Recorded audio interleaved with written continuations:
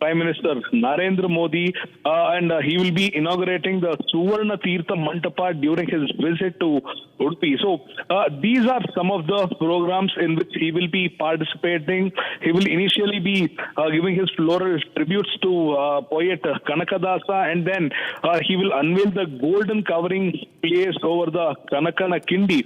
So this is the information what we have received from the Udupi temple management as of now. And obviously any person who has the highest respect in the country or in the state will be received in a traditional honor which is named as Purna Kumbha Swagata.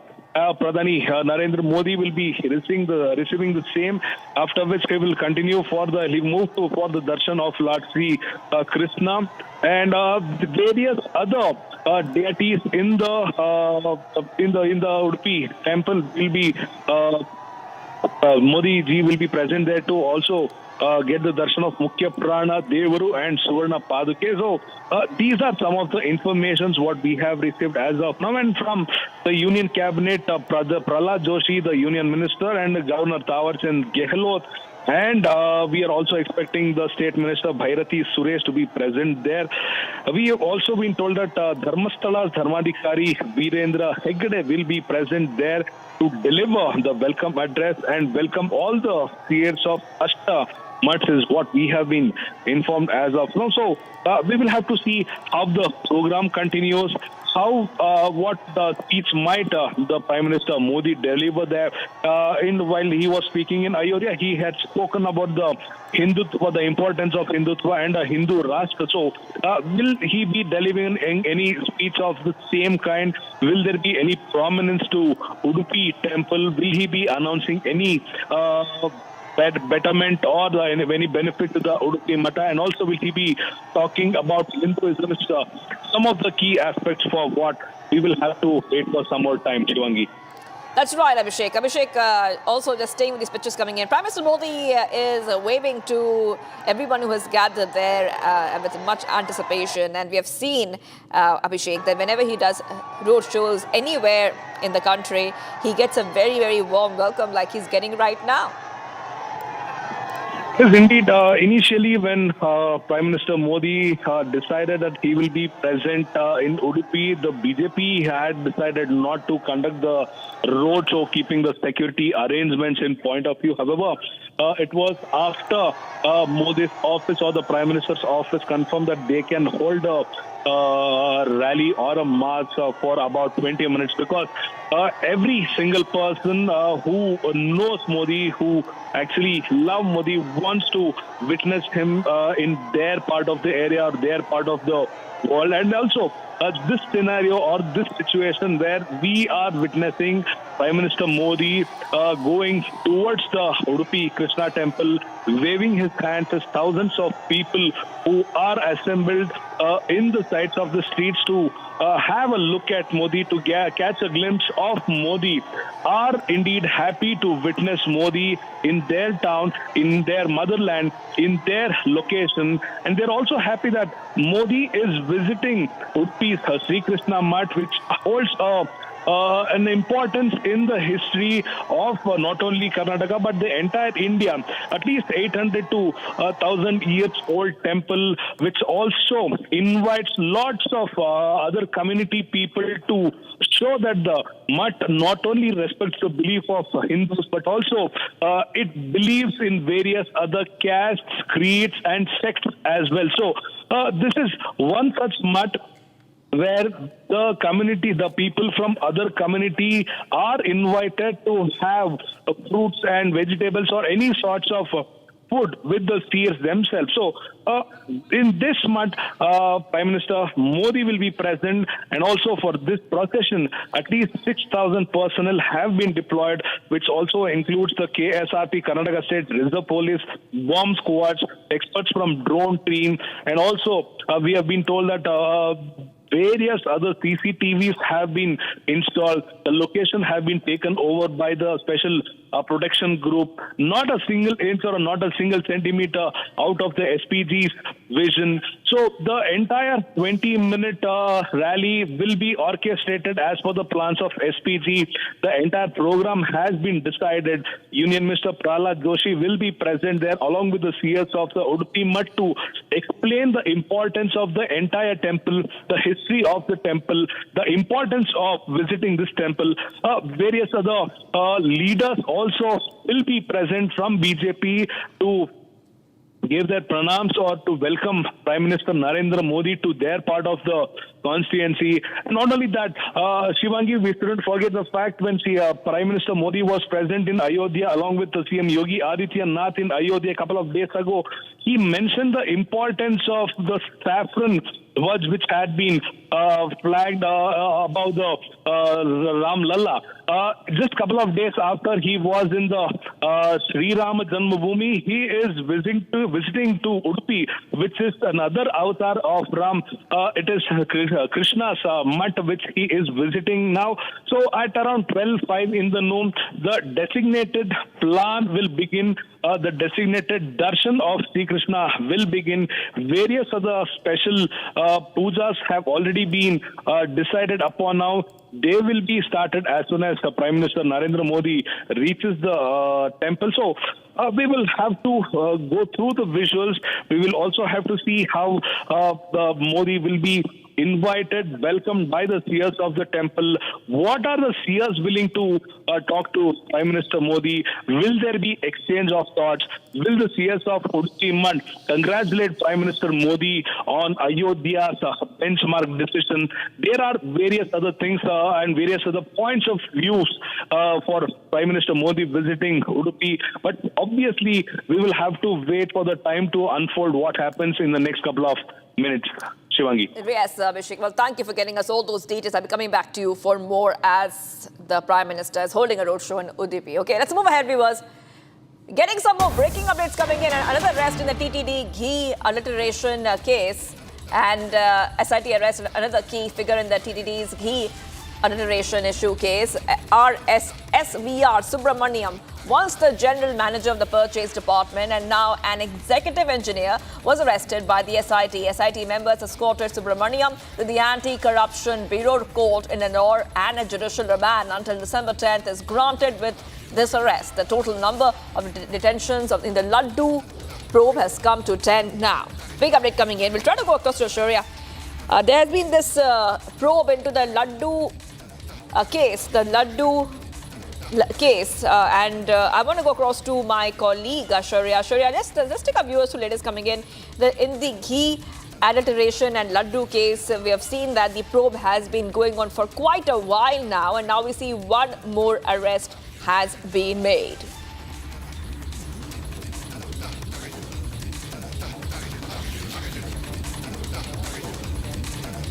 Yes, Shaurya, can you hear me?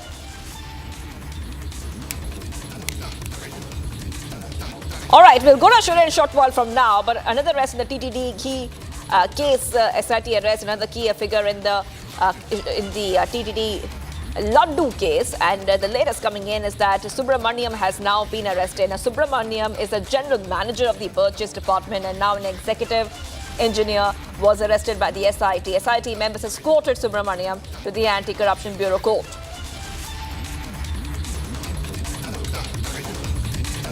Amid reports of infighting in the Congress government in Karnataka, the state's deputy CM, DK Shivakumar, shared a cryptic post on his X handle. Shivakumar posted a picture message that read, "Word is power, world power." Now, the biggest force in the world was to keep one's word, be it a judge, president, or anyone else, including myself. Everyone has to walk the talk. World power is world power.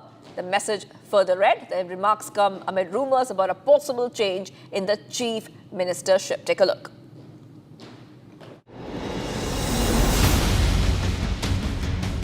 Potholes, lack of funds, crumbling infrastructure, corruption. Of the issues that should have dominated the discourse in Karnataka, instead, two leaders are fighting for the chief minister's chair, with this man, the deputy chief minister, adamant on getting the top post. ನಾನೇನು ಕೇಳಿಲ್ಲ, ನನಗೆ chief minister ಮಾಡಿ ಅಂತಲೂ ನಾನು ಇದು ನಮ್ಮ 5-6 ಜನದ ಗುಟ್ಟಿನ ವ್ಯಾಪಾರ. ನಾನು ಇದನ್ನು ಬೈರೋಂಗ ನಾನು ಮಾತಾಡೋದು. ನಾನು ನಂಬಿರೋದು ನಮ್ಮ ಆತ್ಮಸಾಕ್ಷಿನೇ ನಾವೆಲ್ಲ ಕೆಲಸ ಮಾಡೋದು. The Deputy CM put out this cryptic post.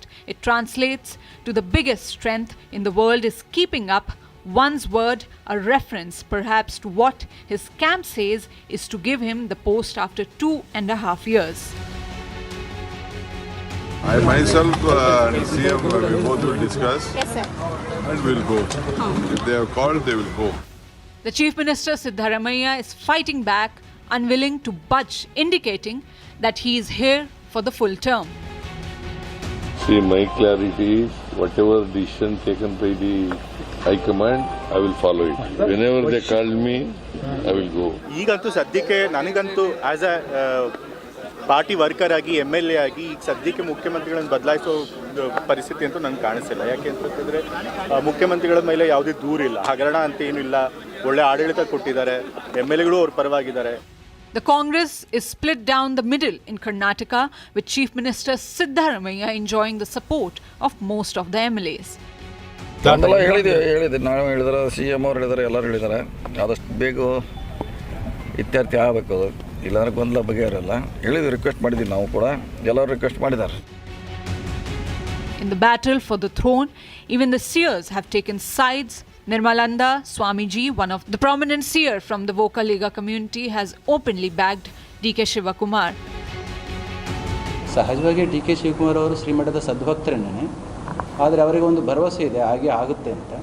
ಆಗದಲ್ಲೇ ಹೋದಂಥ ಸಂದರ್ಭದಲ್ಲಿ ಕ್ರೈಸಿಸ್ ಕ್ರಿಯೇಟ್ ಆದಾಗ ಭೇಟಿ ಆಗ್ಬೋದೇನೋ, ಆದರೆ ಭಕ್ತ ವರ್ಗದಲ್ಲಿ ಮಾತ್ರ ಒಂದು ಕೂಗಿದೆ. And other seers are taking objection, asking for religious bodies to stay out. ಈ ವಿಷಯದಾಗೆ ಮಠಾಧೀಶರು ಮಧ್ಯಪ್ರವೇಶ ಮಾಡೋದು ಸೂಕ್ತ ಅಲ್ಲ. ಈಗಾಗಲೇ ಅವರು ಕಾಂಗ್ರೆಸ್ ಆ ಪಕ್ಷದ ನಾಯಕರು ಚರ್ಚೆ ಮಾಡ್ತಾ ಇರೋ ಸಂದರ್ಭದಲ್ಲಿ ಅವರು ಎಲ್ಲರ ಅಭಿಪ್ರಾಯ ತಗೊಂಡು ಸೂಕ್ತವಾದಂಥ ತೀರ್ಮಾನವನ್ನು ಮಾಡ್ತಾರೆ. ಪಕ್ಷದ ವಿಚಾರಗಳನ್ನು ಸ್ವಾಮಿಗಳು ಮಧ್ಯಪ್ರವೇಶ ಮಾಡಿ ಗೊಂದಲ ಸೃಷ್ಟಿ ಮಾಡೋದು ಯಾವುದೇ ಮಠಾಧೀಶರಿಗೂ ಸೂಕ್ತ ಅಲ್ಲ ಅಂತ ಈ ಸಂದರ್ಭದಲ್ಲಿ ಹೇಳೋದಕ್ಕೆ ಬಯಸ್ತೀವಿ. Karnataka has seen many governments fall in such situation. The irony is on the back of the Bihar drubbing, Rahul Gandhi is nowhere to be seen to put out the fire. Moving on, viewers, there's a big update in the Raisen rape case investigation. Salman, accused of raping an innocent girl, has been injured in a brief encounter. The encounter took place in Kiratnagar near Bhojpuri while being transported from Gandhinagar. The police vehicle tire was punctured near the area. The accused then attempted to escape while fleeing. The accused fired at the police with a police gun, and during the counterfire, the police shot the accused in the leg. He is currently undergoing treatment at the government hospital in Bhopal.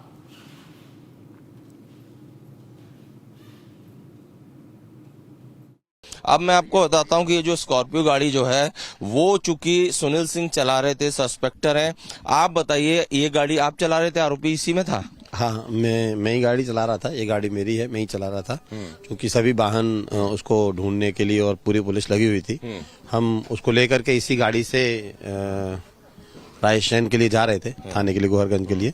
साथ में एक backup में और दूसरी गाड़ी चल रही थी और भी स्टाफ था। गाड़ी अचानक से पंचर हुई तो देखने के लिए मैं भी उतरा, देखा कील लगी हुई थी गाड़ी में।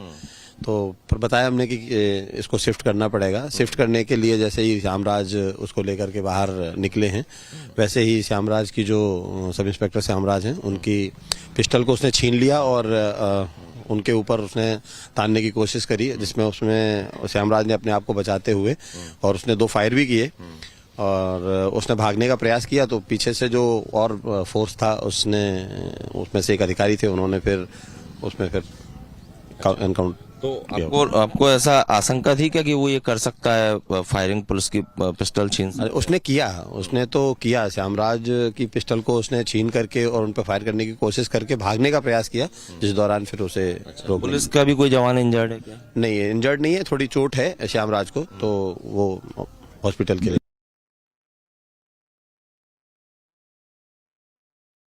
पुलिस को अभिरक्षा में लिया गया, पुलिस द्वारा इसको अभिरक्षा में लिया गया था और गोहरगंज ले जाया जा रहा था। इस दौरान अचानक हमारी गाड़ी का जो है वो गाड़ी की जो है वो पंचर हो गई थी और हमारे जो सब इंस्पेक्टर हैं उनकी जो गन छीन के ये भागने लगा और उन पर फायरिंग की। इसी बीच बचाव में इस पर फायरिंग किया गया पुलिस अधिकारियों द्वारा और ये घायल हो गया है। जैसे भी डॉक्टर्स बोलेंगे उसके अकॉर्डिंग कार्रवाई की जाएगी। पुलिस को अभिरक्षा में लिया गया, पुलिस द्वारा इसको अभिरक्षा में लिया गया था और गोहरगंज ले जाया जा रहा था। इस दौरान अचानक हमारी गाड़ी का जो है वो गाड़ी की जो है वो पंचर हो गई थी।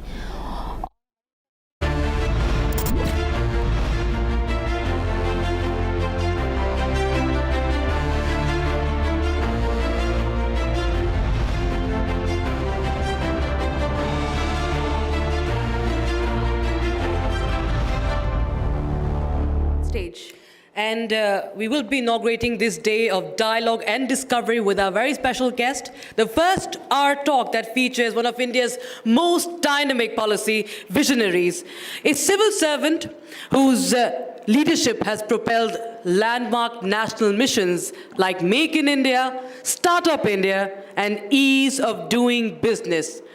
A believer in the power of innovation and enterprise, he has championed India's transition into a globally competitive and self-reliant economy.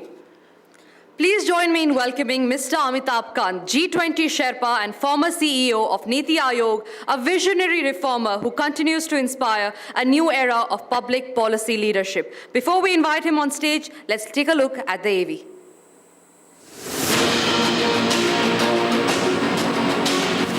He has been at the heart of India's reform story, a civil servant who turned policies.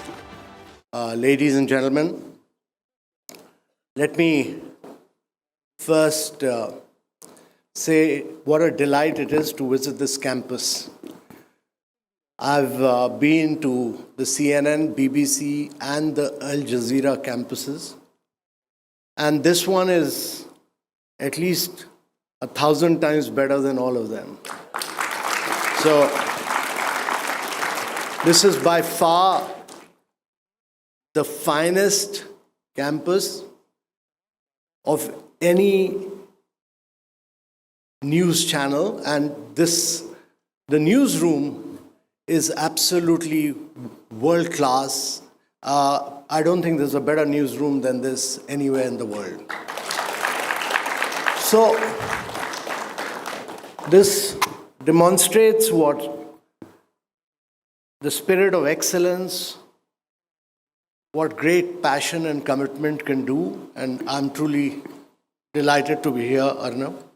So my compliments to you and your very dynamic, energetic, and vibrant team, which has built this institution with love and passion. Ladies and gentlemen, I'll take you back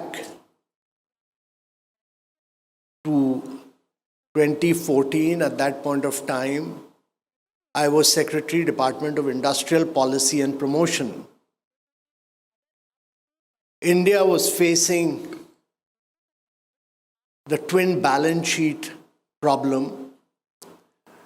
There were huge debts on the balance sheet of corporates, and there were non-performing assets on the bank side. Indian economy was then termed as one of the fragile fives of the world. In the last decade, we've moved from fragile five to the top four. And in a year and a half, we'll be the top 3 economies of the world.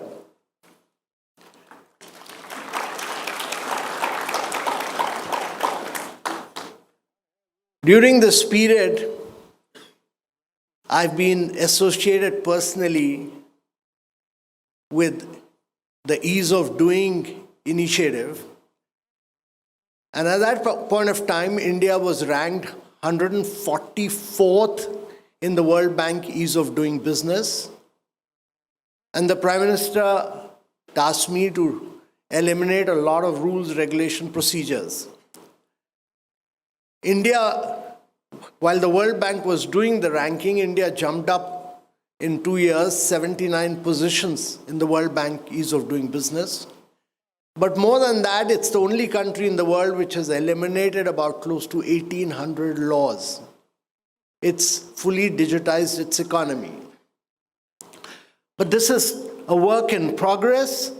Every day we do keep doing innovative things, and as the Prime Minister yesterday announced, that the nuclear sector, which has been a monopoly of the public sector, will be opened up for the private sector. In the last 3 to 4 years, we've opened up the space sector, we've opened up the geospatial sector, we've opened up the drone sector, and now we are opening up the nuclear sector for private sector participation. The space sector, the geospatial sector, the drone sector have led to almost over 3,500 new startups emerging in these areas and accelerating the pace of growth of Indian economy. And with nuclear sector opening up, you will see the emergence of India as a champion of small modular reactors. So you will see a large number of young companies emerging in this area of nuclear growth. And to my mind, one of the greatest hallmark of the Indian economy in the last decade is that it's built the spirit of free enterprise. That is not the government. The government will act as a catalyst, as a facilitator, but the private sector will be the driver of growth. And the Indian private sector and the Indian startup movement will really be the key torch bearer of this growth. And in the long run, if India is to grow on a sustained basis from a 4 trillion to a 30+ trillion dollar economy, the private sector of India and the young startups of India and our ability to create young entrepreneurs will be the key to India's growth story. And therefore, my belief that this challenge of 4 trillion to a 30+ trillion dollar economy, we should clearly comprehend this. It means that your GDP has to grow 9 times, your per capita income has to grow 8 times, your manufacturing has to grow 16 times. And since there's a young audience here, it's important to tell you that very few countries in the world have been able to do this. It was done by Japan post-World War II, it was done later by Korea, and in recent time, China has grown at scorching pace of growth. Only 3 countries in the world, all other countries of the world were caught in the middle income trap. 108 countries of the world are caught in the middle income trap. So the Prime Minister's bet on India becoming Viksit Bharat is a very ambitious, a very audacious task. And for India to be able to do this, you need free enterprise to grow and prosper. When these 3 countries were growing, it was a different world. It was a period of political stability across the world. New institutions like UN, Security Council, World Trade Organizations were there. They ensured stability in the growth of these countries in the world. What we are seeing is a different world. We are seeing geopolitical crisis, you're seeing conflict, you're seeing wars, you're seeing the breakdown of global supply chains. You're seeing a war in the heart of Europe for 4 years. You saw a war in the Middle East. You've seen over 180,000 people dying in Russia-Ukraine war. And you're seeing over 350,000 people dying in the Middle East. It's a different world. When Japan was growing, Korea was growing, China was growing, there was a post-World War II era. So first and foremost, we must understand that the period of stability across the world has come to an end. The period of stability has come to an end. There's a geopolitical conflict and tension on. The second is that when these three countries were growing, Japan, Korea, China were growing, the global supply chains were growing and expanding. It was possible to import, do value addition, and re-export. There was free trade. America was driving free trade. Europe was driving free trade. And therefore they said, we'll manufacture in China, we'll import, we'll put it together, we'll do value addition. Value will be made in the United States, but hard manufacturing will be done in China. But global value chain was their approach. That has broken down completely, and you're seeing protectionism and tariff at the heart of policies across the world. Trump is imposing tariffs, he's pushing for protectionism, Xi Jinping is responding with counter tariffs, and then, therefore, across the world, you're seeing a period of breakdown of global value chain with protectionism and tariff at the heart of it. But let me tell you, ladies and gentlemen, that in the midst of these two global crises, there is a third force. And we are all living in an era when the world is seeing the biggest rise in productivity and growth. And that is because of data, machine learning, artificial intelligence. We're seeing disruption which will enable us to solve problems which the world could never solve earlier. You can now improve learning outcomes, health outcomes, nutritional standards at a much more rapid pace because of the emergence of artificial intelligence. Today, vast amount of data is backed by huge amount of very sophisticated software, and huge computing power, which was not available earlier, enables you to do artificial intelligence at a scale and size which was unparalleled. And therefore, we are very fortunate to be living in an era which will see the rise of productivity which the world has never seen before. And therefore, to my mind, this is a great opportunity for India. And this is an opportunity to technologically pole vault. So what has India done to move from fragile 5 to top 4? First, that you want to be in the global spot, you want to be a leader.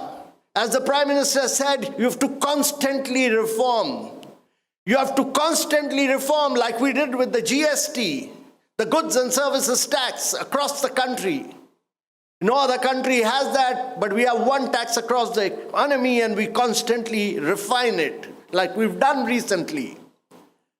We brought in the insolvency bankruptcy code because India had socialism which prohibited entry, and you could not exit capitalism without exit. But what India has done with insolvency and bankruptcy code is to bring a lot of financial discipline. And since you're all here in this part of Noida, you could see a number of uncompleted buildings because of real estate, where we've brought in the Real Estate Regulation Act, which has brought discipline. But the corporate tax rate was lowered 2 years back to bring it on par with the world's best regime. And we focused on ease of doing business in a very big way. So structural reforms. But the most important thing for India has been that it digitized its economy, and 1.5 billion people in India have a digital identity. It enabled young startups to do fast payments. Between 2015 and 2017, we opened 550 million bank accounts. Every second bank account was opened in India. We then seeded it with Aadhaar and mobile number. And then it enabled all these young startups to do fast payments. India is the only country where PhonePe competes with Google Pay and Paytm competes with Amazon Pay. We built an alternative model of open source, open API, globally interoperable model. It's very different from the western part of the world, where All of you, when you get into Meta or you get onto Google or you get onto Amazon, your data is owned by them. Your data is owned by them. And that data is then analyzed by them. They build new products and sell it back to you at high prices. So your data is owned by them. But in India, the digital empowerment protection architecture ensures that your data is owned by you. The model cannot memorize your data. And that is why during India's G20, it was accepted that this is the model for the rest of the world and the global south should emulate what India has done. So ladies and gentlemen, India built up an alternative model where we build the digital public interest layer, but we allowed private sector to innovate and compete. And therefore, we did fast payments, and today we do 50% of the fast payments in the world. China is next with 20%. But then we had a number of young startups, Mobikwik, Pine Lab, etc., who started looking at the history of fast payments and provided credit. And then you had another set of startups, Zerodha, Grow Upstock, who took stock market to tier 2, tier 3 cities and rural areas. And then you had another set of startups like GoDigit and Echo, who took insurance to tier 3 and rural areas. So India does identity, credit, fast payment, stock market, credit, all within 30 seconds to 1 minute on the back of mobile. No other country does this. No other country does this, and that is why India leapfrogged, and during COVID period, we did 2.2 billion COVID vaccination without any paperwork. My daughter, who was living in San Francisco, was only doing paperwork. I haven't used my credit card for over 4 years now. I've never been to an ATM machine. The only time I used it when I went to visit her to hire a Uber vehicle. So in many of these areas, India has really pole vaulted digitally. And as the Bank of International Settlements said, India achieved in 7 years what it would have taken India 50 years to achieve. 7 years what it would have taken India 50 years to achieve. And we started, the cost of acquisition of a customer had fallen from what the World Bank says from $30 to 15 cents. From $30 to 15 cents, the cost of acquisition of a customer had fallen, and India became a more productive country in many, many ways. The third thing that has happened in India is that we built up huge infrastructure in the last decade. We've built up over 40 million houses, which is more than the population of Australia. We should try and understand and comprehend this. We do not understand this, that we've actually built a complete Australia within India.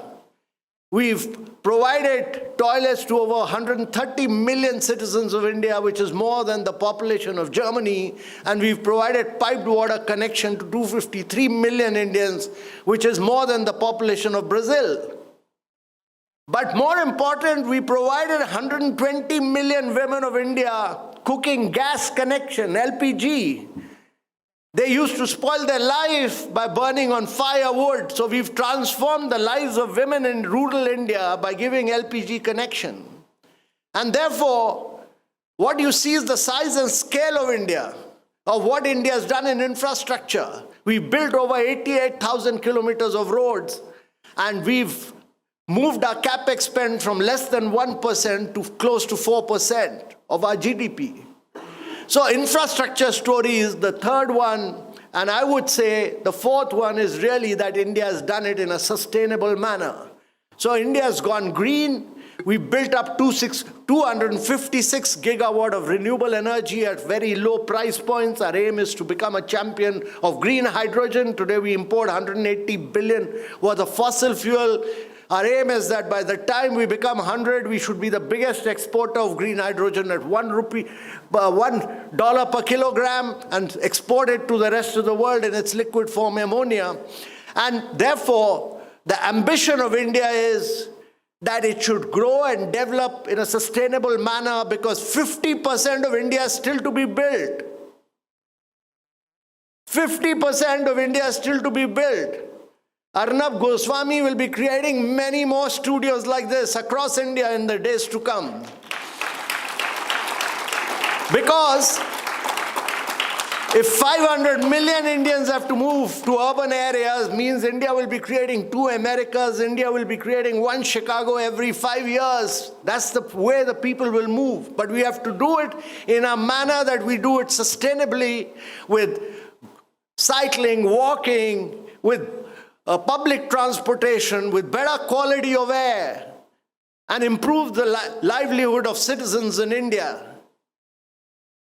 So, ladies and gentlemen, our ability to do it in a sustainable manner is also dependent on our population, because when Bill Gates says that when you move from fossil fuel to clean energy, you pay 35% extra. But India has demonstrated that using its size and scale, when we bought 500 million LED bulbs, we were able to bring down the price of LED bulb to 15% of their original price.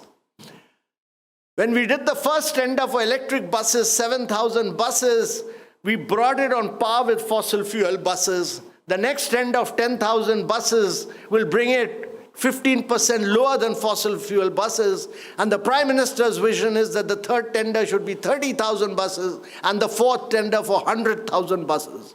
So when you do 100,000 buses, you'll make India the center for global manufacturing for electric vehicles. So we are really pushing for Make in India and cutting-edge technology.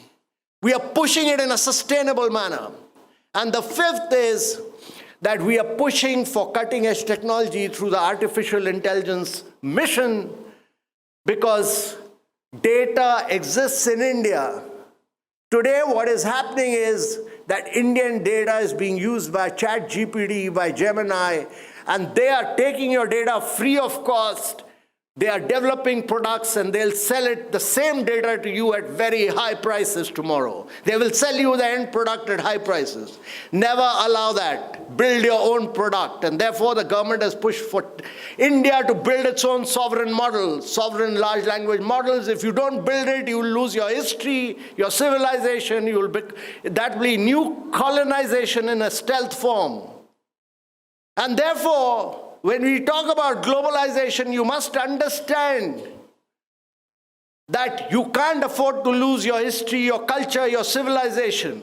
You have to use your data to build your large language models, and that is why India government has supported 10 young startups. We are providing computing power at almost 40% the price to our researchers and startups. We have opened up government data bank through AI Kosh to them. And our objective is that once these large language models are built, you build applications on top of them, and you Indians then use their data on these large language models. We've also launched the AI quantum computing mission. We've launched the semiconductor mission, by which, because tomorrow's world will be fought by chips, all studios, all electric vehicles, all drones, all planes, all wars will be fought on chips. And therefore, the country for the first time has pushed for the manufacturing of 10 large companies to do chip manufacturing in India. India was a center for design manufacturing, but now we'll be doing large-scale chip manufacturing in India. So, ladies and gentlemen, using technology to leapfrog will be very, very critical in the days to come. And how we pole vault using technology across quantum, across AI, across green hydrogen, all this will be critical for India. But as I said, we are confronted by challenges in the breakdown of supply chains and the breakdown of political stability. Those are international challenges.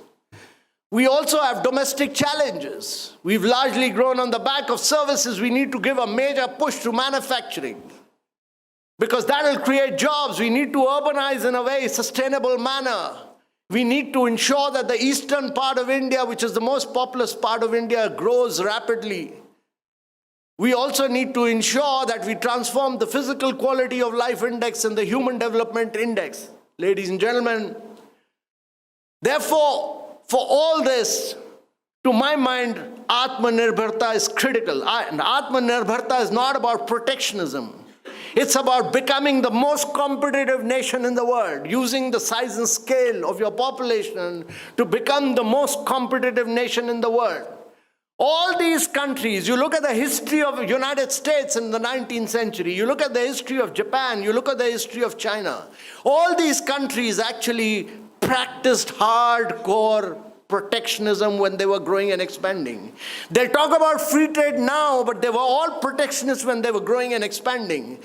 Today, in today's world, when they've grown and become highly developed, they're talking about free world. But they were all protectionists. Even today, it's impossible for India to export to China. We are a major importer of goods from China, but it's impossible to export. All non-tariff barriers. You try putting up an industry in Japan, it's impossible.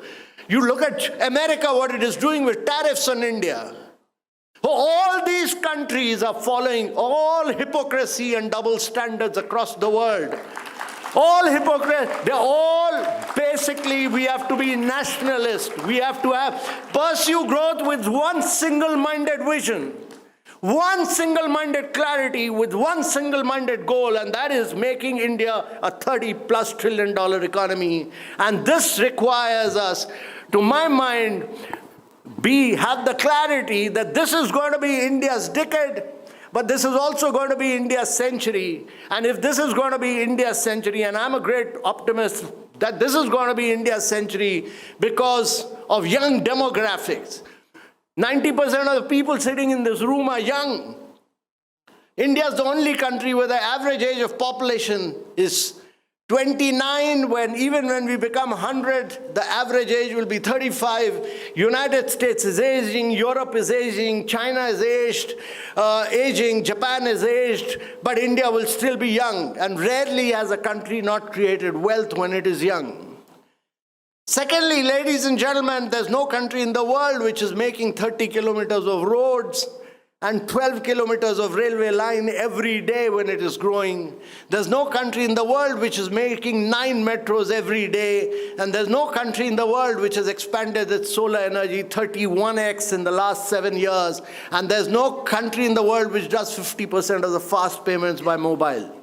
So ladies and gentlemen, my belief is that this is going to be India's decade and India's century, but we have to be very clear that we have to use our size and scale and our young population to drive India's growth and become a leader. And that will require Atmanirbharta in a very big way. And Atmanirbharta, to my mind, is not about protectionism. It's about making India the most competitive economy. This will require us to break down rules, regulation, procedures, the socialist mindset, which we've built over the years. We'll have to allow free enterprise to grow. We'll have to have a clear vision that India will have to grow on the back of free enterprise with government acting as a facilitator and catalyst, and we'll have to become a leading exporter because without exports, India will not be able to grow, and we'll have to ensure that India's physical quality of life index improves across the world. And therefore, ladies and gentlemen, this is a rare moment in history. Rarely does a country get a moment when you have political stability over a long period of time. Rarely does a country get a moment when it has young population. Rarely does a country get a government which is very in favor of breaking rules and regulation. Rarely does a country get a moment when the country wants reforms to grow and progress. All these factors are combining. All these factors are converging, they are integrating together for making India Atmanirbhar, but more than that, they are pushing India towards a Viksit Bharat of 2047. Thank you very much, ladies and gentlemen.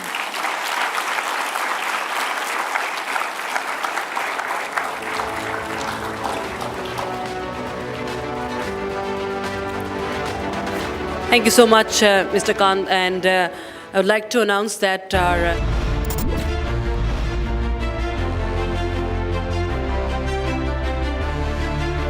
थोड़े में ज्यादा स्वाद यही तो है इसकी खास बात। वाओ मामा, क्या स्वाद है? अरे मेरे राजा, सबका राजा मसाला। In the global employability rankings by Times Higher Education UK, only the following 6 institutions from India are ranked amongst the top 230 in the world for having the most employable graduates. IIT Delhi, IISc Bangalore, IIT Bombay, IIM Ahmedabad, IIT Kharagpur and Amity University.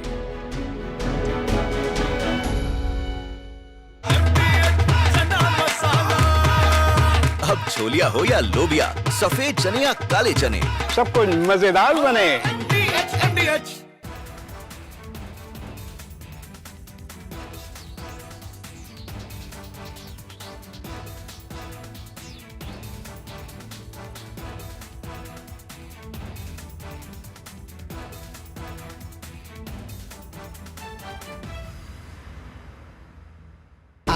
Pure सूजी pasta उबालो मिलाओ और खाओ 8 minute में तैयार। क्या taste है सबका राजा आर प्योर मसाला।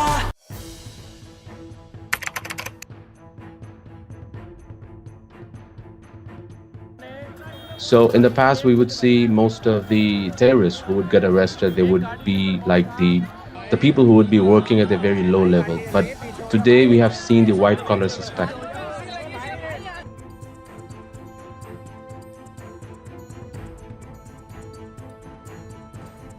कश्मीर घाटी में डॉक्टर्स एक बहुत अल्टीमेट ड्रीम होता है वहां के लड़के लड़कियों का। उस बनने के बावजूद अगर आप रेडिकलाइज होकर अपने ही देशवासियों को मारने के लिए और अपने देश को तोड़ने के लिए तैयार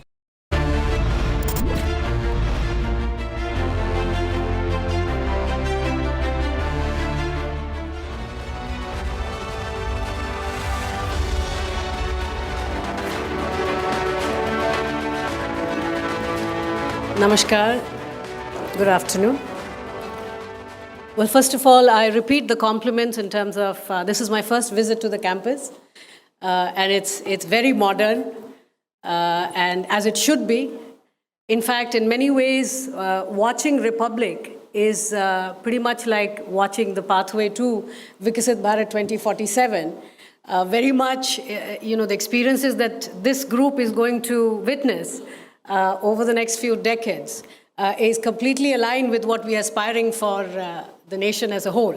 So my compliments to the Republic team and thank you for this opportunity. Well, let me first start by, I had the great privilege to listen to Amitabh's opening lecture. I will build on that. Of course, 2014, if you look at any kind of data, there have been structural breaks from 2014.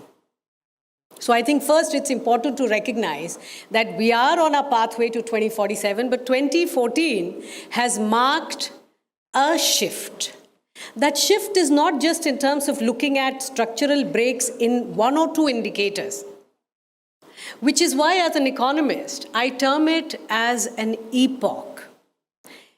And I'm going to show and talk to you about why 2014 onwards, the pathway, in terms of not just growth, real growth, but in terms of the outcomes that growth is meant to achieve, has happened across India. First of all, before 2014, if you visited Delhi, you would often hear the phrase, India has missed the manufacturing bus. It is a very common phrase that people would repeat.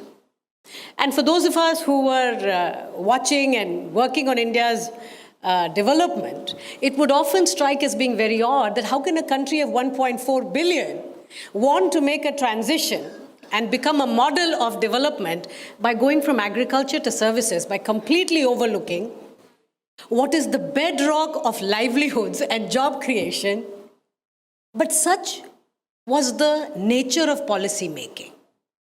And the reason I'm telling you this part of the story is what does policy making then entail? It's not just about smart policies. You also have to socialize these, because a very large segment of people advising as experts are also myopic and tend to have a very narrow vision of this massive dynamic economy. India should be viewed as 28 vibrant state economies. Okay? Labor laws, yes, there are many things we are doing at the center. eventually the penny drops at the state level. Data has already shown that states which have proactively tried to reform have always availed and taken advantage of big trade agreements that India enters. So when market opportunities open, who can really benefit? Not everybody. It's the states which are eventually going to do proper and committed implementation of the policies that we are trying to push from Delhi. So state level also matters a great deal.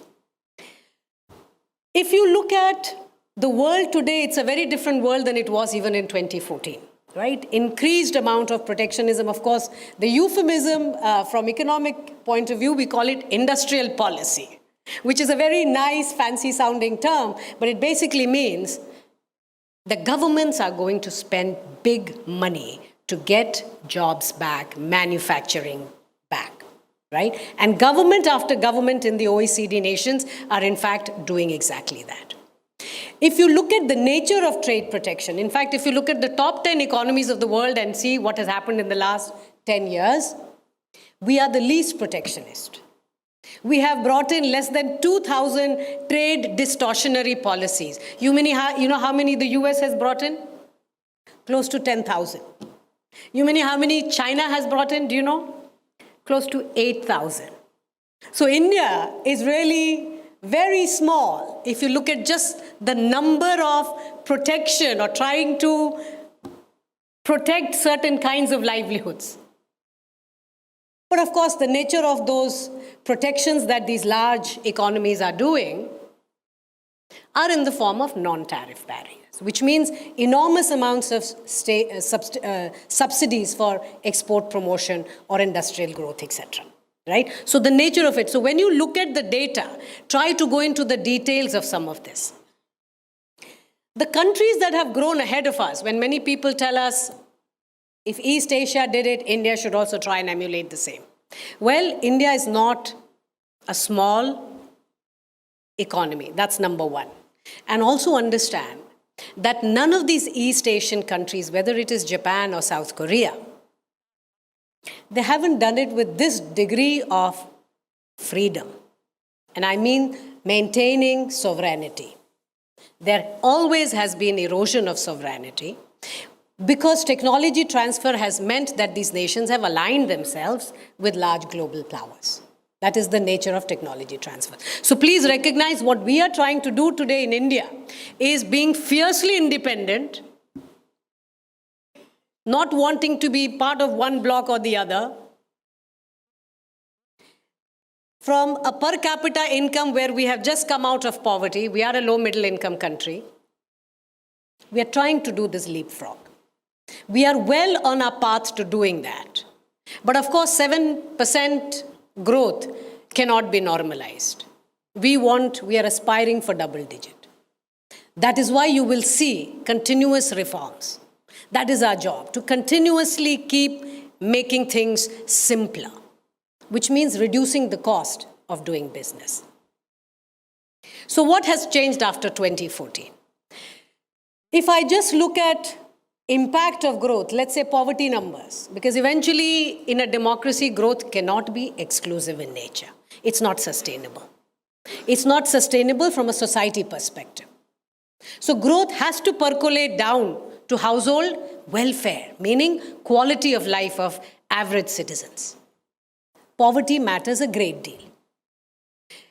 Now, different forms of poverty has existed. No, as you get more affluent, your definition of poverty also gets changed. It relaxes. You put more things into it. Initially, poverty was only linked to destitution. If you were hungry, you were poor. That was the Tendulkar poverty line, that you needed to consume certain amount of food. Then we moved to what we call the Rangarajan poverty line, which is not just food, so it's not just destitution, it is healthcare, education, conveyance, rental for urban areas. So you see the basket is getting bigger. So now we are talking moderate poverty. It's no longer extreme poverty. And if you just look at the Rangarajan poverty, what do you notice? That in India, nearly 30%, 29.5, 30% households fell below poverty line in 11-12. Do you know what that number is today? It's 3.6%.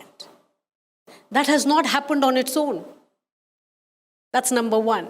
That this is a remarkable decline, unprecedented in human history, and definitely unprecedented from an open, democratic society. We don't know. The numbers in China on an average are very, very remarkable. But what we don't know are how things are distributed there. In India, you do. In India, you have seen state after state, rural after urban. In fact, there's a convergence of rural and urban quality of life and consumption levels. There's a great convergence happening. So poverty is falling for everyone. You want to break it up across religious groups, because there is always a great deal of interest in the Western media that this is a majoritarian country and it doesn't care for its minority, etc. The data allows you to see what is happening to the welfare and the quality of life of different demographics. So if you look at the poverty, for instance, urban poverty for Muslim households used to be very high, almost 40% 10 years back. Poverty for scheduled tribe used to be nearly 50%. All those numbers are way down. It's around 5 or 6% today. So there is great convergence happening across demographic, whether religious groups, social groups, urban, rural, cross-state. That is what growth is meant to achieve. It's meant to be inclusive. And inclusive growth, therefore, if you see past 2014, we are achieving it in terms of these simple metrics. You know, in terms of actual number of people, what is that number?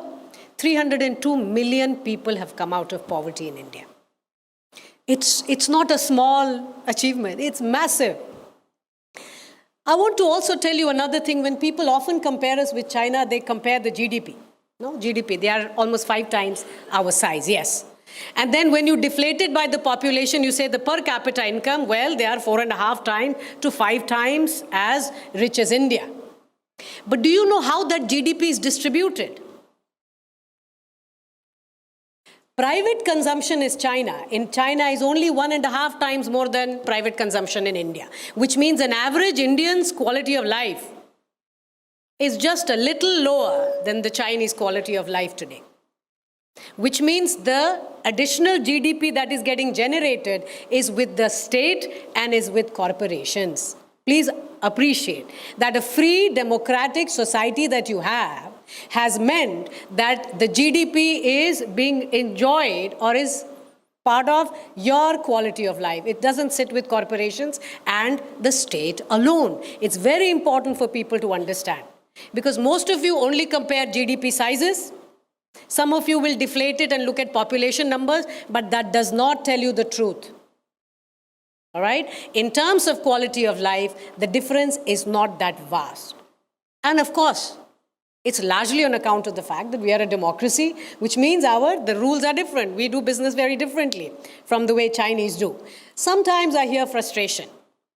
Too much democracy in India and things take too much time and so on and so forth. Well, please note, my singular job as an economist is to tell you that there is a trade-off.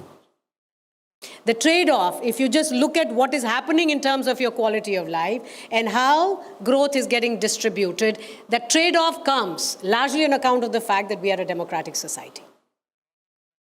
There is no such a thing as a free lunch. It's very important for the youngsters to understand, right? Now, I want to talk a little bit about the whole concept around Atmanirbharta. It's not just a meaningless phrase.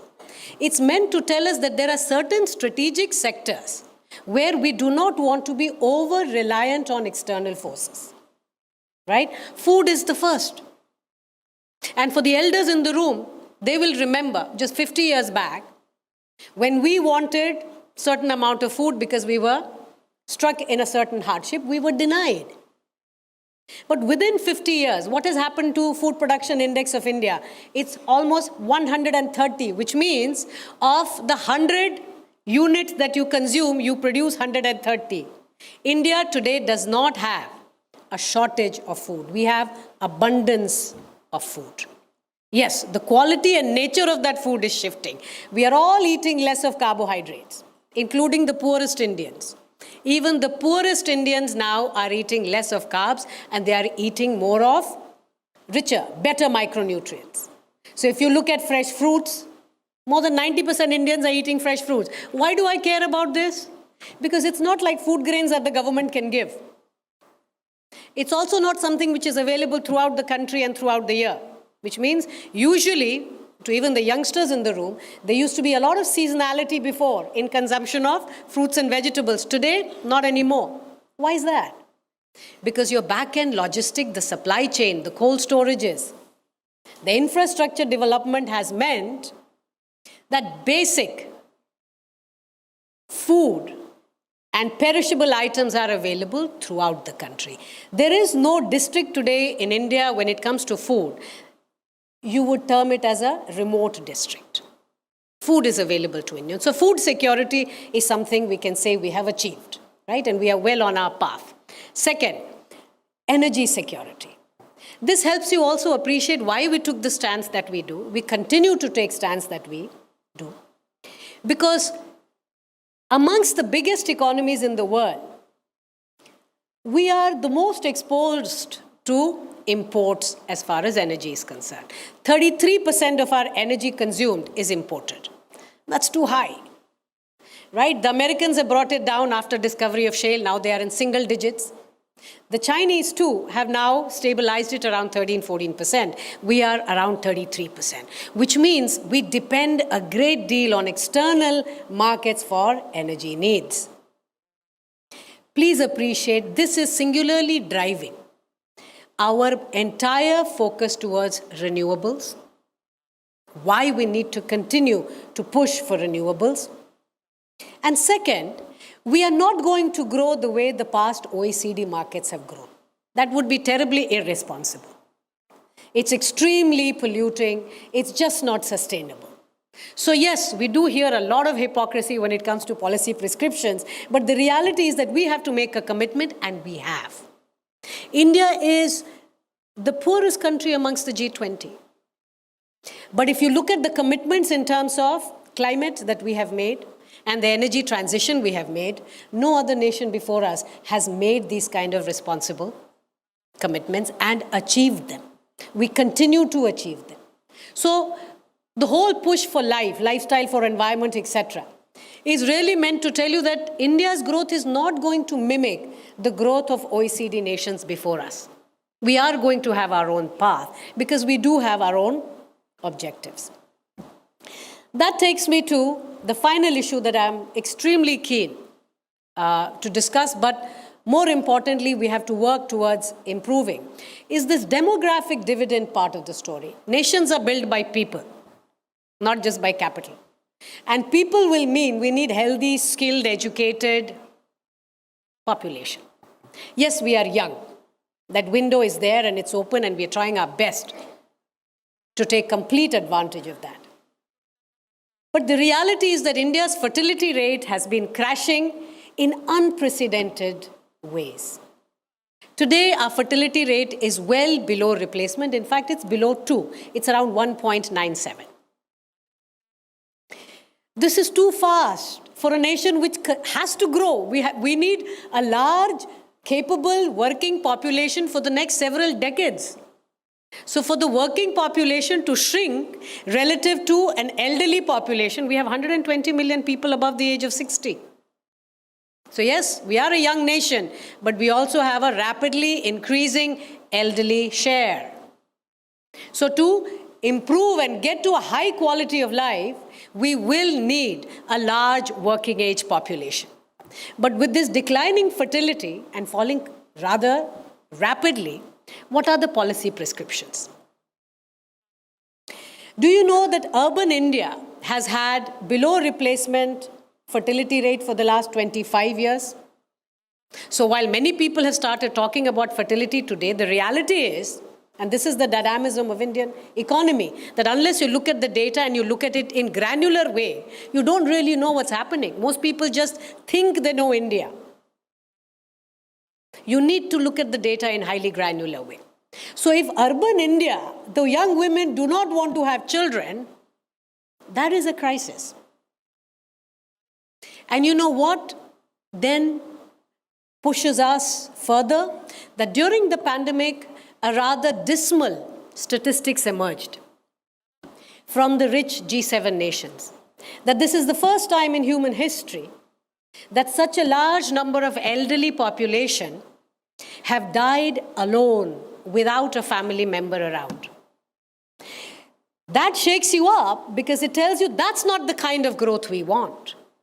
Eventually, progress and development has to be defined in a way that we should aspire for. And that's not going to be, therefore, our growth model. China today, the biggest fear they have is they have already grown old before becoming rich. There is no clamor for migration into China, unlike Europe. As Amitabh mentioned, Japan is already quite old. In fact, in Japan today, they are trying to measure labor and age. Age for you and me is a very simple variable. It tells you how old you are. So it's a chronological measure. Not in Japan. In Japan, the conversations are moving to, yes, there is a chronological age, which means I'm 50 years old, but there is a biological age, which means I'm as productive as a 40-year-old. You see, the creativity in terms of thinking and narratives and trying to overcome an almost certain fate on account of not being sensitive to what is happening to fertility is very, very critical for any country.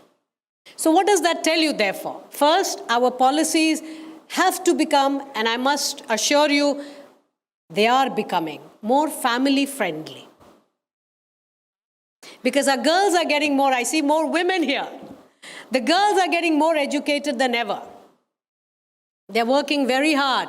They outdo the boys not just in 10th and 12th. They outdo them in most undergrad courses as well. But after all that, when it's time to get into the labor market, what happens? You're a traditional society. We still want children. But your traditional family structure doesn't exist anymore.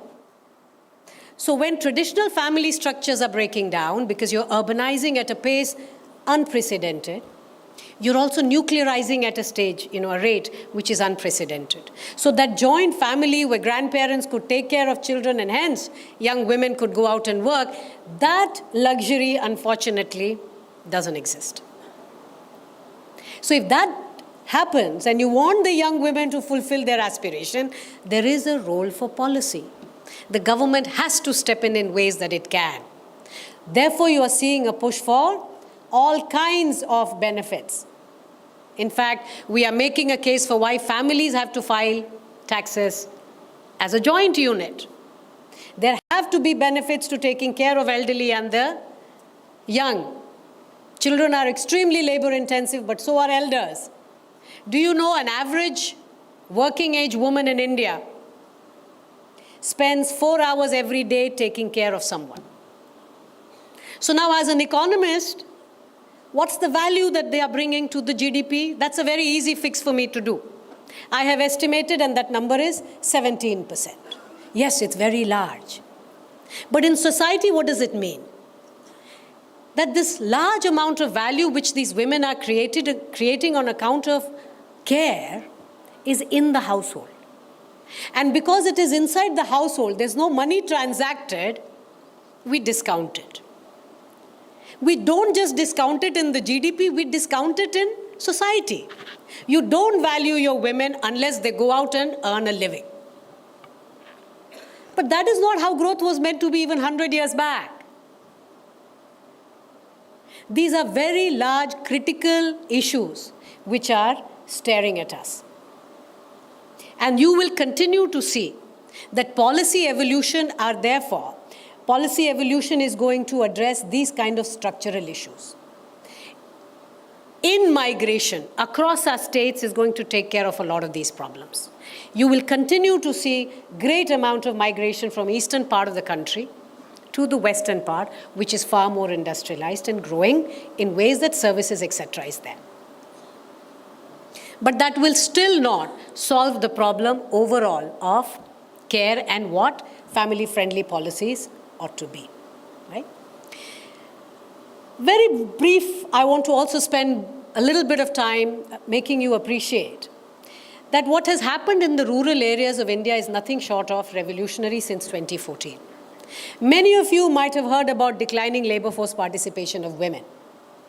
How many of you know that in the last 8 years, rural India has witnessed a 70% increase in female labor force participation? It's massive. It has largely happened on the back of policy push. Whether it's your drone Didi, Lakpati Didi, self-help groups, there are a string of schemes. Of course, on the back of the fact that almost all amenities are keeping women at the heart of the family. So whether it is the housing scheme, Awas Yojana, 70% titles, ownership is in the names of women. Because women accessing or having access to ownership of asset is remarkable, not just for them, but for the family as a whole. It directly leads to better health and education outcome for the children. So these are long-term strategic issues that we are solving by basically targeting the right people within the family, because it's for the betterment of the society as a whole. One last, my favorite story on narratives and why I'm here to lend support to a media house. You know, narrative economics, and I encourage you to read the book by Robert Shiller, a Nobel awardee. Narrative economics used to be within the confines of corporate finance. That, you know, companies used to float stories about their rivals, or they would float stories about themselves to impact the stock price. Today, narrative economics is not within the limits or confines of corporate finance. Today, it's the lived reality of geoeconomics and geopolitics. So when we looked at Google data, GDEL data, and we started to look at hundreds of millions of data points from across the world, and we started to see how does global media cover different countries. It's remarkable.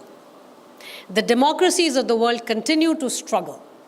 There is only one country in this world which now gets positive media coverage across global media. And I'm not talking about Chinese media alone. We are talking about global media. So why is it that the tone of media in New Zealand and Ecuador, in India, why do they cover China so positively? It's not an organic phenomenon. It's a campaign. In fact, the data, and this is the power of data, and I also encourage to the leadership team at Republic, invest in data. People are important. They are the most important. But data by itself, while people tell you it's the new oil, crude oil is not very meaningful. It's not very useful. You have to process it, which means you really need to invest in not just data, but people who can analyze that data and show you. And data is so beautiful, it can tell you what is the origin of these positive stories on China, what is the origin of most negative news on India. You know the origin of each of those. And you can see that these are campaigns being run. There's a lot of money going into it. So to get to what the truth is, we can do all the hard work sitting in Delhi within the government. And people, in terms of the way they vote, etc., they're telling you they are happy with the situation, at least till they have better options, which they don't seem to have. But what is the role of the media then? The role of the media is to tell us as factually correct information as possible. But factually correct today doesn't mean you can just pick up a newspaper and whatever you read can be taken at face value. That the data is very compellingly telling us that there are narrative campaigns that we are up against. You therefore become an ally in this nation-building exercise. You are part of Viksit Bharat 2047. It's your job, it's your duty to then inform the citizens as factually correct information as possible. So again, we are here to, within the government, we do a lot of data work. Most of it is public. I encourage the younger team here, because the data is online, it's publicly available. I encourage you to replicate some of them. Read them, read the research, right? Because there is copious amount of research and new evidence coming out. It needs to find its way into media for the wider public to then understand and know about it. Because government is traditionally not very good with communication. Bureaucrats in particular, Amitabh is an outlier. Okay, most bureaucrats are not trained in communication. So media therefore becomes extremely important to look at the new MOSPI data, look at all these reports we are writing.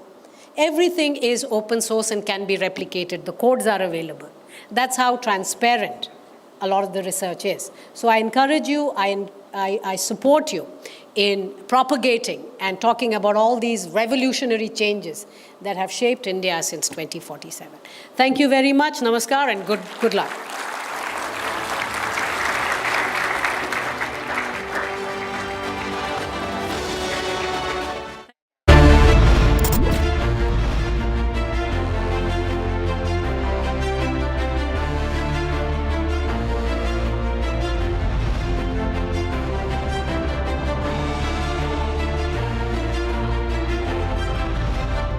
आधे bowl दही में 4 चम्मच MDH चटनी पुदीना मसाला डाला, stir करो, पुदीना चटनी तैयार। MDH चटनी पुदीना मसाला।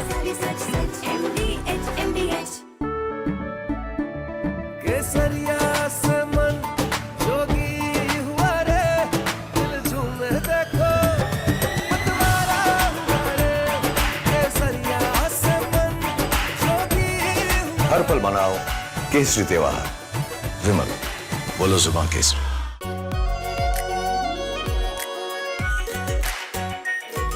Pure Shahi Paneer Masala. Delicious, healthy, every day. China and Japan are clashing verbally over Taiwan.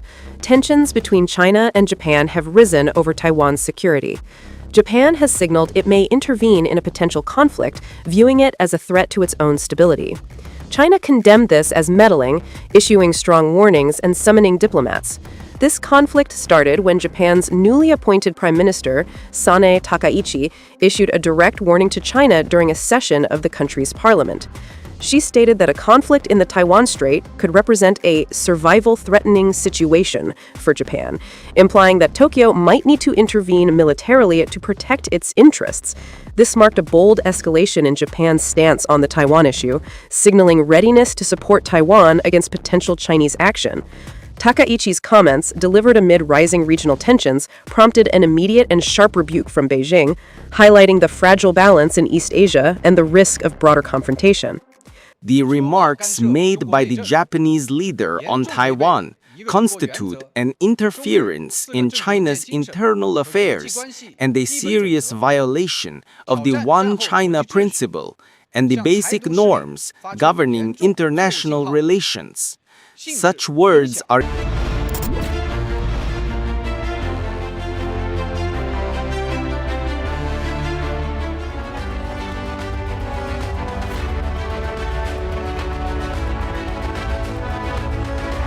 and address all of you here on a very transformational moment in history, and that is artificial intelligence, right? And we heard about it in some of the earlier speeches. I'll try and uncover a little bit about what that means for India in the coming decades and the century probably. So we are currently living through a time in history which, when we look back, is going to be looked at as a very, very transformational moment, right? And a decade ago, this was very different. Decade ago, the world was asking how many people are coming online in India, right? That's changed dramatically today. Today, the world is asking, given the wealth of infrastructure, the digital infrastructure that we've created, the wealth of technical talent that we have in India, the world is asking, what are we going to build next? And, you know, I represent Google, and our belief is the answer to that comes from AI, or artificial intelligence. And that's going to shape the future. And this is not something we are talking about, the AI of the future, of sci-fi movies. This is now and here solving real problems for over 1.4 billion people of the country. 3 years back, even in mainstream commercial businesses, we were not talking about generative AI, right? Today, it is a piece of technology that has taken over the world and has demonstrated unprecedented growth. And I am talking about things in history like computers, internet, mainframes, any era you look at, even mobiles, nothing matches the growth that we're witnessing with AI. In such a short span of time, it has had a very transformative impact on all of our lives. And we are just getting started, right? So, and it's not just me who believes that. This was a statement recently made by Mr. Sundar Pichai, who's the CEO of our organization, and he believes that this has a very fundamental, profound impact on society at large across the globe. Sorry. Excuse me, need help here? That's all.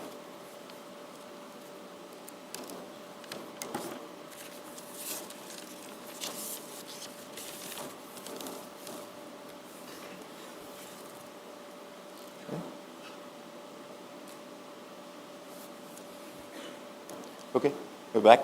Sorry for that. And you know, the underlying theme is about AI for all.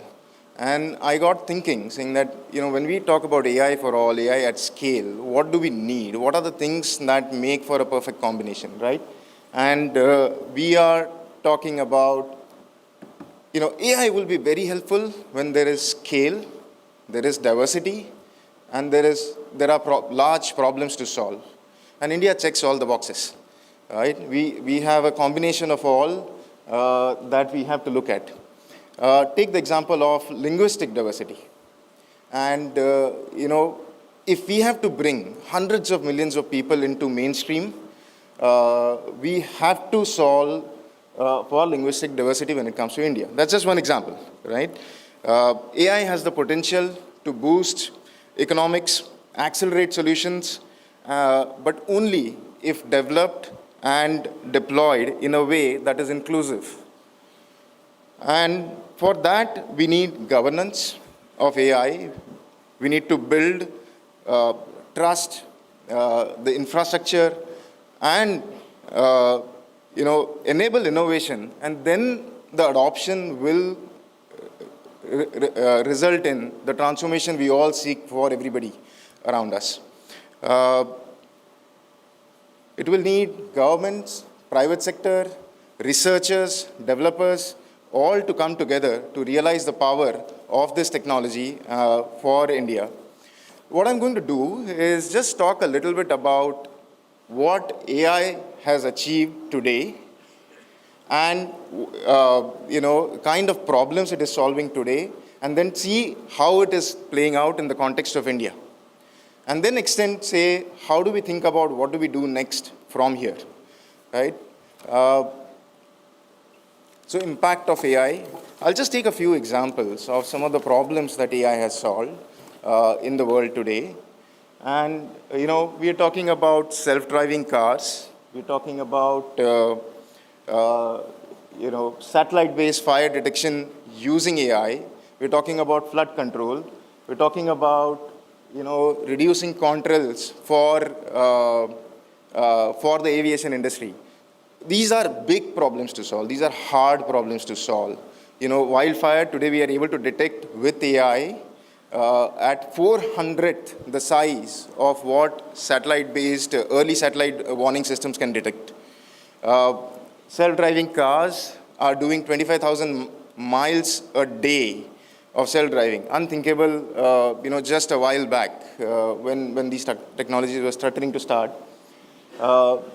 Google Flood Hub today is able to give early flood warnings to farmers. Imagine a farmer in Bihar, and they probably used to get a notice of a flood coming maybe an hour earlier. There's little they could do at that time but run.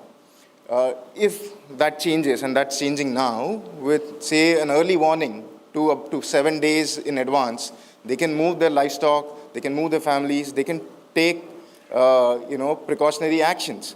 That's the transformation we are talking about, and think of the scale at which this impacts, you know, the farmers and people in India. Everybody heard of AlphaGo here? For those who've not, it was It was a software that was built by Google, which was completely self-learning. And what it did is it bait Lee Sedol, who's 18 times world champion in the game of Go, and one of the greatest of all time. And there was a match which was watched live by 200 million people across the globe, and AlphaGo won 4:1. What's interesting is not that it could beat a human at a game. What's interesting is, why this game is so complex. The game has 10 raised to 170 possibilities. That is 1 followed by 170 zeros. That's the number of moves that the game has, right? So this is not a game which is, something you could train just based on calculation. There is a lot of intuition involved. And to everybody's surprise, the computer model was able to make creative moves that were never seen in the game before. And that's the kind of power we are talking about. And why I'm talking about that, right? If you were to think of AlphaFold, and this is a lot more profound, and I don't know if some of you have heard here about that, but this is about the whole protein folding model that we built. And the story is like this, right? That in 1990, there was a project launch, a scientific project launch, which was called the Human Genome Project, right? After 13 years and 2.7 billion in money spent, it was able to do the first human genome sequencing. But if we were to do human genome sequencing for all the proteins that are there, we could take the eternity of time, when I'm talking about time from the beginning till now, and we would still not be able to do it with the current set of methods that were available. And that's where at Google, a bunch of scientists got together and they said, can we look at solving this problem using AI? And today, as you see, through this software, 200 million proteins are already, the sequencing is done for them, right? And this is growing by the year. And this 200 million proteins was just done in 1 year. As we open sourced all of that work, and today 3 million researchers across the globe are using the same technology to solve greater problems that humanity is facing. And they spread across 190 countries. The impact of this was so profound that the scientists who worked on this, they got a Nobel Prize in chemistry. Fun fact, they did not have a formal education in chemistry. So that's, again, power of AI, where the whole world's, some of the most brilliant minds were working on it in a conventional way, and how we could solve it in a very, very different way, right? And what is the impact of these 3 million researchers now? We are looking at solving plastic pollution. We are talking about solving diseases that were neglected or not solved for yet, doing drug discovery, talking about structural biology. These are the kind of innovations that will make a very, very massive impact in times to come. So this was just a flavor of the kind of hard problems AI is already able to solve, right? And I said this is just the beginning. We are only talking about early years, early times here. And a lot of it I spoke about sounded like in the computational world, right? I just wanted to play a small video. This was released 6-7 months back about how AI is going to interact with the physical world. And sorry, you will have, we'll need help with the video, please.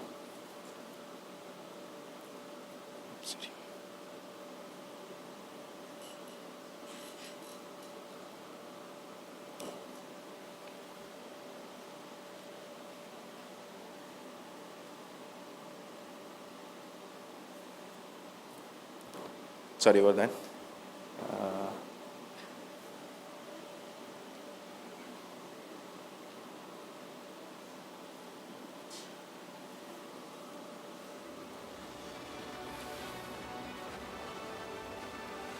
If it's not coming up, we can come back to it later. It's not.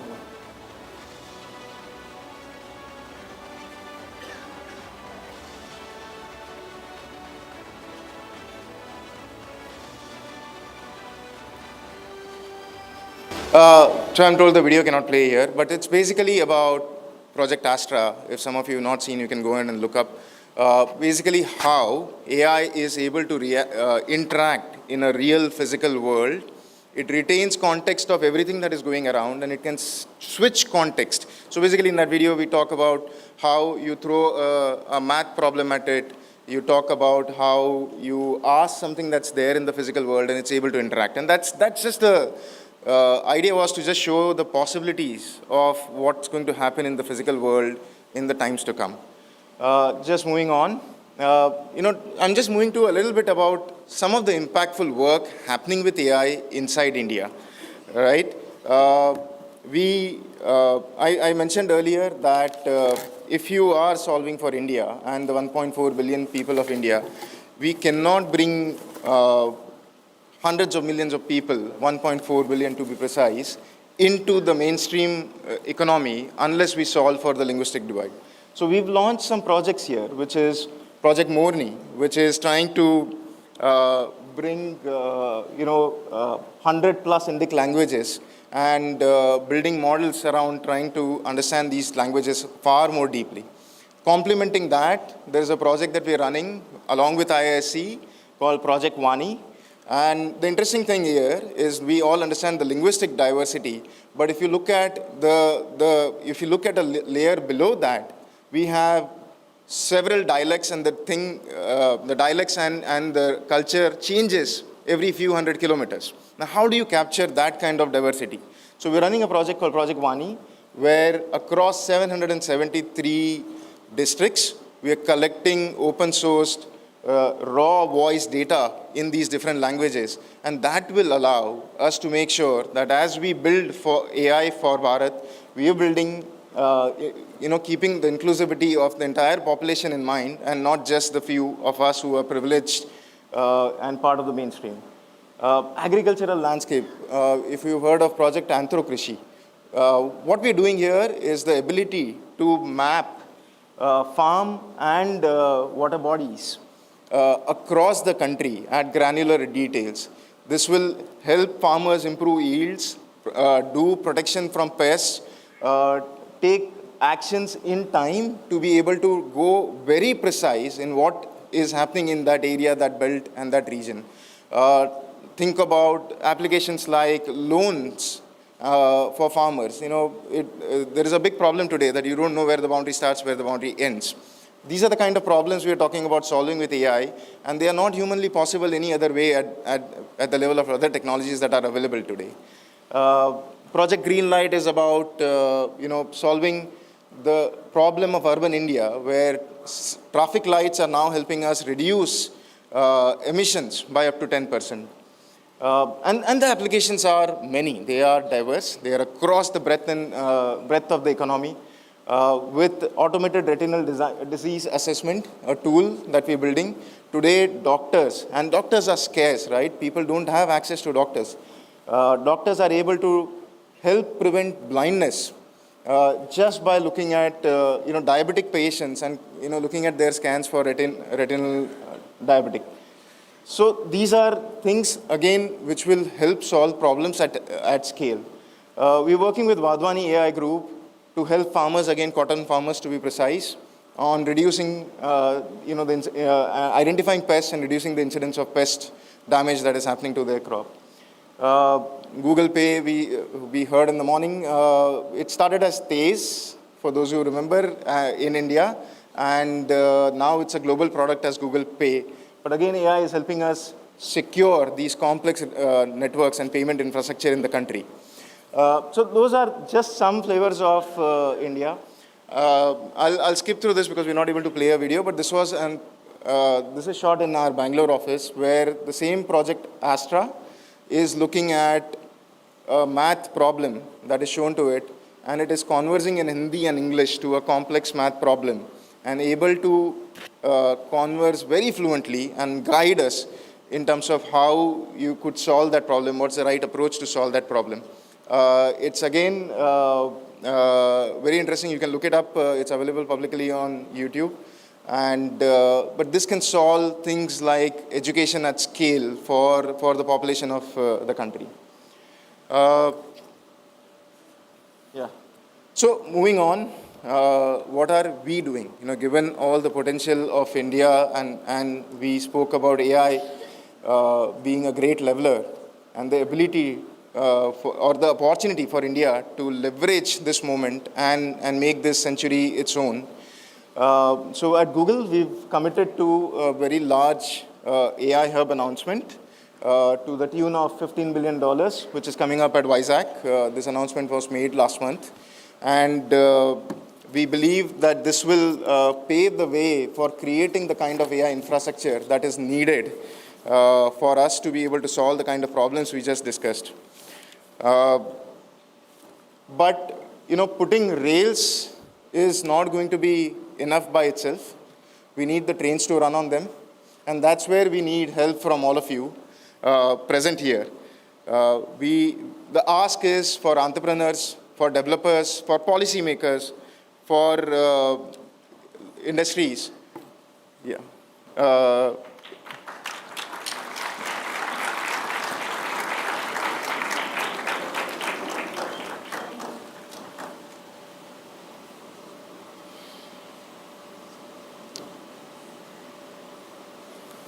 Yeah, so the infrastructure is ready, the opportunity is immense, and the only question left is, what will you build?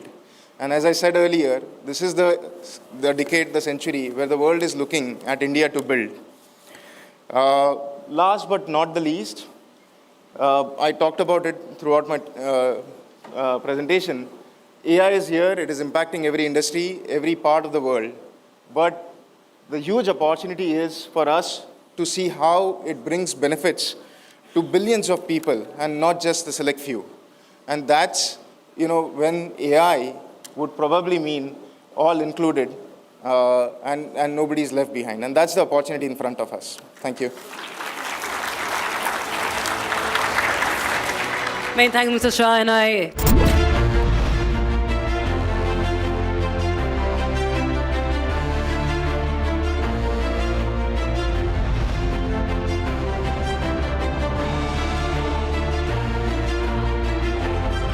May I now invite Honorable Minister Shri Piyush Goyal, Minister of Commerce and Industry, Government of India, and Mr. Arnab Goswami, Editor-in-Chief of the Republic Media Network, for the ceremonial lighting of the lamp.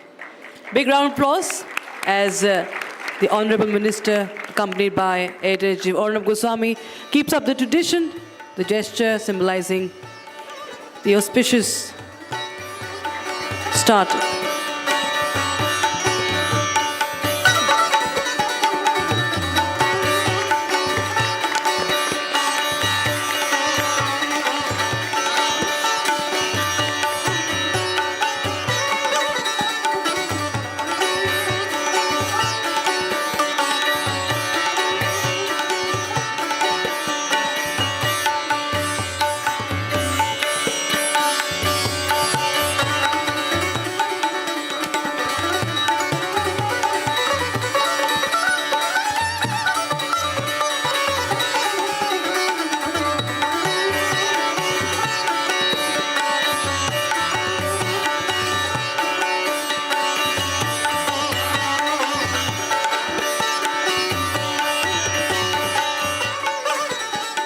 And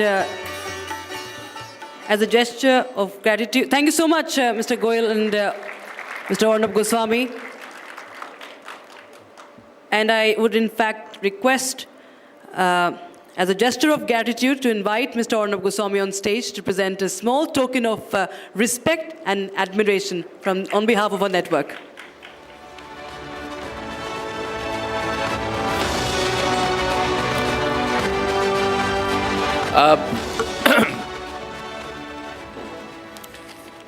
Ladies and gentlemen, everyone present here, my dear friends from the corporate world, from the business fraternity, ladies and gentlemen, it gives me immense pleasure and personal pride to introduce Shri Piyush Goyal, who is our indefatigable Union Minister for Commerce and Industry, who jets around continents. He chairs back-to-back meetings. It is sometimes suspected he's in 2 continents on one day. He leads global summits, and he's on round-the-clock negotiations presently with the United States of America. We're very proud, Mr. Goyal, that you are the person who's leading that negotiation with the Trump administration. And it makes me so happy and proud that despite all your global commitments, you are with us today. It is just, ladies and gentlemen, the one thing about Mr. Piyush Goyal I want to say, every time he comes for a Republic event, I wait to receive him. And I always tell my team, call me 5 minutes before he comes, because he's always on time. There are two people who are always on time, Mr. Amitabh Bachchan and Mr. Piyush Goyal. It's true, sir. It's true, sir. And every time, in fact, on November 4th, 2025, a video went viral. He was spotted at Delhi's Indira Gandhi Airport, turning a flight delay into a productive time by poring over official files, signing documents, even en route to New Zealand for the FTA talks. So he wastes no time, and it always makes me believe that what my grandfather told my father was true. He said, son, if you want something done immediately, give it to a person who is extremely busy. It's more likely that he will do the job than anyone else. So I think he is going to sign that FTA deal with America also sooner than we think. But more than that, I will wrap this up by saying that he is a friend of the Republic Media Network, and I have great, great pride in saying, I do think I can say, Piyush, after all these years of knowing you, that you're a personal friend as well. He is a great man. He's been with me in my highs and lows. In fact, many, if I can share, many years back, I sat and had a coffee with him at the Taj, and I said, Piyush, I'm going to turn into an entrepreneur. So he said, if you feel that you want to do it, you just go ahead and do it. So thank you for that encouragement. Ladies and gentlemen,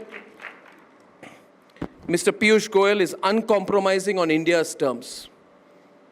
He negotiates hard. He represents the spirit of the Prime Minister's vision of Atmanirbhar Bharat.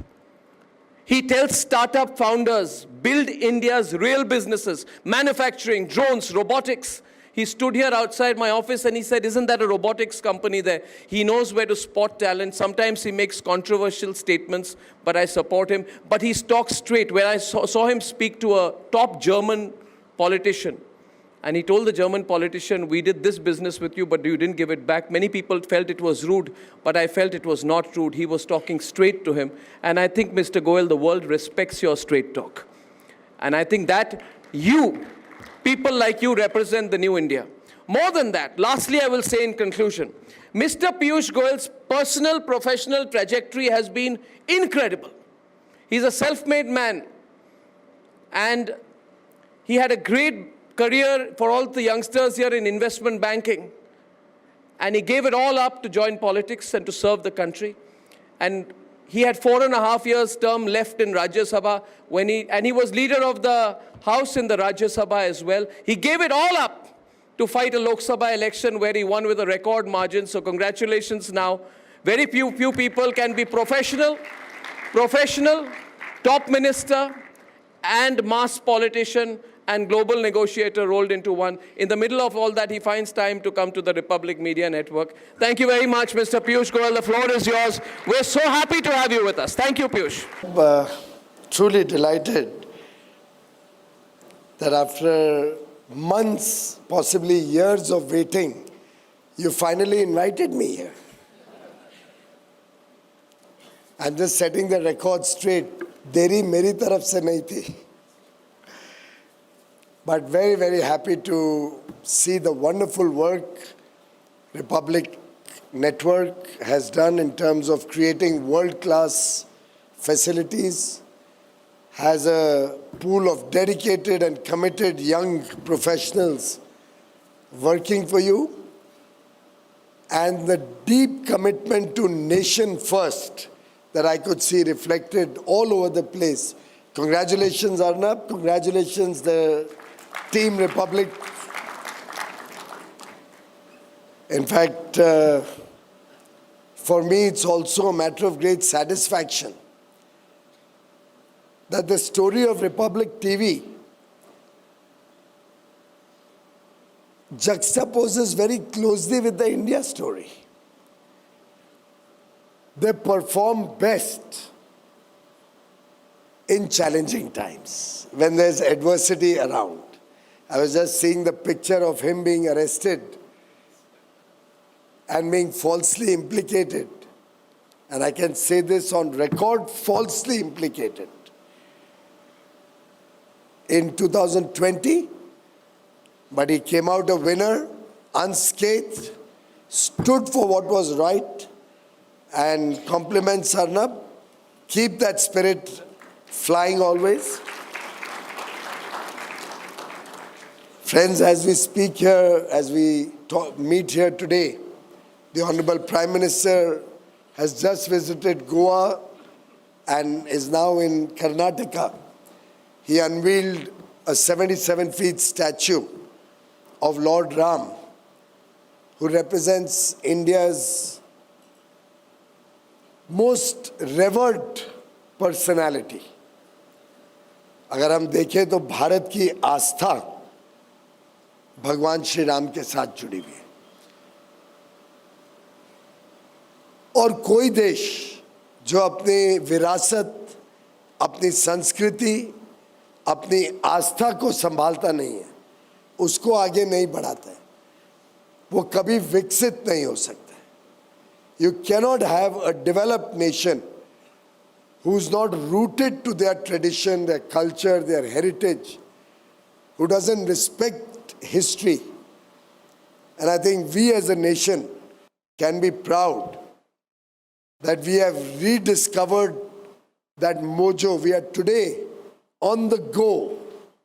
The country today is respected, is trusted across the world, is recognized for being the fastest growing large economy, is appreciated for the talent, the skill, the high aspirations that young India represents. And it is this country, the dream of 1.4 billion Indian being converted to reality, in which we are all stakeholders, we are all partners.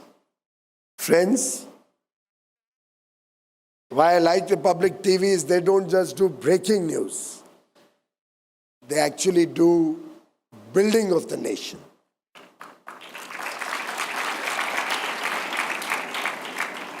They are willing to talk about uncomfortable subjects.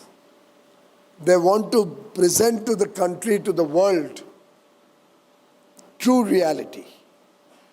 They want to encourage honest debate, fearless journalism. And I think a channel, news media outlet that focuses on nation first can never go wrong, because that nationalistic streak, that spirit of India first is what drives 1,600 young men and women in Republic Television, Republic Digital, working through different languages to showcase the India story. And today's summit, speaking about India at an inflection point, is an appropriate subject at a point of time where India is taking off, never to look back again. Friends, for a change, we are all privileged. And me personally, I'm very, very privileged that Arnab has given me 30 minutes of uninterrupted time. Thank you, Arnab, for that.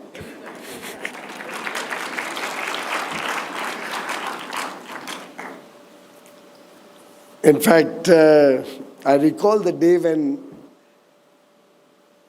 I had opened the debate for the Bharatiya Janata Party, the principal opposition party in the Rajya Sabha, about 14 years ago, when Arnab had drilled me on television at the end of the day, but also encouraged me as a new member of parliament. And it's been a friendship over many years where I have always sought his guidance, benefited hugely from his advice.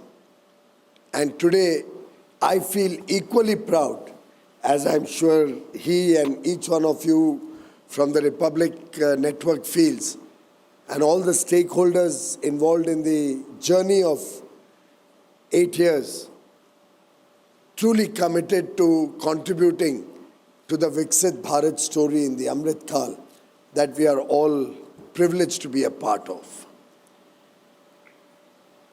India has emerged victorious through many inflection points in our history. I wouldn't go back to the 3,000-year-old history. I wouldn't even go back to the 500-year-old history, where India was truly one of the principal players in the world economy. Years of subjugation, years of Mughal rule, years of colonial rule set back India many, many notches. We gained independence in 1947, but if you look back, the independence movement also rested on the pillar of Swadeshi. Mahatma Gandhi gave Swadeshi a lot of focus. He spoke about Atmanirbhar Bharat in terms of Swadeshi, promoting Swadeshi 100 years ago. And Mahatma Gandhiji's ideals, his teachings, if somebody was to study or if Republic was to do some research on all that Mahatma Gandhiji stood for, you will find Prime Minister Modi's programs, economic, social, or political, reflecting Mahatma Gandhi's teachings at their very best. उन्होंने महात्मा गांधी जी के दिखाए हुए रास्ते को धरातल पर, जमीन पर उतारा, लोगों के बीच लेके गए, 140 करोड़ देशवासियों को उसके साथ जोड़ा और आज एक नेशनल मूवमेंट के रूप में गांधी जी के संस्कारों को हम जी रहे हैं, उनको आगे लेके जा रहे हैं और उसके आधार पर एक विकसित भारत की नींव रख रहे हैं. Friends, if you look at the adversities the nation has faced, India had a very weak economic situation in 1998 when Atal Bihari Vajpayee ji became Prime Minister. We were weak in terms of our national security. The economy was in a bad shape. Low growth, high interest rates, high inflation, low foreign exchange reserves, high interest rates which would lead to difficulty for small entrepreneurs to stand on their feet, low recognition around the world. Prime Minister Vajpayee did the nuclear blasts at Pokhran to make India a nuclear power, not as an aggressor. India has never been an aggressor, but for self-defense, to protect and secure our borders. Many countries sanctioned us. We witnessed difficulties in our immediate economic situation, but the country stood as one. And in a short span of 5 years thereafter, by 2004, we had moved from a 4% growth to an 8.4% growth. Inflation had come down from 8% to 4%. Forex reserves had grown 3x. Banking interest rates were amongst the lowest India had ever seen. A strong economy, despite sanctions and despite all the difficulties that he had inherited.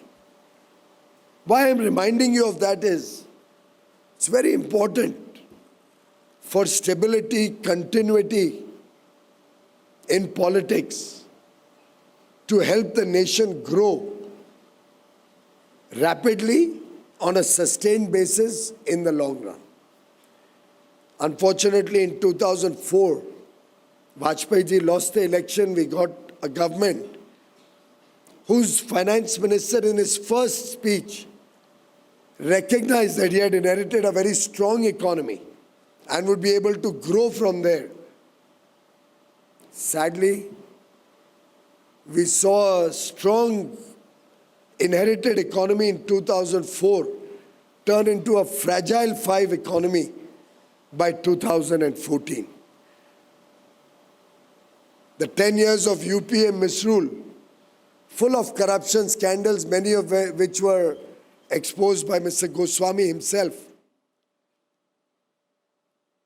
Skeletons tumbling out of the cupboard, literally on a weekly or monthly basis. We saw India once again get down the path from 8% growth to 4% growth by 2014.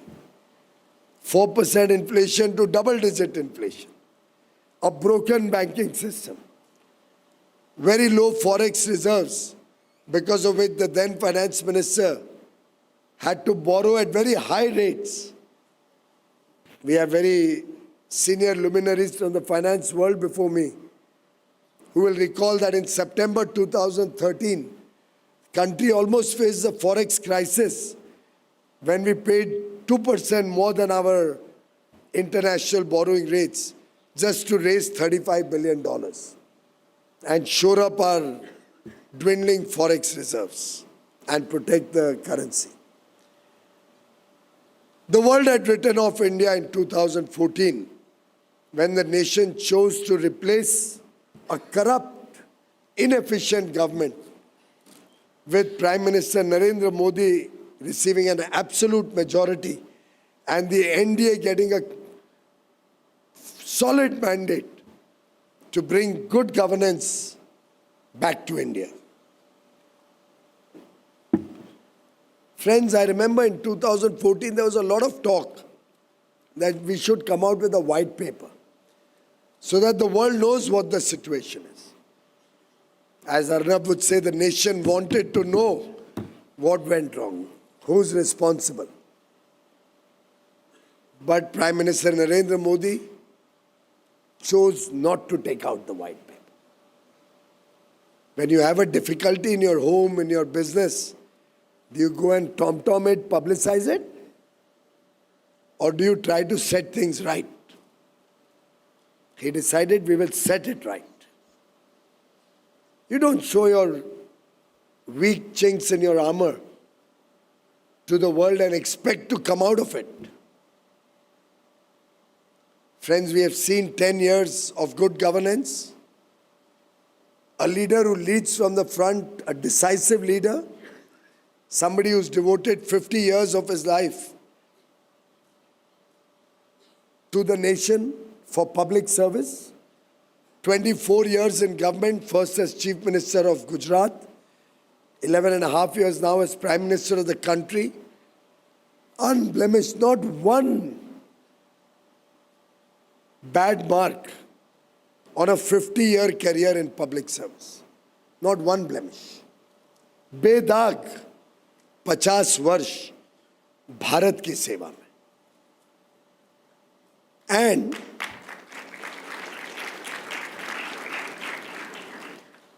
in the last 11 years, India has moved up from a fragile 5 to the top 5 economies. Today we sport amongst the world's top 5 forex reserves, $700 billion of reserves, in the club of the highest reserves which 5 countries in the world have. Growth rates are amongst the highest in the world. We are the fastest growing large economy consistently for the last 4 years. We are expected to be the fastest growing economy for the next 20-25 years. We'll be the 3rd largest economy in the world in the next 2.5 years.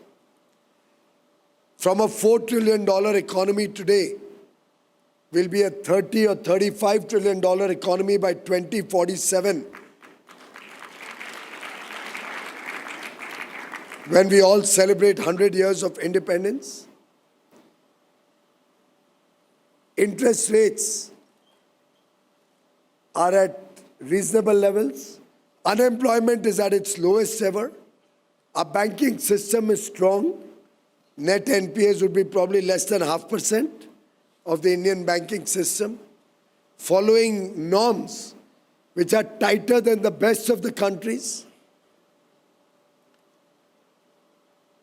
with high growth, low inflation, low interest rates, high forex reserves, strong banking system. We represent macroeconomic fundamentals which are the envy of the world. Amongst the developing countries, one of the best economies on a trajectory of growth which will help take us from $2,800 per capita income to a $20,000 per capita income.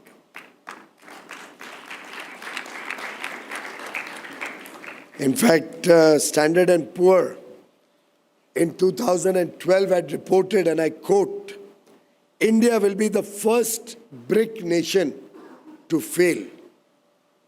And that same Standard & Poor has recently upgraded our national ratings, which I still believe has scope for a further upgrade. And incidentally, friends, this has happened, this journey of 12 years, 11 and a half years, rests on three pillars. Focus on public welfare, 250 million people, 25 crore log, गरीबी की रेखा से बाहर निकले. It's an unenviable record. Nowhere in the world in a decade have we seen such a large mass of humanity, 25 crore people, get out of extreme poverty. There was a time when movies were made on the distress of our people. Roti, kapda, makan,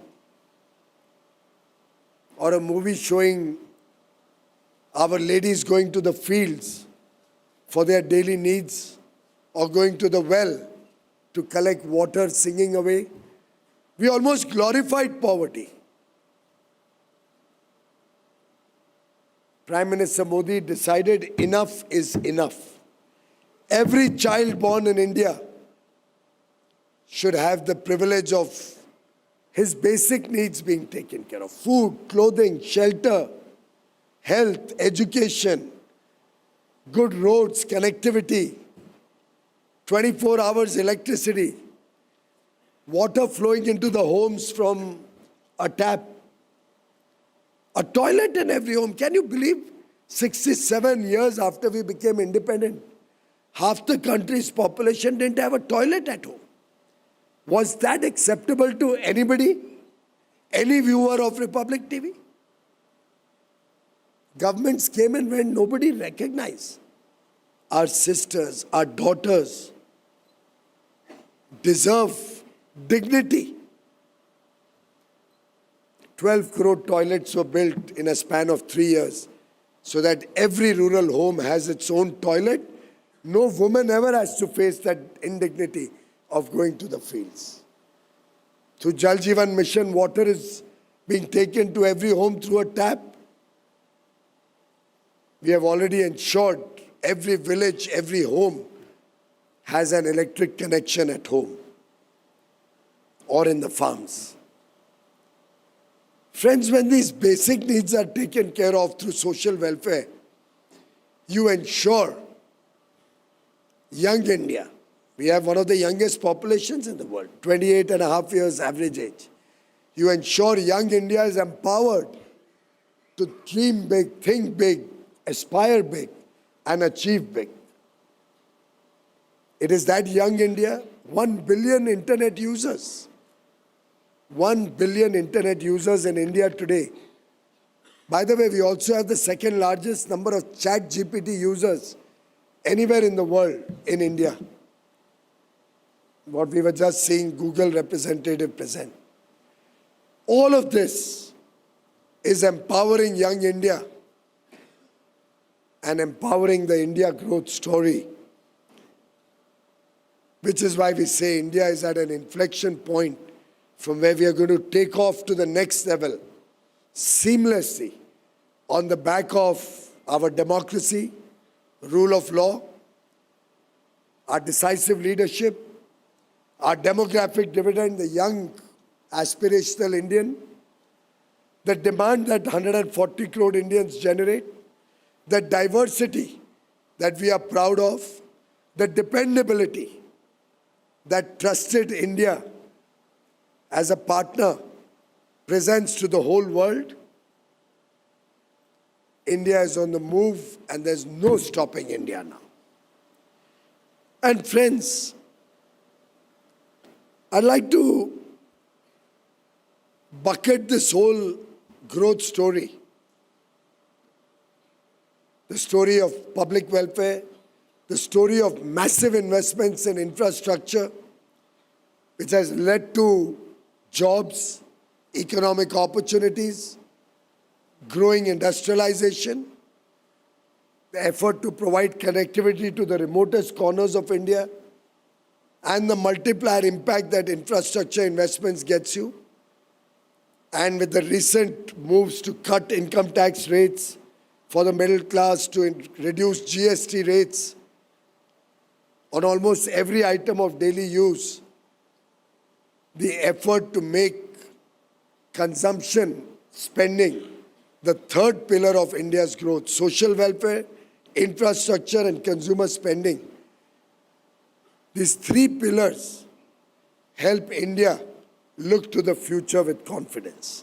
In fact, 2,300 years ago, Chanakya in Arthashastra had outlined threefold duties for Raj Dharma. And these three pillars of growth can only succeed further if we all contribute, recognizing our dharma. Dharma in the form of duties. We all talk of rights. Arnab talks of the right for the nation to know. But he also talks of our duties as a nation, of our duties of nation first, of our nationalistic spirit, our duty towards our fellow citizen, our duty towards our colleagues, our family, our friends. And therefore, good governance, Raj Dharma, will come on the strength of three pillars. Vriddhi, which is growth, value enhancement. Vriddhi is as you succeed in life. We are doing a lot of work in the country on the economic front, on the social front. Second pillar, Palan. Do we all follow rules? Are we all a part of good governance? Are we all focused on compliance? Meet the needs or demands made of us as a good global citizen? And the third of Yogakshem, inclusive growth, ensuring that everybody in this country gets good opportunity for the future. And it shows you that even 2,300 years ago, the then rulers recognized the importance of duty, recognized the importance of justice, of an organized society, recognized the importance of taking everybody along as the nation grew. And the way forward, ladies and gentlemen, is to never let any opportunity go waste. cash in on every single opportunity that we get. While the whole world is going through turbulent times, India is that one oasis of peace, progress, and prosperity. The world wants to do business with us. You spoke about the US. I can list out how many negotiations are parallelly going on today with countries who wish to expand and strengthen their relations, particularly on trade and economic front, and invest in India. We have negotiations with the 27-nation European Union, bloc of 27 prosperous developed countries, with the United States of America, with New Zealand, a second phase agreement with Australia, with Oman, possibly soon with the other GCC countries, either individually or GCC as a whole, the 6 Middle East countries, with Eurasia, Russia, and all the Central European countries. Recently, when Prime Minister was at the G20 in South Africa, he announced Canada and India will enter into a comprehensive economic partnership agreement. I already got a message from my counterpart from Canada. Next week, we start discussing. South Africa has indicated the desire, and we are going to be talking to the group of Southern African nations called SACU. President Lula and Prime Minister Modi discussed the next stage of a preferential trade agreement between Mercosur countries from Latin America and India. Look about it. North, South, East and West. You'll find countries around the globe who look upon India as a trusted, dependable partner.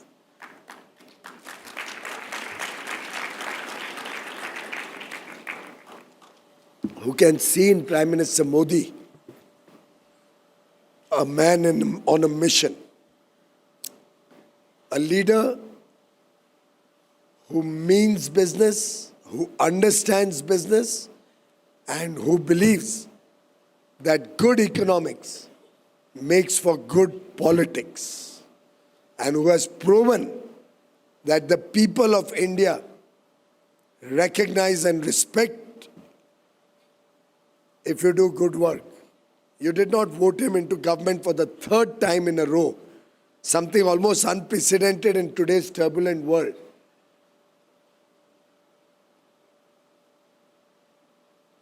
Unless you are confident that he's a person who can deliver. And good governance is at the core of the Modi way of working, core of his philosophy. And therefore, as Warren Buffett said, and I quote, "When it rains gold, put out the bucket, not the thimble." When opportunity arrives, when opportunity is at our doorstep, don't miss a single opportunity. And I appeal to all the young viewers and listeners to this discussion. Today is the opportunity. India is on the move. India is providing more opportunities than ever before to our young entrepreneurs, to our startups, to our innovators, to our business persons, to our young men and women contributing, who are working, whether as an employee, whether as an entrepreneur, whatever field you are in. You could be in the services sector, you could be in manufacturing. Put in your best. A news anchor, give it your best. The person who kept this whole premises so beautiful he or she has put in their best in keeping this beautifully. Every cameraman is doing his best to contribute to the nation. And every single Indian, 140 crore of us, collectively are a part of this journey. As Prime Minister Modi often says, when each one of us takes one step forward, we as a nation take 140 crore steps forward. And collectively, we can truly transform India, take India to the highest levels of growth and prosperity for every child born in this country. Our partnerships are built on trust. Our partnerships are built on mutual respect. And this partnership between 140 crore Indians, inter se, between the government and you, between the world and India, this will be the defining moment which will be remembered for years, where India as a nation resolved collectively to work with a sense of duty, to shed the colonial mindset, to remain strong, united, unified, preserve and protect our traditions and cultures, and work as a team to make India a developed and prosperous nation by 2047, a Viksit Bharat that, as the Oneida ad had said, is owner's pride and neighbor's envy. Thank you very much, friends.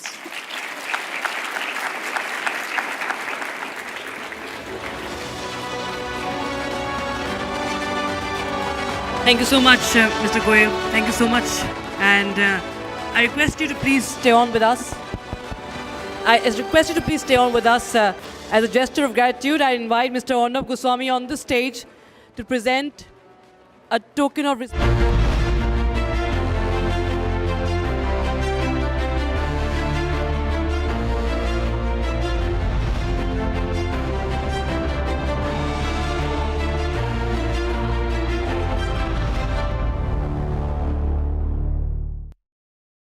आधे bowl दही में 4 चम्मच MDH चटनी पुदीना मसाला डाला, stir करो, पुदीना चटनी तैयार। MDH चटनी पुदीना मसाला। In the global employability rankings by Times Higher Education UK, only the following 6 institutions from India are ranked amongst the top 230 in the world for having the most employable graduates: IIT Delhi, IISc Bangalore, IIT Bombay, IIM Ahmedabad, IIT Kharagpur and Amity University. Pure सूजी pasta उबालो मिलाओ और खाओ 8 minute में तैयार। क्या taste है सबका राजा आर प्योर मसाला।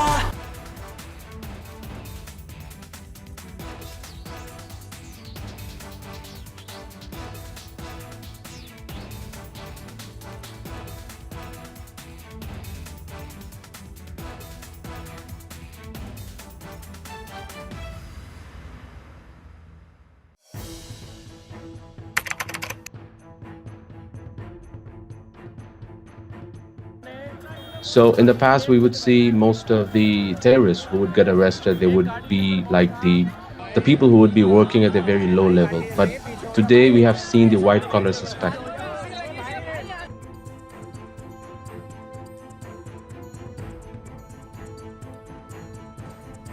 कश्मीर घाटी में डॉक्टर्स एक बहुत अल्टीमेट ड्रीम होता है वहां के लड़के लड़कियों का। उस बनने के बावजूद अगर आप रेडिकलाइज होकर अपने ही देशवासियों को मारने के लिए और अपने देश को तोड़ने के लिए तैयार हो सकते हैं, तो आप अंदाजा लगाइए किस तरह की रेडिकलाइजेशन हो रही है। और इस फ्रंट पे हम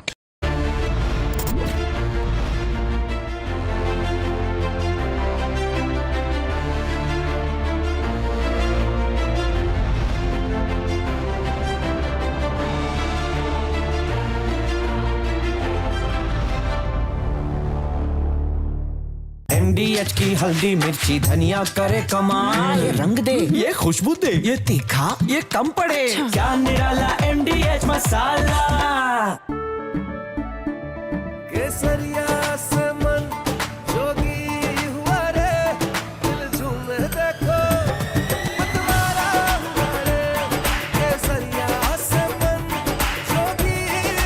सफल बनाओ केसरी त्योहार। विमल, बोलो जुबान Kesari.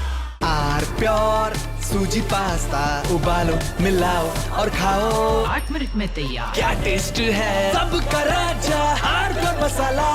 China and Japan are clashing verbally over Taiwan. Tensions between China and Japan have risen over Taiwan's security. Japan has signaled it may intervene in a potential conflict, viewing it as a threat to its own stability. China condemned this as meddling, issuing strong warnings and summoning diplomats. This conflict started when Japan's newly appointed Prime Minister, Sanae Takaichi, issued a direct warning to China during a session of the country's parliament. She stated that a conflict in the Taiwan Strait could represent a survival-threatening situation for Japan, implying that Tokyo might need to intervene militarily to protect its interests. This marked a bold escalation in Japan's stance on the Taiwan issue, signaling red.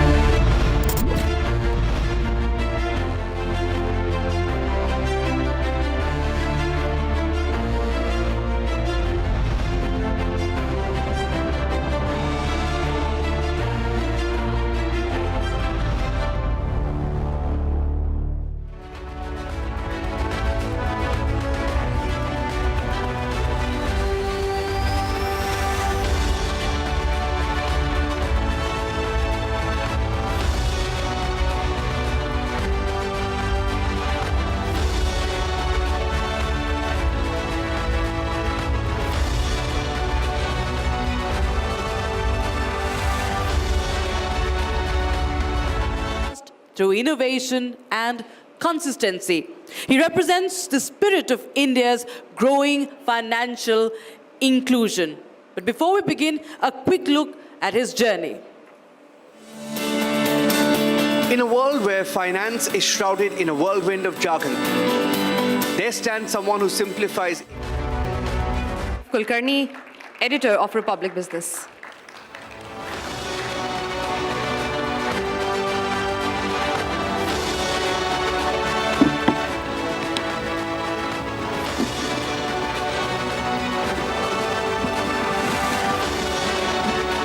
Mr. Sikka, it's lovely to have you here with us. We were just listening to the minister, and he just made a very important statement that India is on the move, and every Indian, through his or her own pocket, is betting big on the India story through mutual funds. So I have the right man in front of me.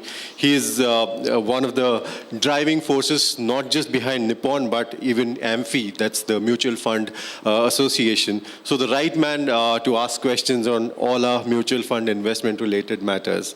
Mr. Sikka, I want to get started. The whole SIP revolution that we've seen over the past about a decade or so, right now we're standing at about 75 lakh crore assets under management in mutual fund and over 5 crore investors. What do you think is the driving factor behind the confidence that the Indian investor is showing in mutual funds? So Pranav, Arnab and Republic TV, thanks for having me here. I think I remember last time also being here, but I think one thing, first I should say thanks for the lovely video that you showed about me. And one thing that I realized was the growth of the mutual fund industry, AUM, and my hairline are going in the inverse direction. So that's that's on the lighter side. But I think let me start by highlighting the fact that it's today a very interesting point. It's a great moment to be. It's a time where every proud Indian is basically, looking at the bright future of the country. And as you saw in the morning, Mr. Amitabh Kant, and earlier before this, the minister talking about, we're at a time where I think India, we are moving from a fragile 5 to the top 5. And today what is happening is the most interesting time where I think every average Indian is through mutual funds, through SIPs, investing in India growth story. This had never happened before. So what is happening is, let me again go back to, I think a lot of us discussed about starting from 2014. Way back in 2014, at that point of time, mutual fund industry size was about 11 lakh crores. And today we are about 80 lakh crores. At that point of time, SIPs were less than 2,000 crores. Today we are 30,000 crores. So what is happening is, I think there are two things happening at the same time. First, I think what we should say, the growth that is happening, why it is happening. Average investor is always very smart. He will only invest if he has confidence in something. For decades after decades, after independence, they had confidence in bank deposit, they had invested confidence in gold, and they invested in that.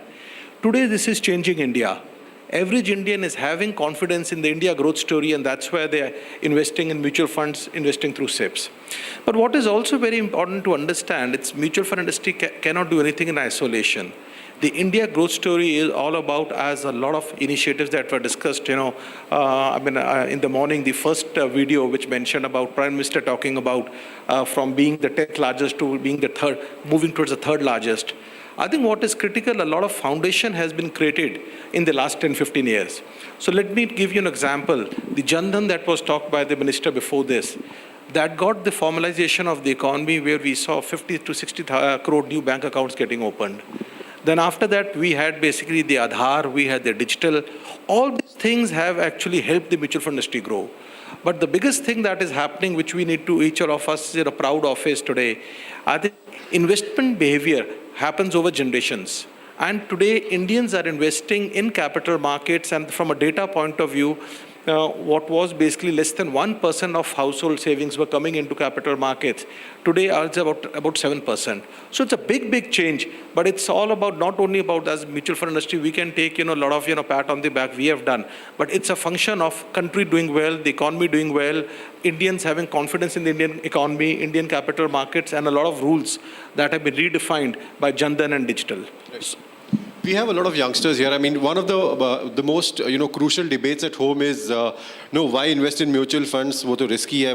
FDs are better. What do you think is better? If there is one advice you would have to give to everybody who wants to invest here, is what is better, FD or mutual fund, and what is good for India? So let me, you said why mutual fund. I say why not mutual fund? Okay. My question is the other way around. Today, for years and years, we've been investing in real estate, gold, bank deposit. I mean, all these things everything has a particular part that should be part of the asset allocation.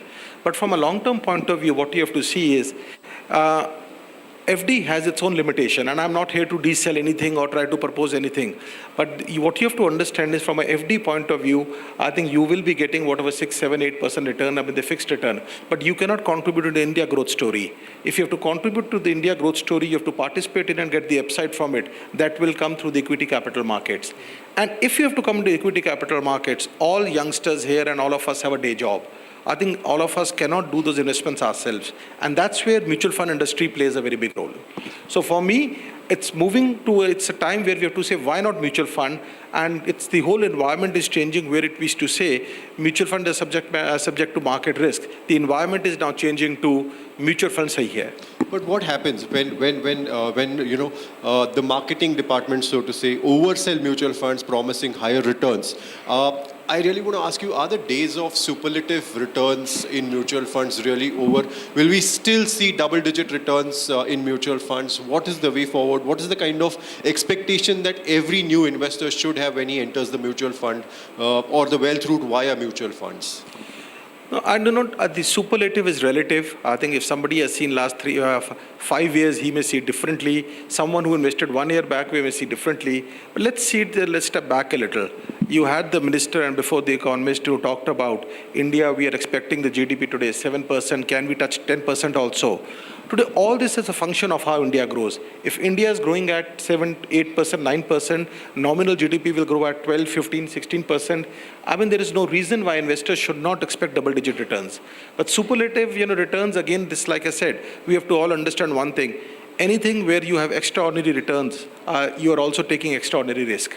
So from a mutual funds point of view, and specifically mutual funds are not only about equity. Mutual funds are also about fixed income, gold and other things. So from our point of view, as long as India grows at 6, 7, 8%, you will continue getting double-digit returns.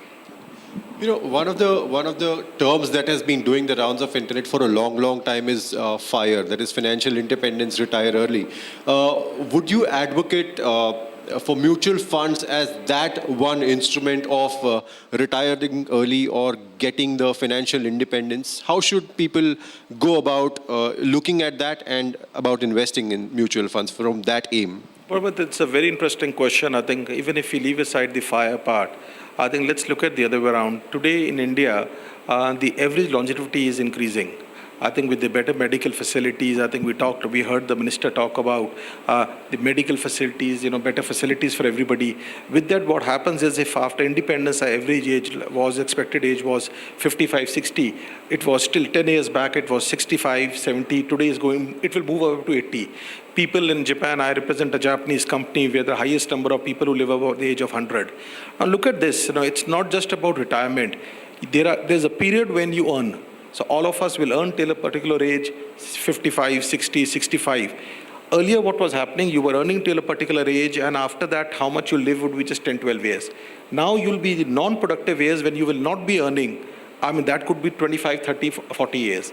What that does is basically, India also has one of the lowest, people working in the organized sector who are covered, they're not covered in the organized pension schemes.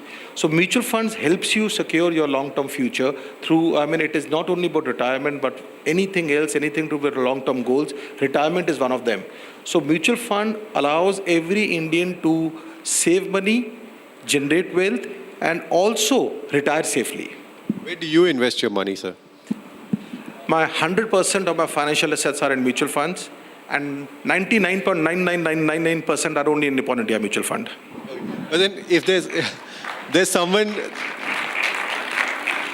somebody here who may have a question, sir. I can do an FNO trading. I have margin facility available. I can buy a nifty lot for as less as probably 3,000 rupees. Just stay on it and earn huge returns. Why not go to FNO? Why not do day trading? And why choose mutual funds? I think I take it the other way around. I love this. This is the question which comes many times, and we do a lot of these road shows, investor education. A lot of time people come back and say, "Aapka mutual fund bahut boring hai." It's a very boring industry. 10 saal lagao, 20 saal. There's no action. It's very boring. But the reality is, SEBI had come with this data some time back, where 9 out of 10 people who invested in FNO lost money. Now, I think I personally feel, it's very important for all of us to understand that when you're putting your long-term money, your money which your hard-earned money to the market, how can you put it as such a risky instrument? So I think at no point of time, there cannot be anything better than mutual funds or capital markets.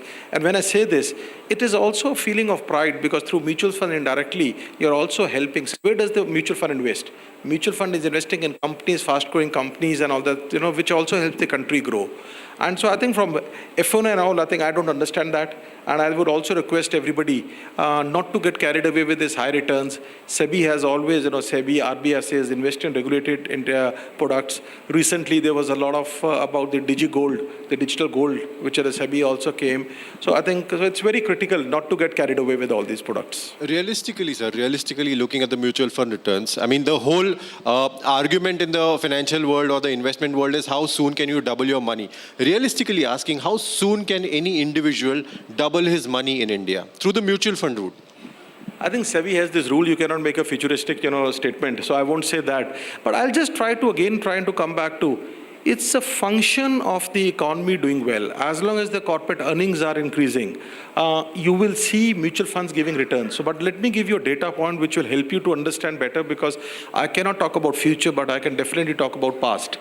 One of the funds, which is the flagship funds of the industry, which was launched in 1995, 1 lakh rupee invested, today is 4 crore rupees. But 4 crore does not mean anything, because many times people in the compounding cannot understand what does that mean.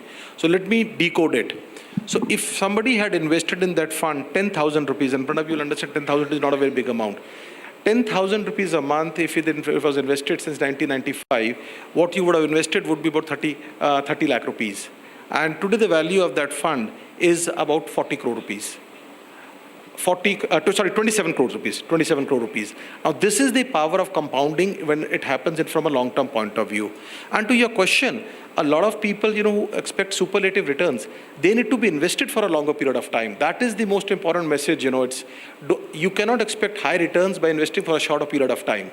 So I think that's the message I want to give. If you want to expect high returns, you want to create wealth creation, you need to be invested for a longer period of time. Mr. Sikka, while looking at the past, we feel confident that, okay, wow, there is an assurance, there are certain returns that we can expect from the funds we are invested in. But at the same time, we are also hearing of scams where just yesterday an individual who'd invested his money lost 35 crore on digital scam. When we look at that, that's a kind of a deterrent probably for an investor. What are some things that we need to keep in mind as investors to ensure that our money invested is safe? How do we ensure that the advisor we are trusting, the agency we are investing through is a reliable agency? What are some of the tips that you would want to give to everybody sitting here? Well, I think you talked about what past is past, but we didn't look at future. Actually, sitting here since morning, I'm more confident about the future of India after hearing Mr. Goyal and Mr. Amitabh Kant. And again, that is, if this is the future of India, I think there's no reason why Indians will not make more wealth through mutual funds. I think that is point number one. Number two, I think to your point, I think one thing is very clear. You will have regulated products and you'll have irregulated products, I think, and from your point of view, I think I also read this article yesterday about somebody getting, losing 35 crore rupees. I think it's very important for average investor, even educated investors, savvy investors to understand you have to deal with regulated entities. I mean, you will always get this thing, the lure, that there is something called, I think, let's go back many years back, there used to be chit funds and all that stuff. So you cannot get carried away with that. And I think from our point of view, I think while we talked a lot about the future and talked about the mutual fund industry, let me give you a little different perspective. Because asset management is not only mutual fund. We represent being a Japanese company, I deal with a lot of Japanese institutional investors. The interest of global investors to invest in India is just increasing. It's not only increasing in capital markets, it's not only increasing in equities, bonds, real estate, but startups. I think there's no reason for us to understand, I think, and get this confidence. If global investors are looking at India, why should average Indian in small citizen towns not look at investing into Indian capital markets through mutual funds? Mm-hmm. If I have to ask you, I mean, I have an investor in front of me right now, so I have to ask this question. What are some of the sectors that you as an investor are bullish on over the next 5 years? You were just talking about the India story. What are some of the sectors that you are betting big on? I think we can go on and on various sectors, because India is not a one market, it's a micro market. I mean, there are so many sectors, but anything to do with domestic consumption. I think we heard in the morning the minister and before this Mr. Kant talk about world over the industry, countries are moving to, protectionism. I think the borders are getting closed, the trade deals are getting closed. So what is happening? Our biggest asset is our population, our demographics, our domestic consumption.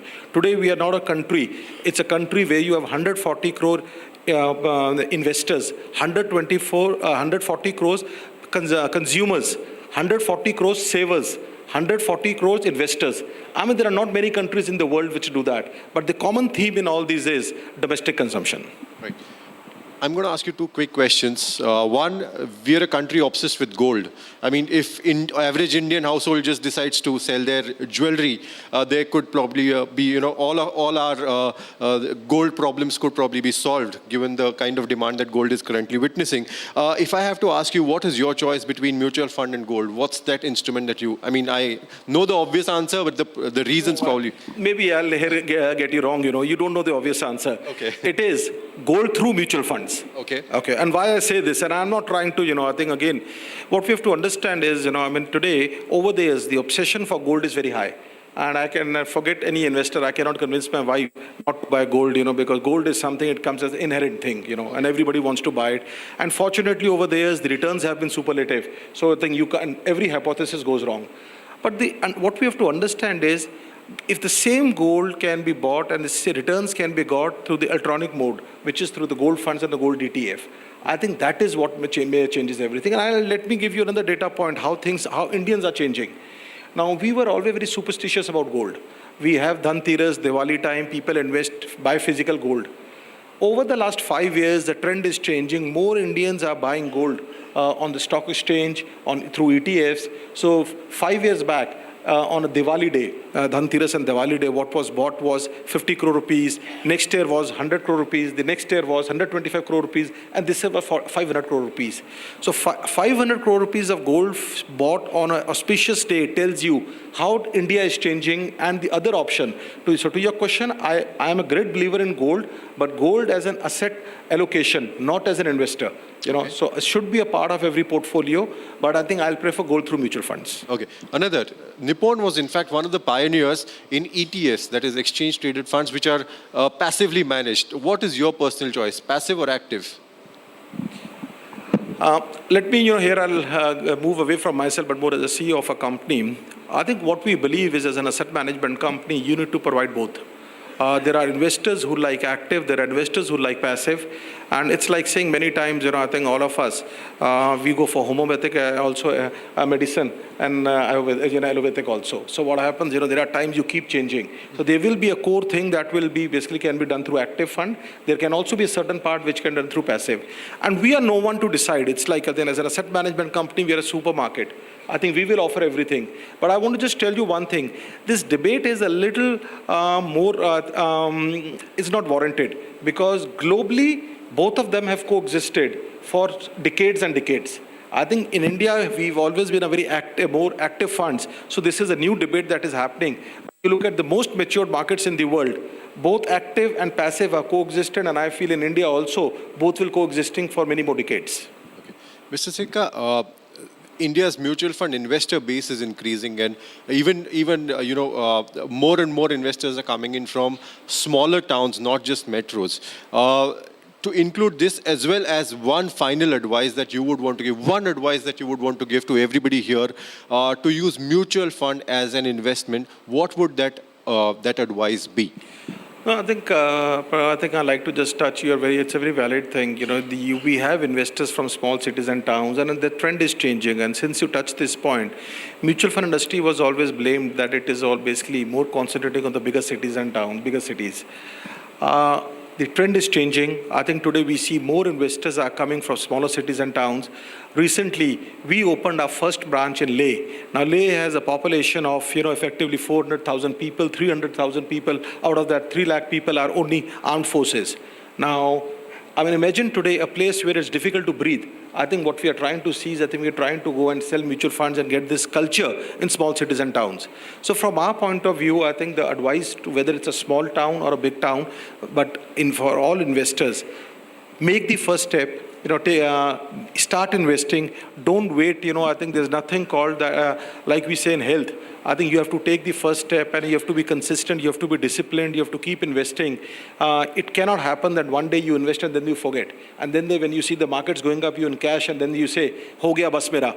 But the reality is, I think we have to invest for decades. And I think today, when I invest, I think I can tell you one thing. You asked about me as an investor. I only invest in mutual funds, but more importantly, I've never withdrawn any money from mutual fund. Oh, really? Because the logic is very simple. I think if I don't need money, if I don't want to time the market, I will keep investing for long term. It is all for a particular goal. Goal could be my daughter's wedding. Goal could be education of my children. I've never ever withdrawn the money. I've never got carried away with how the markets behave, because the reality is, in spite of being whatever we managed today, 7 lakh crores, but the reality is, even I do not know how to time the market. So my advice to every investor will be, don't try to time the market. You'll go wrong. Just be patient. It's more like a test match in this world of T20. It's like a test match. Tuk is boring, but that's the only way to create wealth. So is that the golden rule to wealth creation? That's the only way for wealth creation. So stay invested for a long duration. Stay invested for a long thing, and don't let your biases come into it. Now, don't take me wrong when I say, sitting in a media, a company, many times there's a lot of noise, markets have gone up, ab kya karna, kuch nahi karna, baithe raho bas. Ignore whenever the market goes up or market goes down, ignore that, keep your emotions out. I think the best way is basically in the morning, Minister gave this example of Onida, owner's envy, neighbor's envy, owner's pride. Yeah. I'll go back to the Hero Honda campaign, which used to be fill it and forget it. I think just that's the way it should be for the mutual funds. Wonderful, Mr. Sikka. Thank you very much. It was lovely having you with us. Thank you.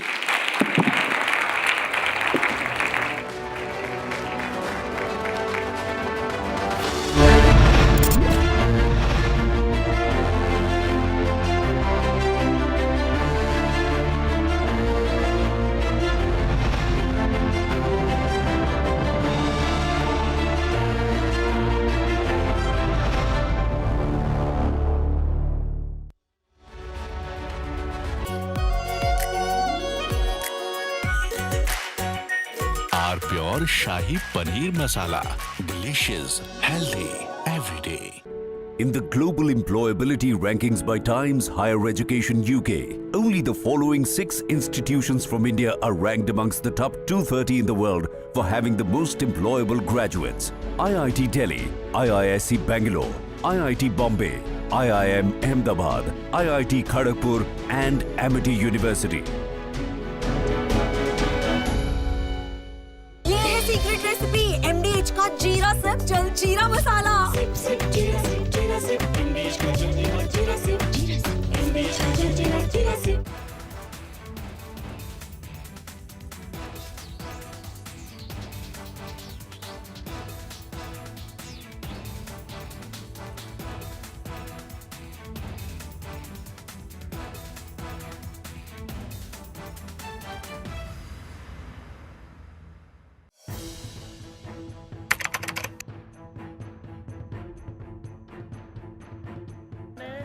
So in the past, we would see most of the terrorists who would get arrested, they would be like the people who would be working at a very low level. But today we have seen the white collar suspect.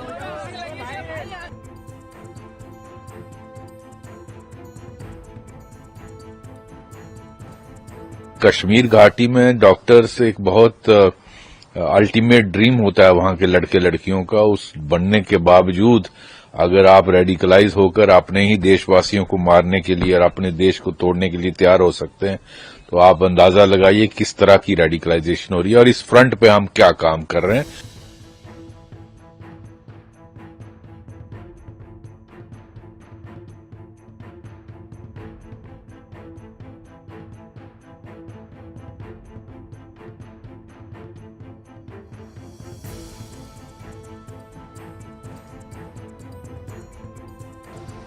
Investigators have identified Maulvi Irfan Wagha, also known as Imam Irfan, from Shopian in South Kashmir, as the mastermind who blended his dual identity, that of a preacher and healthcare worker, to influence and radicalize the educated youth.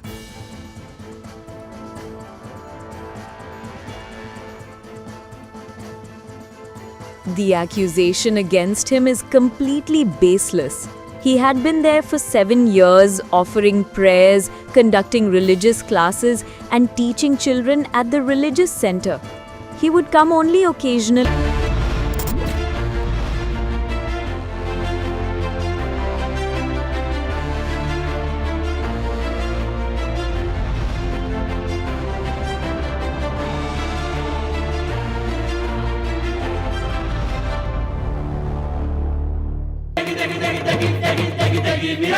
MDH की देगी मिर्च, देगी मिर्च का तड़का, अंग अंग फड़का। MDH की देगी मिर्च। केसरिया से मन जोगी हुआ रे, दिल झूमे देखो मतवारा हुआ रे। केसरिया से मन जोगी हुआ। हर पल मनाओ केसरी त्योहार। विमल, बोलो जुबान केसरी। थोड़े में ज्यादा स्वाद, यही तो है इसकी खास बात। वाओ मामा, क्या स्वाद है? अरे मेरे राजा, सबका राजा आरती और मसाला। China and Japan are clashing verbally over Taiwan. Tensions between China and Japan have risen over Taiwan's security. Japan has signaled it may intervene in a potential conflict, viewing it as a threat to its own stability. China condemned this as meddling, issuing strong warnings and summoning diplomats.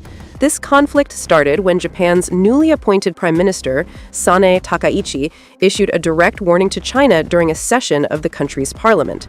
She stated that a conflict in the Taiwan Strait could represent a survival-threatening situation for Japan, implying that Tokyo might need to intervene militarily to protect its interests. This marked a bold escalation in Japan's stance on the Taiwan issue, signaling readiness to support Taiwan against potential Chinese action.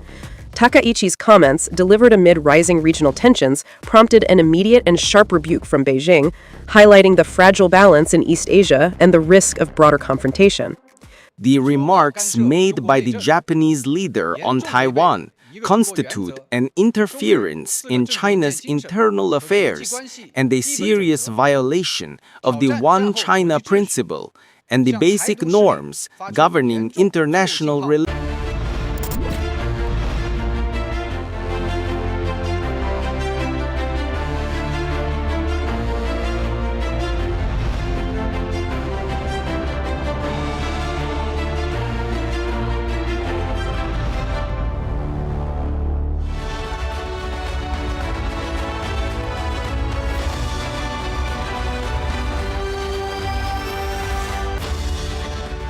production. We talk about make in India, and not just make for India anymore, make for the world. So now, in your understanding, sir, what are the factors, the drivers of that help India today position itself as a competitive alternative to global manufacturing hubs, especially how the Indian electrical and power sector is contributing to this shift that we are looking forward to? Thank you. First of all, I would say that I think India is slowly shifting away from mere competitiveness to a very important milestone, and which is trust. It is moving away from being a mere manufacturer for the world to becoming a partner for the world. And this is what is driving the India growth. This is what is driving the story. And I think this transformation that I can visibly see has come across in the last decade or so, where we were always looked upon as low cost, low quality, low engineering skills, and therefore a very unreliable country where products were coming out from. And this has transformed into high trust, high quality, and a high reliability in terms both of product life as well as in terms of Indians are there, they won't run away from any problem that occurs. And this is what has transformed the outlook of the world. As far as the Indian electrical industry goes, I would say that we have seen that in the 90s, and I would say even early 2000s, we were like, especially in our industry, we were like dogs and Indians not allowed. And we struggled. We set up a manufacturing unit outside India, and we are the only Indian cable company to have a manufacturing unit outside the country. And it's been a very highly well respected, as well as I would say a very wise decision that we took at that time, though we were advised not to do so. Today, when we see and when we go out, we are welcomed across the world, and people recognize that India is now trustworthy and it is not merely low cost. And especially how, Raisen Group's expansion into, more than 100 countries, has shown that how it becomes the first, global's first Indian cable manufacturer to set up a government-partnered facility abroad, sir. And how would you describe, if you could just elaborate on its journey in strengthening, this global factory floor that we are today envisioning? So yes, it's a matter of pride for us that we set up a unit outside the country 21 years ago. We started the work on it and we commissioned it about 20 odd years ago. The government and the ruler, both are partners. We are a notified government company. More than that, we cater to different markets across the world, and today we are seeing there's a turmoil in terms of the relationship with the US, where the Indian companies are saddled with a huge amount of duties. Fortunately, UAE is out of that duty segment, and therefore we are today able to cater to more than 100 countries across the world, and almost all the continents of the world. And we are now today a 75-year-old group of companies, and we hold the proud distinction that in our entire journey, we do not have one single reported failure. And that's something which we pride ourselves on. So I say that our journey began with a lot of hard work. It was without recognition. It was, we were treated in a very diffident manner. And now today, when we go, we are welcomed. When we go to meet people across the world, they look forward to. They put us on their websites. When we go, the photographs are put up on the website. So I think all this is credit not just to our group and our ethics and integrity, but it is also a big credit to India and the way the Indian industry has grown, which is now benefiting both industry as well as the country. Right, sir. Let's talk about, sir, how technology is playing a key role in manufacturing, especially with the quality, with special focus on high quality, sir. Because India, we speak about digitization. We also talk about green tech as well. So automation, digitization, and green technology, sir, how is it really helping to, in fact, deliver globally, benchmarked manufacturing output from the country? So I would take it one step backward and say that we are seeing, and I say this repeatedly, that this Make in India and what Viksit Bharat we are talking about is not just a slogan, but it is something which is happening practically. We have the pride and the honor to have supplied almost the entire quantum of cables for the Mumbai Metro Underground Line 3. Which would not have been possible earlier because people used to ask for our credentials. Where have you supplied? What have you done? Now, any new product that comes in cannot have a past history. It is something new. It is something new that we've developed. And therefore, technology and something new with technology was something where the industry was scared and perhaps skeptical of bringing in because it would take a very long time to convince people. We can see here Delhi Metro in the first phase, almost 100% of the products were imported from outside the country. And now I think the import of products for the various metro lines that are happening all over the country are being supplied by the Indian companies, and they have adapted this technology.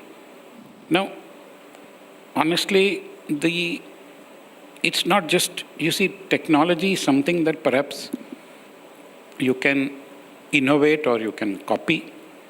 Technology is something which you can build with machines. But I think it's a two-step or hand-in-hand process.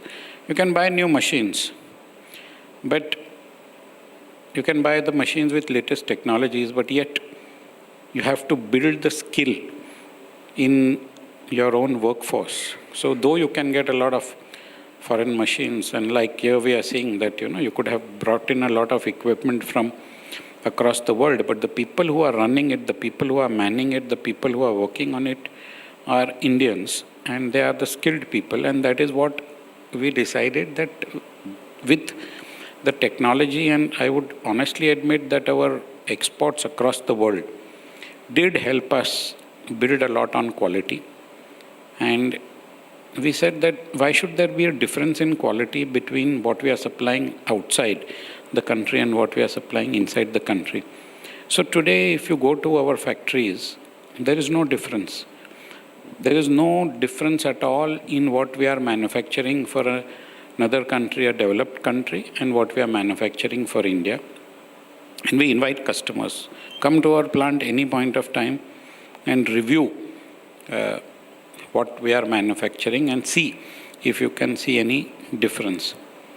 Now, quality has changed a lot. Green energy that you are talking about has now become, I think, something which we are all used to, which we all accept.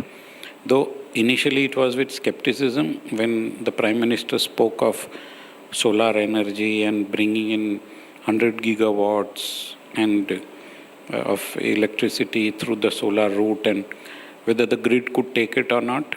We all have adapted to these new technologies, and I think today India And I'm happy to say that the Indian electrical industry leads the world in terms of technologies, and we are adapting products to Indian conditions. It's a different ball game altogether when you talk of the challenging Indian environment and the challenging Indian conditions for installations. But we are getting there. Safety is of paramount importance, and fire safety is one of the issues that plague the country. We are yet a country with the highest amount of fires in the world. And we've seen a few days ago what happened in Hong Kong, in a building where I think maybe hundreds of lives were unfortunately lost. And that's something which now we are trying to bring into India. We brought it into India, a technology where your cables, even if there is a fire, you do not need to switch off the electricity, because electricity is a man's best friend. You should not abandon it when you are in trouble. So we bring in the fire survival cables, the fire safe cables. And I'm happy to say that even the Republic studio that we are sitting in here has used a majority of our cables. Well, that's the trust, sir. In fact, you mentioned about fire safety. Ravin's contribution is something that should be highlighted here, such as fire-resistant cables for Mumbai Metro, very, very important. It actually showcases India's ability to, provide for world-class and reliable, as you mentioned the word reliability, and also scalable industrial solutions for global markets. So how do you feel that, how do you see infrastructure in India? There's a rapid growth, be it the metro lines, be it renewable parks, also in transmission upgrades also. It is actually somewhere reflecting the country's preparedness also. And where does, how do you see Ravin's contributions, if you could just shed further light? So I think I would first admit that it's the intent of the government, and we heard that, and we've been seeing that the Prime Minister has been talking about upgrading the life and lifestyles of people. And we are seeing that infrastructure today is growing at such a pace where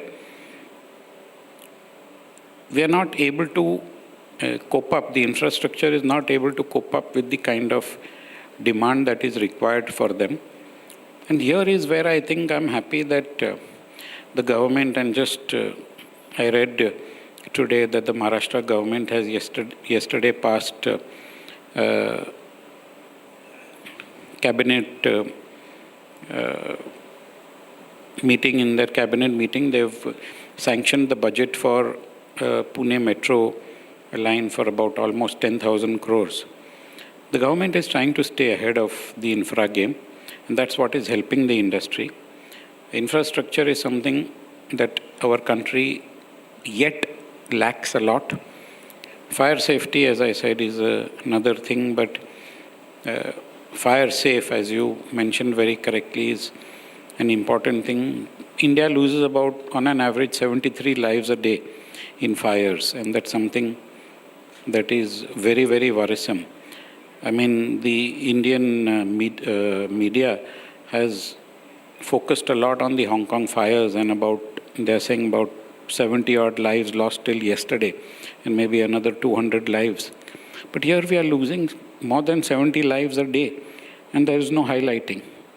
So I think this is something which government is now taking up. It is focused on building infrastructure, building railways, building airports, ports, roadways is one part, but building safe infrastructure is another part. And this is something that I'm very happy that the government is ahead of their game, and they're looking at how they can progress the infrastructure in a faster and more speedier manner.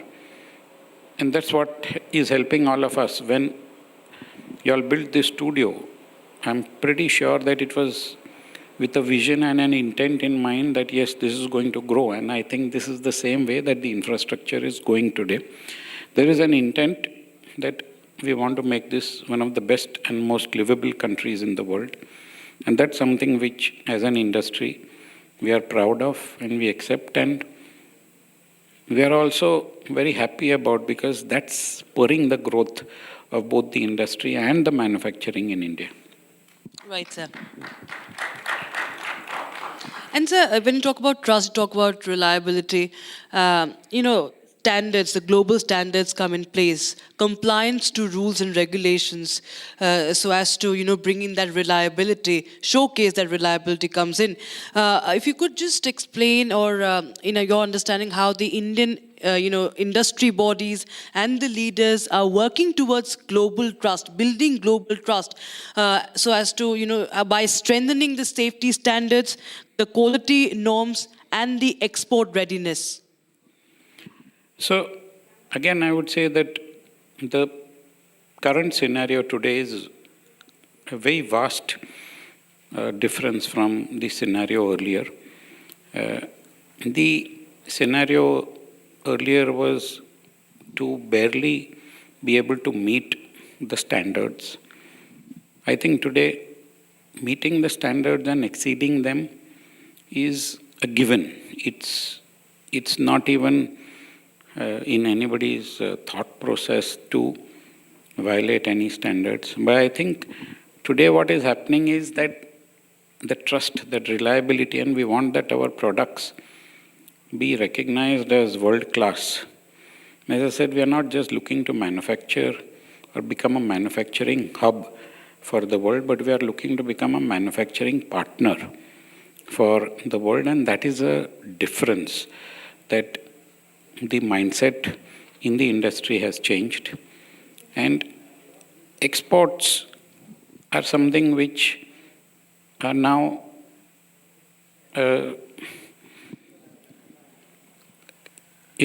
part of DNA of every industry, at least the forward-thinking ones. But I must confess that in 1999, when we started exports from India, we were laughed at. I was told by my industry friends that, are you crazy? Nobody buys Indian products, especially the electrical products, outside India. So don't waste your time. A lot of people have tried, they have failed. You will also fail. And if you fail, you all will be sunk. We followed our gut feel. We said, no, we are confident that we can build that trust, we can build that reliability. And I'm happy to say that from the very first year, from 1999 till about 2014, we were winning the highest exporter of power cables from India award, which helped us tremendously, because the Indian markets were going through turmoil. Sometimes it was a high, sometimes it was a low. We were grappling with a lot of issues, foreign exchange, the foreign exchange rates, as we've all heard, and it's been repeated, that the kind of policies that were there were very highly complex, and they were not very exporter-friendly. License Raj, you'll get a license for exact quantity, even in that there was corruption. Now it's all become online. The whole matter has become so transparent, and so to think whether we should supply into India because there is a huge demand, or whether we should focus on exports. And that's a good choice to be in.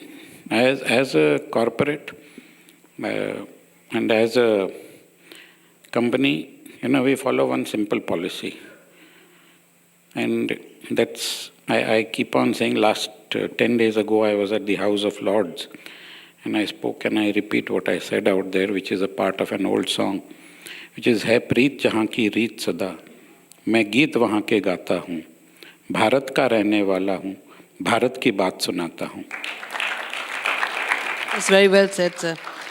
And, we spoke about, Bharat's power of manufacturing. We talked about reliability, standards, infrastructure, technology. Now, let's bring our focus to the workforce, sir. India has one of the largest workforce. It is, India has a young population as well.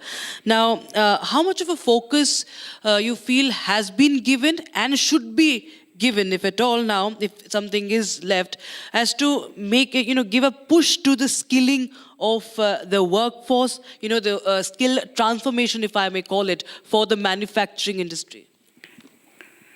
So, I'll give you a practical problem that we are facing today. People keep on saying that there is unemployment and, you require to spur industry to hire more people. I make a categorical announcement. Get me the people. We are today in a situation where we don't have enough people. Leave aside skilling. Skilling comes second. First, you need to get a person to skill. And that's what is not happening today. So I as an industry, and a lot of my industry friends agree with me, it's a big problem to get workers. It is a big problem to get staff also. And honestly, in my UAE factory today, before when we would go out to hire, if we required 10 people, we would be getting 100 people coming for interviews for those 10 posts. Today, when we require 100 people, we get 10 people. So, I think India, the workforce, and of course, as I said earlier, you can buy machines, but you'll have to build skills. And I think there is something which I would like India to work on more. We have been associated with a few will-to-skill schemes of the government. The intent of the government is there, but then I think that kind of follow-up action and the results that we should get are somehow yet short of where we should have been. The second thing is, of course, we have to understand that the short-term or short-sightedness will not work. And that is something that, we have always been a country of shortages. And even the workers who were previously, say, getting X amount of money per year, suddenly today if they are getting 3X amount of money, they're satisfied with it. They don't want to look further, they don't want to skill themselves more, and they have to actually be urged to do that. But one good thing, the silver lining on the whole cloud is that we are very, very technically savvy. We are, on the internet, a lot of content. So wherever you go, you see that people are on their phones, they are watching movies, they are watching so many things. They are very technically savvy in handling and adapting technology. And this is where I think India, with its young force, is at a high advantage. But now they need to move away from mere, I would say, entertainment and come to education and real skilling. This is something which we need to adapt, and this is something where a lot more seriousness needs to come in if we are to compete and overtake China, at least in the next 2 to 3 decades. So this is going to be a big opportunity for us as well as a challenge for us, because the aspirations need to grow, the ambitions need to grow, and at the same time the skill sets need to grow. Thank you so much, sir. With that, we come to a wrap on this edition of this very special talk, sir. And thank you so much for sharing insights. And we appreciate the Raisen Group's contributions to the manufacturing hub that India is becoming now. Thank you so much, sir. Thank you very Big much. round of applause for Mr. Karya, please.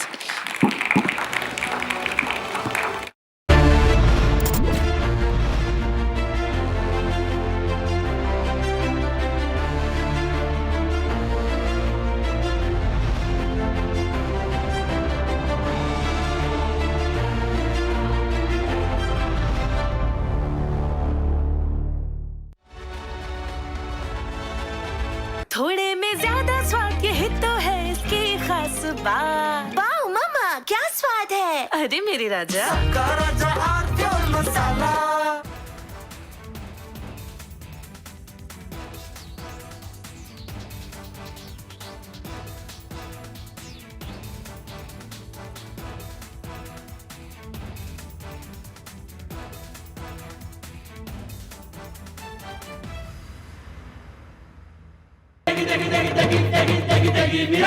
MDH की देगी मिर्च, देगी मिर्च का तड़का, अंग अंग फड़का। MDH की देगी मिर्च।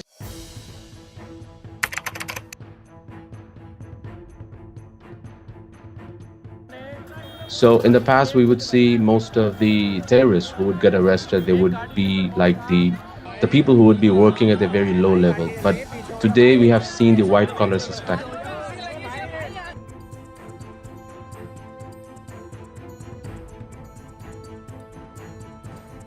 कश्मीर घाटी में डॉक्टर्स एक बहुत अल्टीमेट ड्रीम होता है वहां के लड़के लड़कियों का। उस बनने के बावजूद अगर आप रेडिकलाइज होकर अपने ही देशवासियों को मारने के लिए और अपने देश को तोड़ने के लिए तैयार हो सकते हैं, तो आप अंदाजा लगाइए किस तरह की रेडिकलाइजेशन हो रही है और इस फ्रंट पे हम क्या काम कर रहे हैं।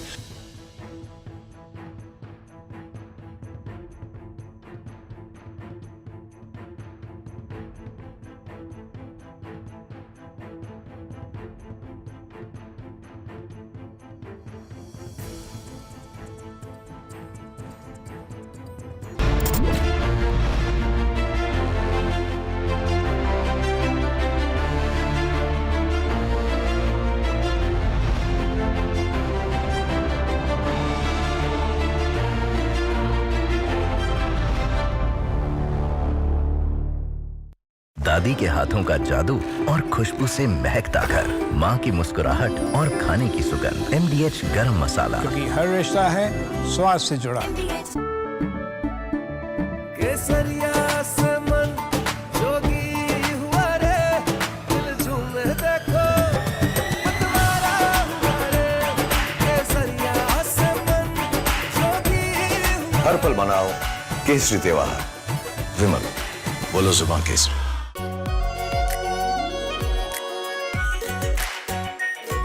Pure Shahi Paneer Masala. Delicious, healthy, every day. China and Japan are clashing verbally over Taiwan. Tensions between China and Japan have risen over Taiwan's security. Japan has signaled it may intervene in a potential conflict, viewing it as a threat to its own stability. China condemned this as meddling, issuing strong warnings and summoning diplomats. This conflict started when Japan's newly appointed Prime Minister, Sanae Takaichi, issued a direct warning to China during a session of the country's parliament. She stated that a conflict in the Taiwan Strait could represent a survival-threatening situation for Japan, implying that Tokyo might need to intervene militarily to protect its interests. This marked a bold escalation in Japan's stance on the Taiwan issue, signaling readiness to support Taiwan against potential Chinese action. Takaichi's comments, delivered amid rising regional tensions, prompted an immediate and sharp rebuke from Beijing, highlighting the fragile balance in East Asia and the risk of broader confrontation. The remarks made by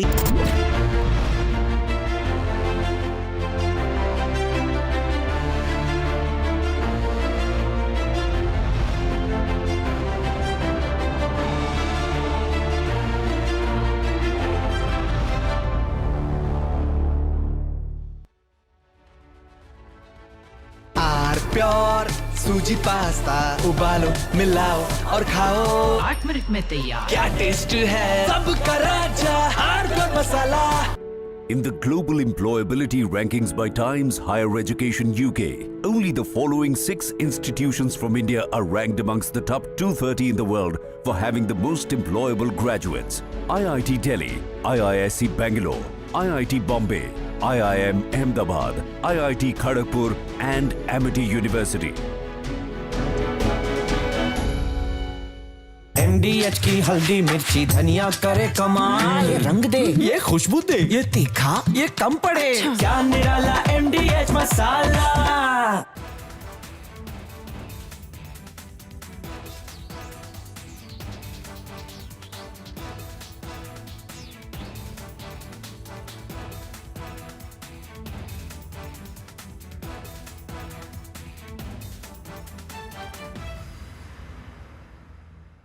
China and Japan are clashing verbally over Taiwan. Tensions between China and Japan have risen over Taiwan's security. Japan has signaled it may intervene in a potential conflict, viewing it as a threat to its own stability. China condemned this as meddling, issuing strong warnings and summoning diplomats. This conflict started when Japan's newly appointed Prime Minister, Sanae Takaichi, issued a direct warning to China during a session of the country's parliament. She stated that a conflict in the Taiwan Strait could represent a survival-threatening situation for Japan, implying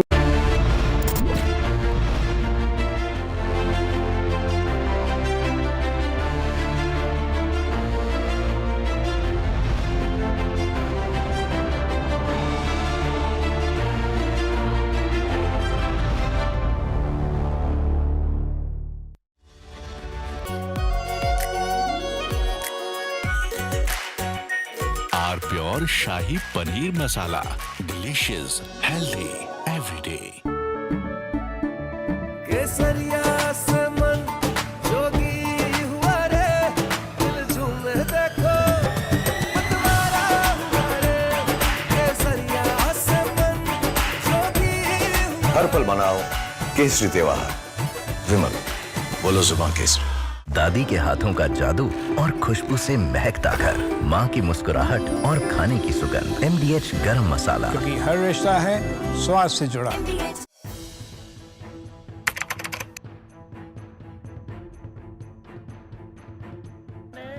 So in the past, we would see most of the terrorists who would get arrested, they would be like the people who would be working at a very low level. But today we have seen the white collar suspect.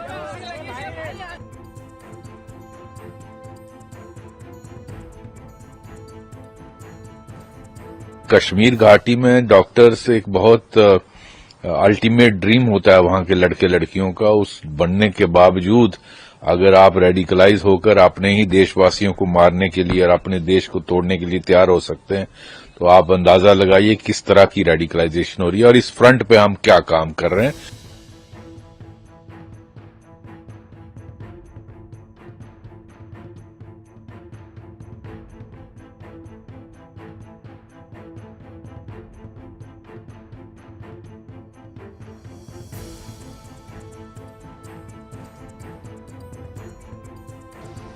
Investigators have identified Maulvi Irfan Wagha, also known as Imam Irfan, from Shopian in South Kashmir.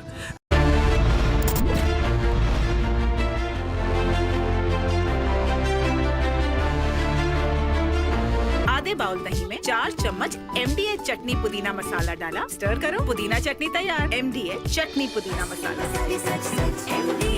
MDH।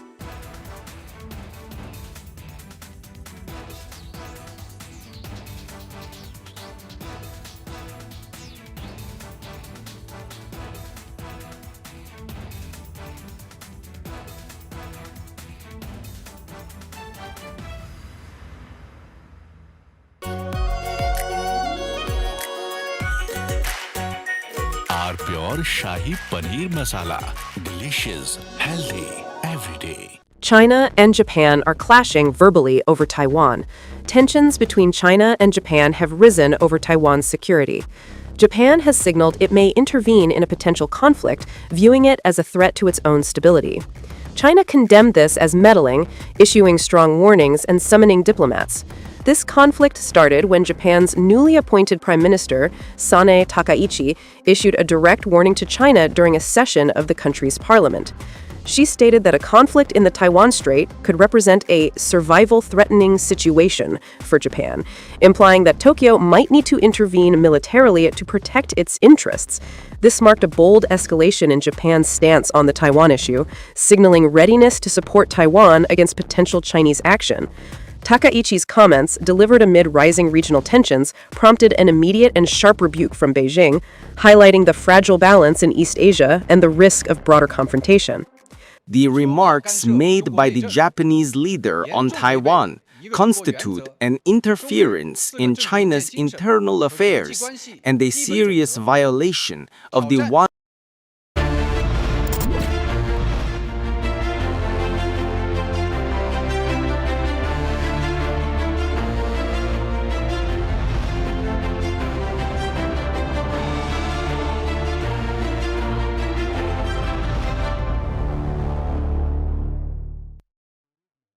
थोड़े में ज्यादा स्वाद यही तो है इसकी खास बात। वाओ मम्मा क्या स्वाद है। अरे मेरे राजा राजा और मसाला केसरिया से मन जोगी हुआ रे दिल झूमे देखो मतवारा हुआ रे केसरिया से मन जोगी हुआ। हर पल मनाओ केसरी त्योहार। विमल बोलो जुबान केसरी। अब छोलिया हो या लोबिया, सफेद चने या काले चने, सब कुछ मजेदार बने।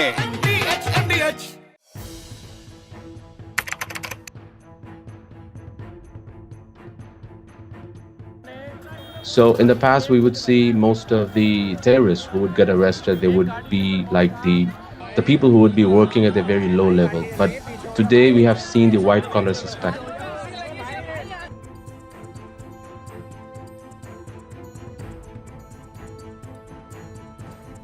कश्मीर घाटी में डॉक्टर्स एक बहुत अल्टीमेट ड्रीम होता है वहां के लड़के लड़कियों का। उस बनने के बावजूद अगर आप रेडिकलाइज होकर अपने ही देशवासियों को मारने के लिए और अपने देश को तोड़ने के लिए तैयार हो सकते हैं, तो आप अंदाजा लगाइए किस तरह की रेडिकलाइजेशन हो रही है और इस फ्रंट पे हम क्या काम कर रहे हैं।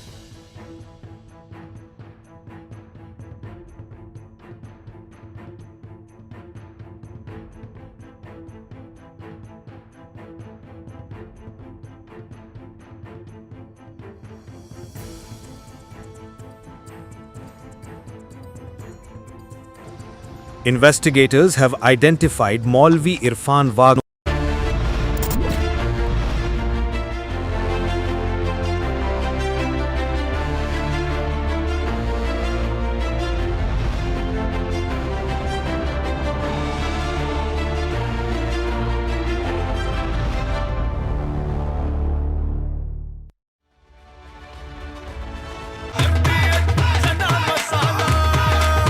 अब छोलिया हो या लोबिया, सफेद चने या काले चने, सब कुछ मजेदार बने। In the global employability rankings by Times Higher Education UK, only the following 6 institutions from India are ranked amongst the top 230 in the world for having the most employable graduates. IIT Delhi, IISc Bangalore, IIT Bombay, IIM Ahmedabad, IIT Kharagpur and Amity University. थोड़े में ज्यादा स्वाद यही तो है इसकी खास बात। वाओ मम्मा क्या स्वाद है। अरे मेरे राजा राजा और मसाला।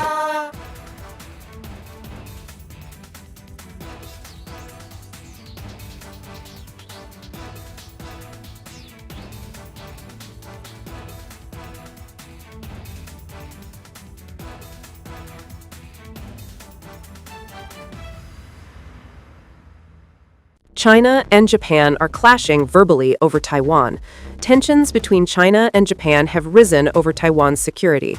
Japan has signaled it may intervene in a potential conflict, viewing it as a threat to its own stability. China condemned this as meddling, issuing strong warnings and summoning diplomats. This conflict started when Japan's newly appointed Prime Minister, Sanae Takaichi, issued a direct warning to China during a session of the country's parliament. She stated that a conflict in the Taiwan Strait could represent a survival-threatening situation for Japan, implying that Tokyo might need to intervene militarily to protect its interests. This marked a bold escalation in Japan's stance on the Taiwan issue, signaling readiness to support Taiwan against potential Chinese action. Takaichi's comments, delivered amid rising From Asia's largest news headquarters, setting the agenda for Bharat.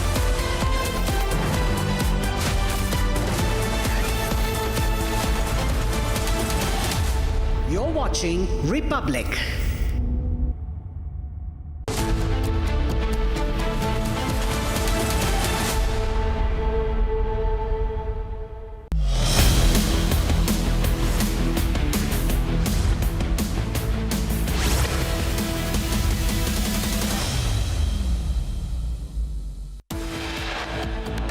Republic Business India Economic Summit Live, now defining idea, shaping our future, India's global movement. PTI workers intensify protests outside Adiala jail in Rawalpindi after no word on Imran. KPK CM Sohail Afridi reaches High Court.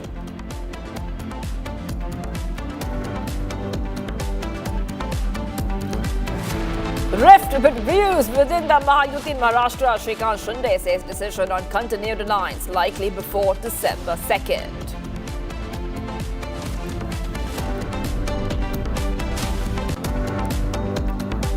Man Singh linked to firing at Kapil Sharma's Canada Cafe, arrested in New Delhi.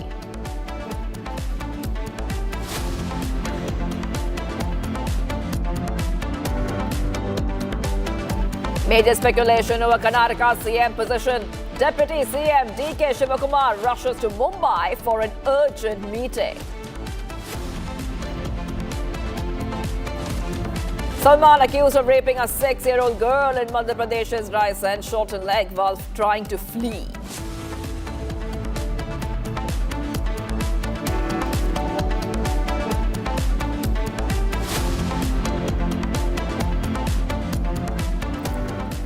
Hello viewers, we're live in breaking. Union Commerce Minister Piyush Goyal delivered a fiery address at the Republic India Economic Summit 2025. We talked in detail about India's economic growth as a young India and a lot more. Let's listen in.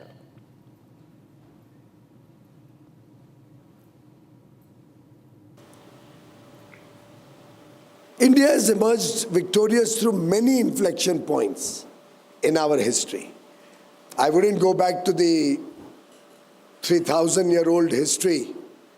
I wouldn't even go back to the 500-year-old history, where India was truly one of the principal players in the world economy. Years of subjugation, years of Mughal rule, years of colonial rule set back India many notches. We gained independence in 1947, but if you look back, the independence movement also rested on the pillar of Swadeshi. Mahatma Gandhi gave Swadeshi a lot of focus. He spoke about Atmanirbhar Bharat in terms of Swadeshi, promoting Swadeshi 100 years ago.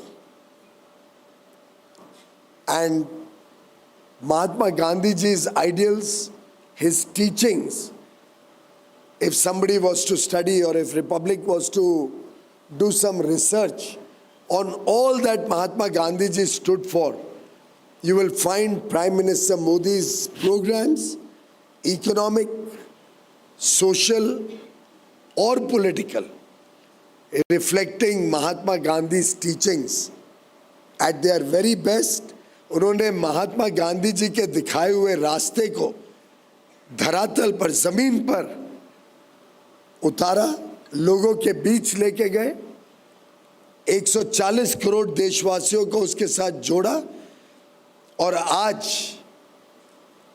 एक national movement के रूप में गांधी जी के संस्कारों को हम जी रहे हैं, उनको आगे लेके जा रहे हैं और उसके आधार पर एक विकसित भारत की नींव रख रहे हैं. Friends, if you look at the adversities the nation has faced, India had a very weak economic situation in 1998 when Atal Bihari Vajpayee ji became Prime Minister. We were weak in terms of our national security. The economy was in a bad shape. Low growth, high interest rates, high inflation, low foreign exchange reserves, high interest rates which would lead to difficulty for small entrepreneurs to stand on their feet, low recognition around the world. Prime Minister Vajpayee did the nuclear blasts at Pokhran to make India a nuclear power, not as an aggressor. India has never been an aggressor, but for self-defense, to protect and secure our borders. Many countries sanctioned us. We witnessed difficulties in our immediate economic situation. But the country stood as one. And in a short span of 5 years thereafter, by 2004, we had moved from a 4% growth to an 8.4% growth. Inflation had come down from 8% to 4%. Forex reserves had grown 3x. Banking interest rates were amongst the lowest India had ever seen. A strong economy, despite sanctions and despite all the difficulties. And viewers, amid fears of infiltration along the India-Pakistan international border, the Jammu and Kashmir police has launched a major search operation. During the operation, the police teams are thoroughly checking riverbeds, streams and forested areas. Take a look at this ground report for more.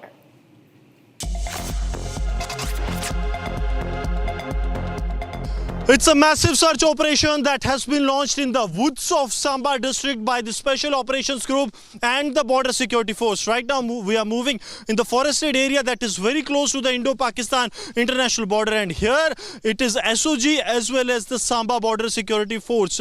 And here you will see that once these troops of the SOG, they reach these areas, that could be possible hideouts, because what happens that if this is the structure, here if someone takes the cover, then it becomes almost impossible during the even broad daylight like we are, that if someone hides here, it becomes next to impossible for anyone to actually locate them. So what these troops of the SOG and the BSF are doing, they are carrying out intensified combing and the search operations. They are moving tactically. You will see, I'll request Ashu to keep showing you the visuals, that how they are tactically moving from one location to the another. This is being done. So all the threats, how they can be neutralized, this is being neutralized in a phased manner, because we are days to the onset of winters. The winters have already started setting in, and what happens that once the winters set in, there lies a threat that Pakistan may push the terrorists into the Indian territory. Of this massive anti-terror operation that is underway here in the woods of the Samba district, this is a part of the largest ever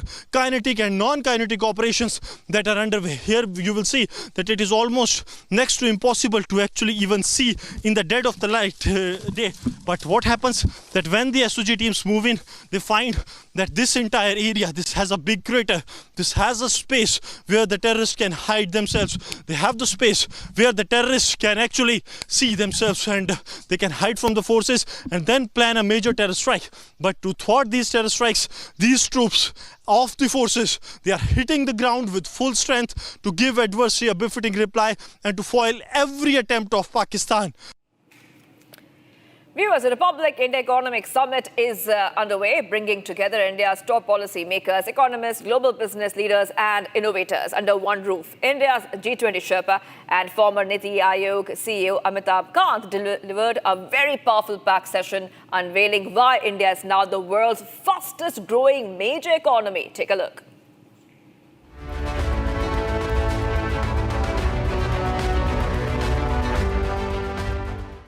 Ladies and gentlemen, I'll take you back to 2014. At that point of time, I was Secretary, Department of Industrial Policy and Promotion. India was facing the twin balance sheet problem. There were huge debts on the balance sheet of corporates, and there were non-performing assets on the bank side. Indian economy was then termed as one of the fragile fives of the world. In the last decade, we've moved from fragile five to the top four. And in a year and a half, we'll be the top 3 economies of the world.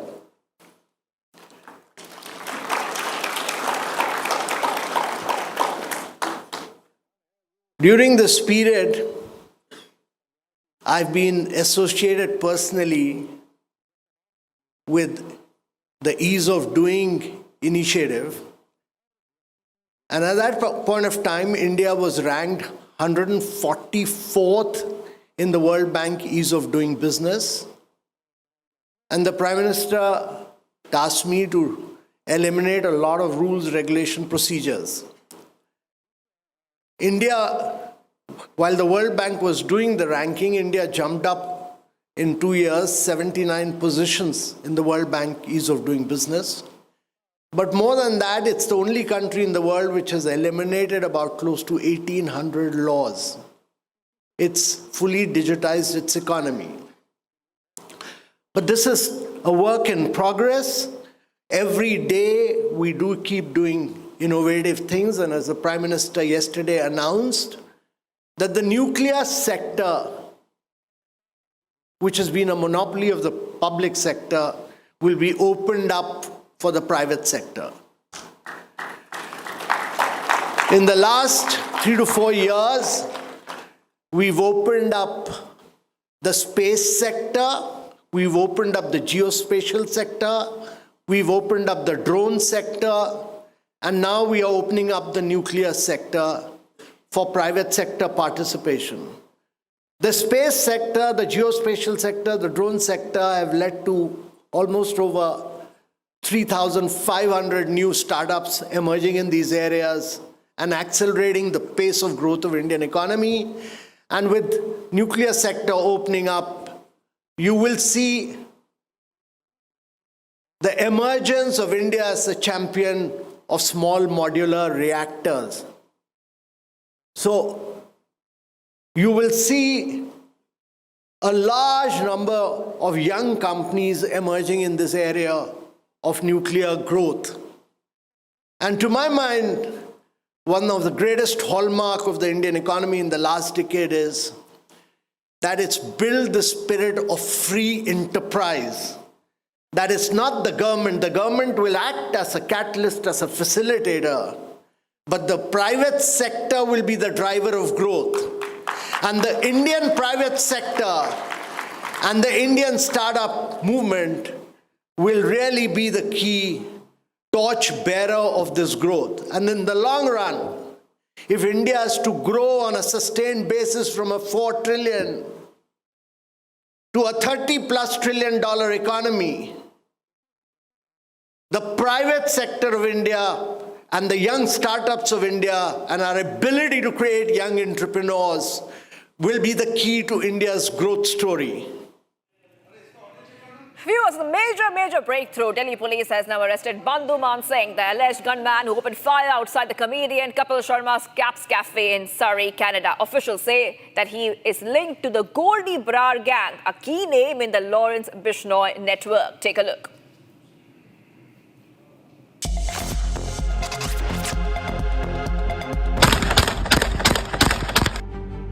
Delhi police have arrested Bandhu Man Singh Sekhon, the alleged gunman who opened fire outside comedian Kapil Sharma's Caps Cafe in Surrey, Canada. As per the police, the shooter is linked to Goldie Brar, an important name in the Lawrence Bishnoi network. Sikho slipped into India after the first shooting in Canada and was taken into custody by the crime branch, who recovered advanced weapons. The central agencies have joined the investigation to trace his movements, contacts and supply chain behind the attacks. Investigators say Sikho arranged weapons and logistics for the shooters who targeted the cafe 3 times this year, on July 10th, August 7th and October 16th. No one was injured in any of the incidents. Gangster Goldie Delo claimed responsibility for the attacks at Caps Cafe, linking the assaults to the broader Lawrence Bishnoi syndicate.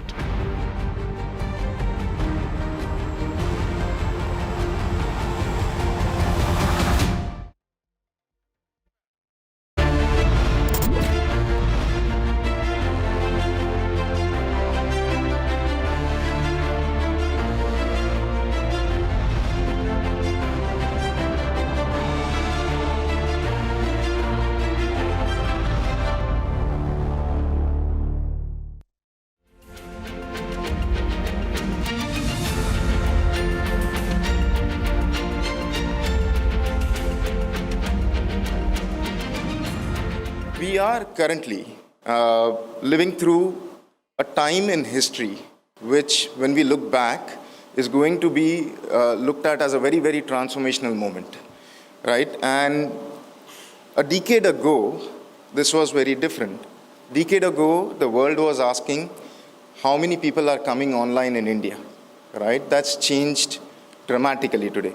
Today, the world is asking, given the wealth of infrastructure, the digital infrastructure that we've created, the wealth of technical talent that we have in India, the world is asking, what are we going to build next? And, you know, I represent Google, and our belief is the answer to that comes from AI, or artificial intelligence. And that's going to shape the future. And this is not something we are talking about, the AI of the future, of sci-fi movies. This is now and here solving real problems for over 1.4 billion people of the country.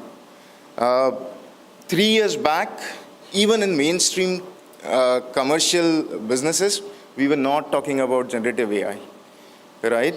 Today, it is a piece of technology that has taken over the world and has demonstrated unprecedented growth. And I am talking about things in history like computers, internet, mainframes, any era you look at, even mobiles. Nothing matches the growth that we're witnessing with AI. In such a short span of time, it has had a very transformative impact on all of our lives. And we are just getting started, right? So, and it's not just me who believes that. This was a statement recently made by Mr. Sundar Pichai, who's the CEO of our organization, and he believes that this has a very fundamental, profound impact on society at large across the globe.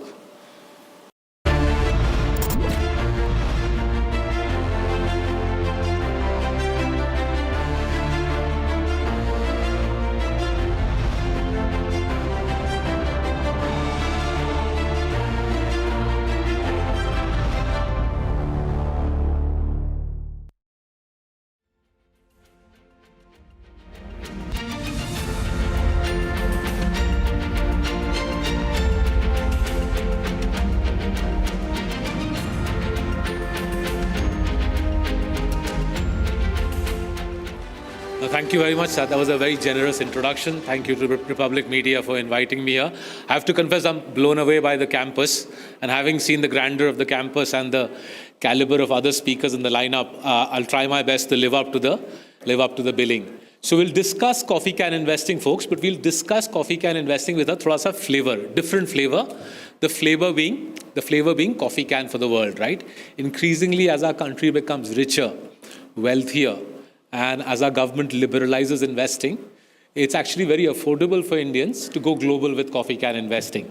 So I'll discuss the whole concept that I created 10 years ago, and then we'll discuss how to do global coffee can, right? India mein baith ke invest in the world at large and make money from the world in its entirety. So let's start by looking at the world, right?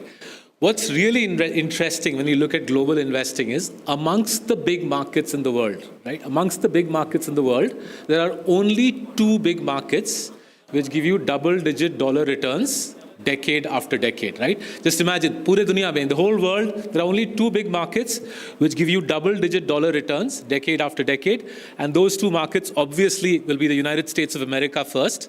But remarkably, after the United States of America, it's India, which is the only other market which gives double-digit dollar returns in the last 10 and 20 years, right? Now, the remarkable thing about this is, if you look up there, you'll see other big markets. China, for example, is there. China doesn't give. China hasn't given double-digit dollar returns in any of the last 3 decades. Other than India and America, Taiwan gives double-digit dollar as well, but Taiwan is effectively one company. It's a famous company called TSMC, which makes lots of money. Basically, every phone in this room, folks, every phone in this room, the chip inside the phone comes from TSMC, right? So TSMC effectively, I hope the folks in Taiwan don't mind my saying this, TSMC effectively is part of America. Although geographically it's part of Asia, effectively TSMC is a part of America. And therefore, I go back to my original theme. The world's 2 largest free market democracies, right? Those are special words, free market democracies. The world's 2 largest free market democracies are the only markets which give you double-digit dollar return, right? So we'll focus in this presentation on these 2 markets, right? So since our hosts have been so kind to invite me to discuss coffee can investing, let me do a quick flashback. 10 years ago, on the Bombay-Pune highway, I was thinking of a way to simplify investing. And after a few discussions with my colleagues, I realized sitting at Lonavala, that simplest way to think about investing is just 2 metrics. First metric is return on capital, right? How much money does a business make captured in one metric, return on capital, come se come, minimum 15%. And second metric is revenue growth. How fast does a business grow captured in revenue growth, minimum double digits, right? So think of it like this. You want to invest, you want to get the measure of a king, a Raja, right? The height of his palace, the height of his fort is revenue growth. And the depth of the moat, the depth of the protection around the fort is ROC. So we created these 2 simple metrics, 15% return on capital, 20% revenue growth. And for 10 years, right, we back-tested it. So all the way back to 2000, we realized it makes a lot of money. So 2016 is when the first time I published this. 2018, I wrote this book. This book got translated into Gujarati, Marathi, Hindi. And most interestingly, it got published in Thailand and Thai as well. Right? And that was a little difficult to persuade my wife that I have to go to Thailand on a book tour. Right? She didn't give me permission for that. But anyway, it's published across the world now in many different languages. So all the way till 2020, this strategy made money hand over fist. Those bars on the screen that you see is outperformance to the Sensex. Remember, we're not hiring a fund manager for this. This is a simple strategy saying, look at the last 10 years, identify companies with minimum 15% ROCE, minimum 10% revenue growth, load up on those companies, stay invested and get rich. It's as simple as that, right? So the strategy worked beautifully all the way till COVID. Unfortunately, the onset of COVID broke the strategy. Why did the onset of COVID break the strategy? Because that 1.5 years when COVID happened, very few companies in India grew at 10%, and very few companies in India were able to make money. So COVID broke the strategy, and then I'm going to show you the returns from the strategy year upon year. You can see all the way up to 2021, right? The strategy is making money hand over fist.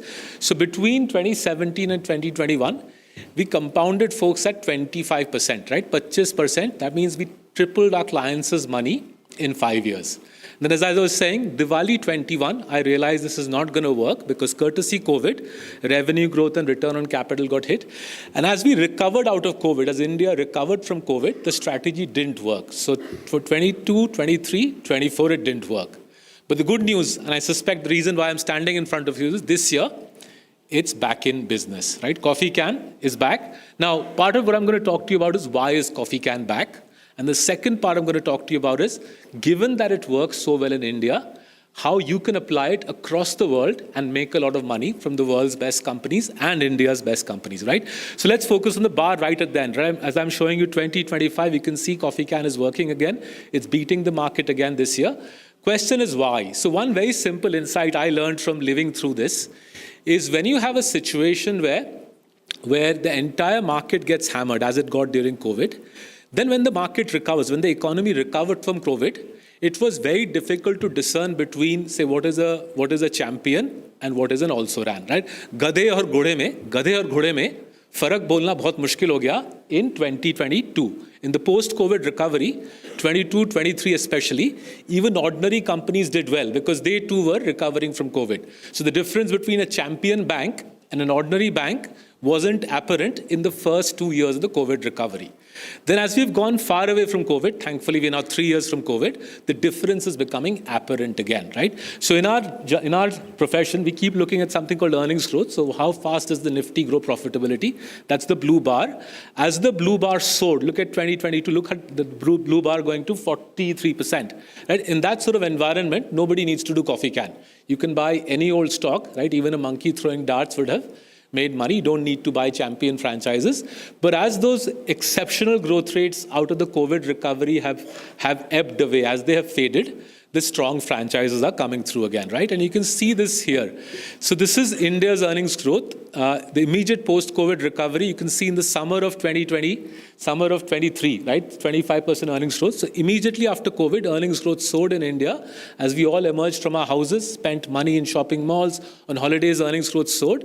And as the economy has normalized, it's become easier for champion franchises to show that, look, we have far more muscle than the ordinary franchise. Now, the government is seized of the situation. The government has done this year, 2025, the government actually has done an extraordinary range of things to revive earnings growth. So the first measure I'm sure you are all aware of is 1st February 2025, the finance minister cut income taxes. So all the way up to 12 lakhs, there's no income tax. The second measure, which was controversial, but which I supported, was the ban on gambling, right? Ban on gambling, to our mind, it pushed money back from gambling into real consumption. The third measure was the GST cuts just before Diwali. The fourth measure is the RBI cutting interest rates. The RBI has already cut interest rates by 1%. And the fifth measure, if we have people from the government watching this, I would request you to consider is, I think futures and options trading is costing the country around $12 billion a year.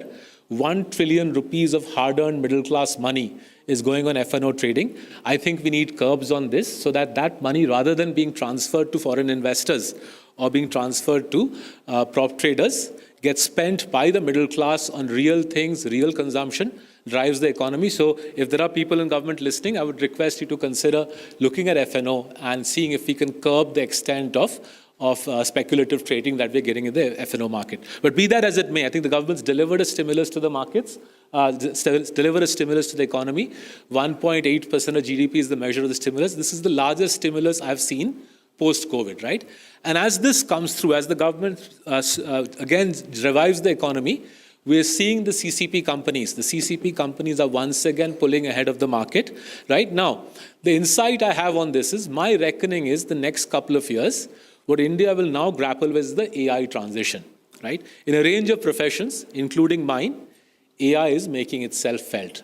So not very far away from where I'm speaking are the headquarters of a remarkable company called InfoEdge. We are shareholders of InfoEdge, and InfoEdge publishes some very interesting data. So I asked for the data going back to 2008. Right? InfoEdge publishes data on how many white-collar jobs India creates. And what the white-collar job data from InfoEdge is telling us is something very interesting. What we are learning from the Naukri data, literally their jobs portal is called Naukri, so I'm going to call it the Naukri data. What we're learning from the Naukri data is that till 2020, we were basically doubling white-collar jobs in India every 5 to 6 years. Right? Just think about it. One of the largest economies in the world, we were doubling white-collar jobs in India every 5 to 6 years. The sector leading that doubling was IT. Right? IT is the largest employer in our country, employs 8 million people. IT was doubling jobs every 4 to 5 years. Right? That was India's jobs engine. In a typical year, the IT sector, the tech sector, was hiring 1.5 million people, 1.5 million graduates, right? That engine, that jobs engine has suffered courtesy AI. Post-COVID, we can see in the jobs data or the announcements from the big tech companies, they're simply not doing that sort of hiring. Typically, each person working in a white-collar job creates employment for 5 more people, right? Your cook, your cleaner, your driver, right? The waiter at the restaurant and so on. As the jobs engine, which is fired up by IT, as that has conked off, overall job creation in the economy has conked off, and that's the negative down blast that the government needs to counteract through tax cuts, right? I think we will see more rate cuts from the RBI, and I would submit to you that more tax cuts are also necessary to deal with the disruption of AI on tech jobs, tech being the biggest job creator, right? Now, we are pragmatic people. Our job is to make money. So if AI is leading to job losses in India, the natural response should be, let's figure out a way to make money from AI, right? How do we make money from AI, right? We go to the country where AI originates from, and that is America. So if you look at America's profile in the last 10 years, it's the 180-degree opposite of that jobs data I was showing you. So the blue line is America's share of world profits. Till 2018, till 2017, America accounted for a third of the world's profits, right? For many decades up to 2017, America accounted for a third of the world's profits. And then as all of you in this room started watching YouTube videos and started using Insta and started watching Netflix and started using AI, what happened to that number? America's share of the world's profits went from 1/3 to 43% in the space of a decade, right? America's share of world profits is absolutely blasted through in the last 10 years, right? Everything that the American president is doing, he can afford to do it because his tech companies rule the world, right? They are basically exercising technology muscle. The slides that I'm showing you are on Microsoft Windows. Microsoft earns $120 billion every year selling those licenses to small firms like us. That file that I'm showing you is stored on Microsoft Azure. Microsoft earns another $120 billion selling cloud storage. On that $240 billion of revenue, Microsoft's profit margin is nearly 50%. Microsoft generates $80 billion of cash every year. What do they do with that? They reinvest that. What do they reinvest it in? In AI, in virtual reality, in gaming, in stuff that you and I will need over the next 10 years. Microsoft earnings compound. Microsoft's profits grow not at 5 or 10%. They grow in rupee terms close to 20%. Microsoft alone ends up being bigger than the Indian stock market, and Microsoft compounds twice as fast as the Indian stock market, right? So what I tried to figure out 3 years ago was, how do we in India profit from this, right? How do we profit from the world's greatest compounders? And how do we combine this, the world's greatest compounders, with India's greatest compounders, right? I discussed Microsoft with you, but let's discuss a less well-known company, because the perception in India is there's the Mag 7, Amazon, Microsoft, Nvidia, but even routine American and European companies are now part of our day-to-day life, right? Every single phone in this room is powered by the company on the top left. The company on the top left, its headcount will be roughly 1/10 of Reliance Industries. Its market cap will be roughly 1/3 more than Reliance Industries. Every single phone in this room, the circuit in your phone, the muscle in your phone comes from ASML. Notionally, it's headquartered in Holland, but effectively it's a company controlled by the American government.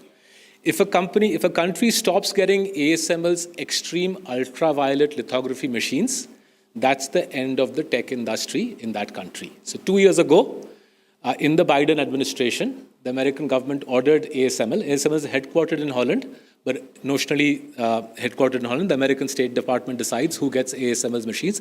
ASML controls the world's tech engine, right?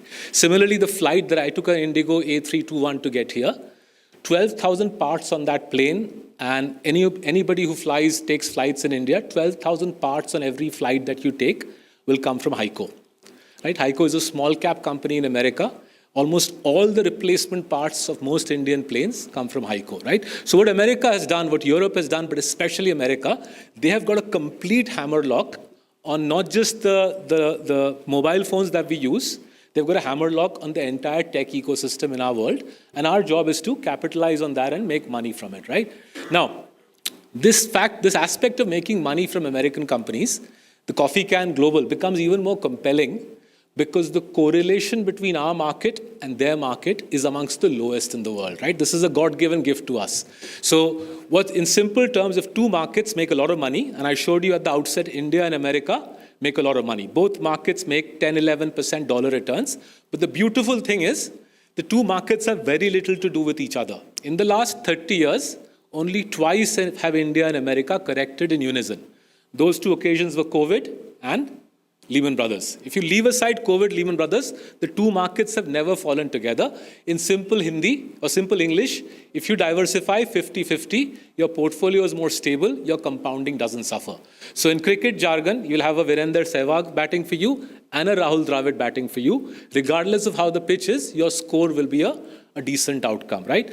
Now, the government has done something very helpful for us. The government has created Gift City in Gujarat, right? I submit to you, you guys will hear Gift City more and more every passing week over the next few years.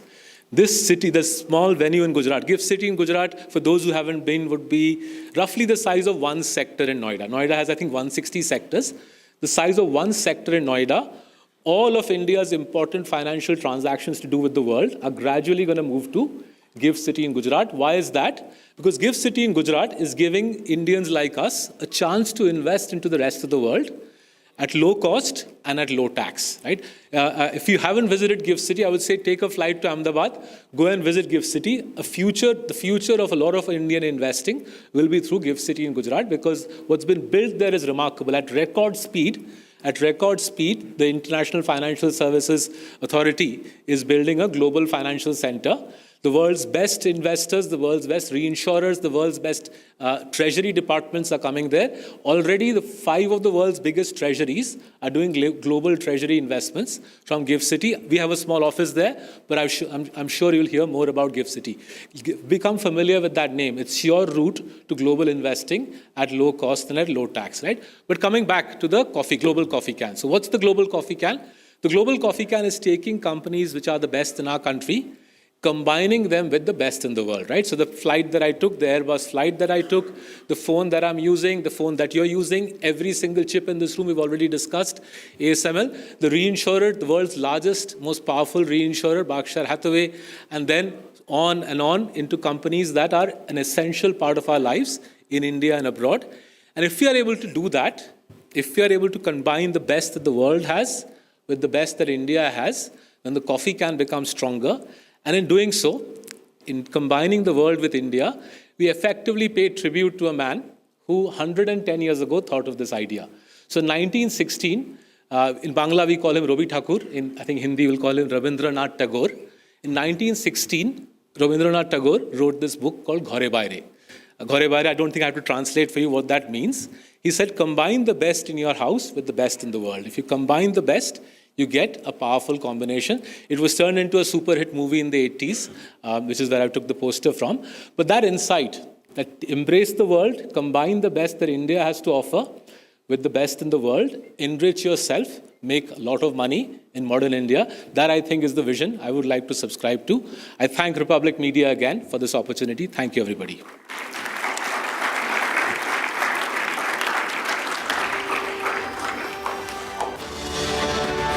Thank you so much, Mr. Saurabh Mukherjee, for joining us here onto this stage for this insightful conversation.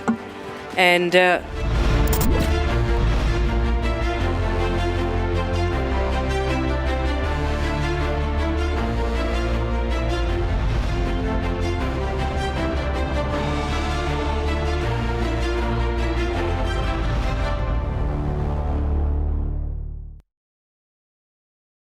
Secret recipe MDH का जीरा SIP जल जीरा मसाला।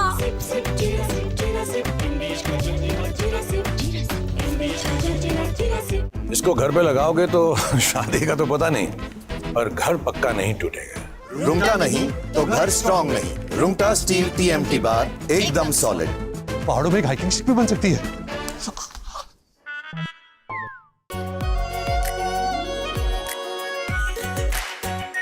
Are pure shahi paneer masala, delicious, healthy everyday.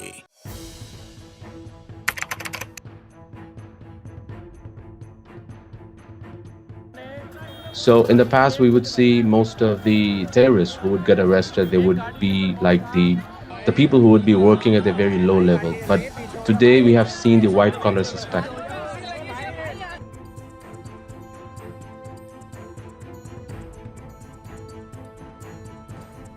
Kashmir घाटी में doctors एक बहुत ultimate dream होता है वहां के लड़के लड़कियों का। उस बनने के बावजूद अगर आप रेडिकलाइज होकर अपने ही देशवासियों को मारने के लिए और अपने देश को तोड़ने के लिए तैयार हो सकते हैं, तो आप अंदाजा लगाइए किस तरह की रेडिकलाइजेशन हो रही है और इस फ्रंट पे हम क्या काम कर रहे हैं।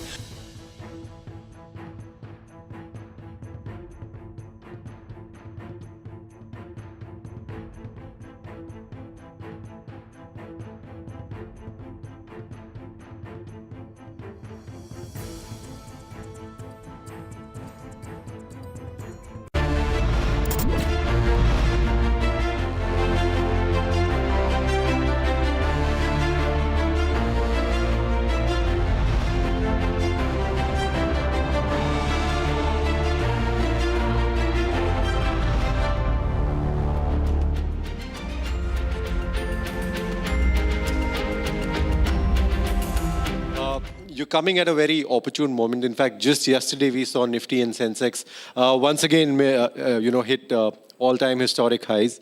But much before that, you've actually already said that by 2026 end, Sensex will be at 107,000.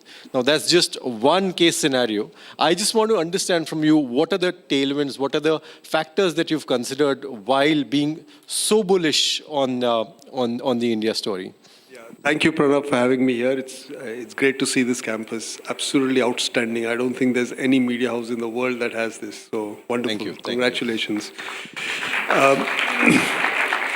So yeah, we have an optimistic outlook.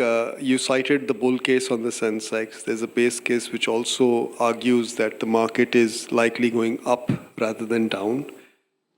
And, yesterday my mother got very excited. She came to me, why is the market up so much? I said, no, it's not up a lot. No, it's made an all-time high. And it's hard to explain this to my mother, but the fact is that in the last 12 months, India has been the worst performing market in the world amongst large markets. So if you take the top 20 markets in the world, India is 20th. And it's been a tough year for India on a relative basis. Markets around India are up between 20 and 70%. So it's a really bad year. In fact, I went and checked the data. This is the worst relative year for India since 1993. Okay. So 32 years, we've not had such a bad relative year. There are three reasons for that, and that dovetails into this conversation about what could happen in the next 12 months. So first is India's growth slowed down. Purely for idiosyncratic reasons. Like we were discussing over lunch, India is a quintessential self-help story. So it's probably the only real self-help story in the world, which is investable. And India went through some of its own problems last year. Because of elections, government spending slowed down. We had a very heavy rainfall in August. The RBI was keeping policy tight. And we arrived in the September quarter with much slower GDP growth than what we had anticipated. And the effect of that was felt on earnings in the next 2 or 3 quarters, which then, of course, comes through in share prices. So that was one. Second is that India's relative valuations, and this is less important for us sitting here at home, but a lot more important for investors abroad. And it explains why foreign investors have been selling to some extent. Relative valuations were at all-time highs. Right. Now, as a consequence of this steep relative correction, India's relative valuations are now near all-time lows. Correct. Okay, so that's the second thing. I forgot to tell you about the first thing is that we've now gone about fixing that. There was a policy pivot that the RBI made in February. In fact, in April, the RBI cut CRR and interest rates. And in the last 25 years, since we moved to the repo rate, that's only happened twice. Once during the global financial crisis and once during COVID. Right. And frankly, April did not resemble any crisis. True. So it was unprecedented policy response, and it has been then backed by the government on multiple fronts. I'm not going to repeat that. We all know what has happened. So in the last 6-8 months, we've had such multiple policy responses that I tell my people back in the office that if India's growth doesn't turn, we'll all have to retire. It is but obvious that India's growth is about to turn. And the third reason, which I think is still in play, and this is especially over the last 6 months, the world has been obsessed with AI. And anything AI has gone up, and India does not have a direct AI trade. So it has not been a favored market.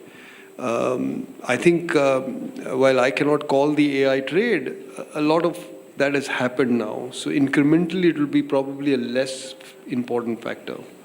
So going back, I've explained why the markets did not do well and why they could do well. Our relative valuations are much better.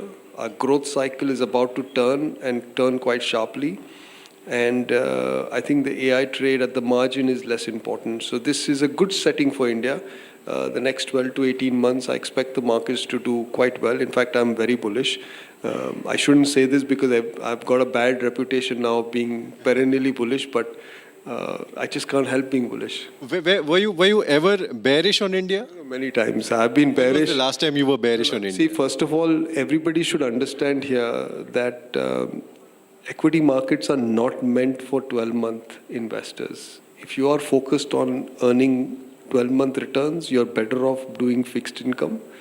Equities is really for long-term investors, people who are willing to make a 5-7 year commitment. So these 12-month outlooks can go wrong very often. 5-7 years, things start evening out. So if you rely on my 12-month forecast, then the toss of a coin will do a better job. So that is the challenge in equities, that they become very difficult to forecast on near-term basis. Like even today, I can say, so many things can go wrong in the next 12 months.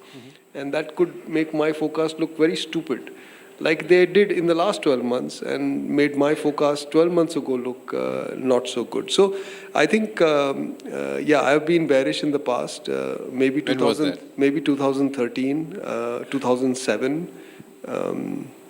I think those are the two occasions I remember. So what has changed between 2007, 2013 to now? What exactly has changed over the past 12 years? Pranav, so much has changed that we will run out of time.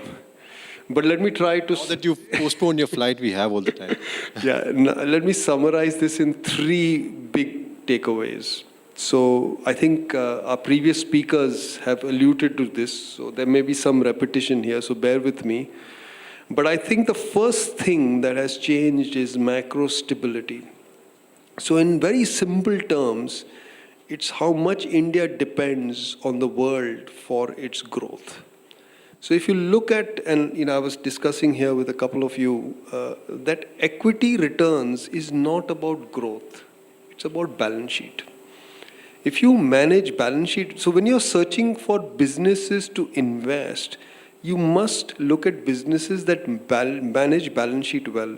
And I think Saurabh, when he just presented here, his y-axis has return on capital. That's a balance sheet metric. That's the most critical metric for making money in the equity markets over long tenures, not short term, 5, 7, 10 years. If you want to compound, you need to buy businesses with good balance sheets, with focus on balance sheets. Likewise for countries. So India's balance sheet has been a perennial problem since I came into the markets to the late 80s. In fact, it became such a big problem that we had a BOP crisis in 91. And the most recent occasion when we had a problem was 2013. I think the Honorable Minister made a reference to this, and it just kind of brought all my memories back about what happened in 2013 is that the Fed just said, taper, and Indian currency went down 20%. So what has changed dramatically for India in the last 10 years or 11 years is how we are as a balance sheet. It is supremely better. And a lot of work this has not happened by chance. There has been some very deliberate work that has gone. So what was one problem? I think Shamika mentioned this about energy imports. right? So we had a very large quantity of energy imports. But the fact is that in the last 11 years, our dependence on imported oil has more than halved, and it is continuing to decline. And that is, I think, a major change that we have brought about. And it didn't happen by chance. It happened because we made better highways so our cars could go faster. GST meant that trucks were not waiting at state borders to pay taxes. We have electrified all our locomotives. So we've gone to almost 90% electrification. Almost every village in India now has electricity, so they're not burning oil. In fact, in this part of the country, northern part of the country, if you remember 20 years ago, people would fire diesel gensets to generate electricity. They don't do that anymore. So we were using diesel to make electricity. So ethanol blending. So a lot of things have happened in the last 10, 11 years that has reduced the oil intensity of the economy. And that has meant a seminal shift in our terms of trade. So we are not subservient now to changes in oil prices. I mean, theoretically, even if oil doubled from here and went to $130, and by the way, it was at $130 in March 22. Correct. And nothing happened to India. A lot of the long-term watchers were calling me up and saying, now India is doomed, India is doomed. And I said, no, you've not seen what has happened in this country. We have changed this dynamic. The last time oil went to 130 was in 2008. And we had a crisis. Yes. Right? So we have completely changed this dynamic. And the other thing that has happened is that our dependence on global capital flows therefore has reduced. Also because FDI has gone up so much, we no longer depend on capital market flows. Correct. The FPI flows go up and down like this. Okay, they're very cyclical. And the source of capital for India in the last 30 years has only been foreign portfolio investors. So every time there was a down cycle, we would get hurt. So this is a balance sheet problem. So that's one. Second, I think second fixing that has happened is in terms of, and again I think Shamika mentioned this, is in terms of how our income pyramids have shifted. So if you go back 15 years, 20% of India's population was probably not getting dinner. This is, quite catastrophic. People were sleeping on hungry stomachs. And that number is now close to zero. There's been a major migration. Now, this is the reason why India is also the most exciting country in the world. There is no business on the planet that can afford to not do business in India. Because at the top, we have 5 million households that can buy anything, a Louis Vuitton purse, to a BMW, to a Mercedes, to an Apple phone, to a jet, anything. They are as rich as the richest on the planet. And then we have income cohorts which run into millions of people, right? Which can buy any amount of stuff. Why is this GST change so critical? Because in one night, we just transitioned a group of millions of people from here to here. And suddenly now that those few millions can afford a new car, they can afford a new AC, they can afford just by reducing the price. That's the layering of the Indian economy. 1.5 billion people spread across 15, 20 layers means that we have the type of consumption potential that the world doesn't have right now. So India, our estimate is it accounts for about 20% of global growth. And one of the reasons why we are not seeing a recession in the world is because of India. And this 20% number is only going to rise. So depending on what product or service you're selling to the planet, it could be between 10 to 100% of your growth. Now, if you don't know business in this country, then you are not going to get that growth. So I think that's the second thing. So how we have altered the pyramid because of how we have addressed poverty, I think has changed the dynamics for the country. And I would say the third thing is is all the reform that is happening, which is, I think, now going to allow our manufacturing sector to grow. We have been in a perennial decline in manufacturing. India simply escaped industrial progress. We went straight from an agricultural economy to a services economy, and we never got industry going for many reasons. The IDR, which is the famous license Raj, to how our factors of production are organized, to our taxation rates, to the fact that land, labor were very difficult subjects in India, or infrastructure. I mean, I remember this joke in the 90s. We used to say that it was cheaper to import steel from Russia than bring it from Jamshedpur. Because the cost for bringing 1,500 kilometers from Jamshedpur to Mumbai was multiple times more than the cost of transport from Russia. So I think all that has changed. So that, I think, is the third reason. So, I mean, there are many more reasons to be bullish, but we'll stop here. Sure. But then in this, I mean, India has forever been a low beta market, they say. But with these reforms, do you really think that India is kind of decoupled from the ups and downs or the volatilities of international markets? India was never always a low beta market. In 2013, India's beta was 1.3. So that your viewers understand, it means that if the world was up 10%, India would be up 13. If the world was down 10, India would be down 13. So it would move much more than the world. Today, India's beta, my estimate, is 0.4. Correct. So the downside protection on India, it's much better. And this has happened because we have curbed inflation volatility. See, one of the first few things that the Prime Minister did when he assumed office in his first term was to address inflation. So the Commerce Minister spoke about this, that inflation had become double digit. And given his upbringing at grassroots level, he understood one thing very simply, that inflation hurts poor people the most. It doesn't hurt people in this room. It hurts the people who cannot afford to be in this room, and those are bulk of India's population. And the intrinsic reason why we have managed to extract people out of poverty is because we have brought down our inflation rate.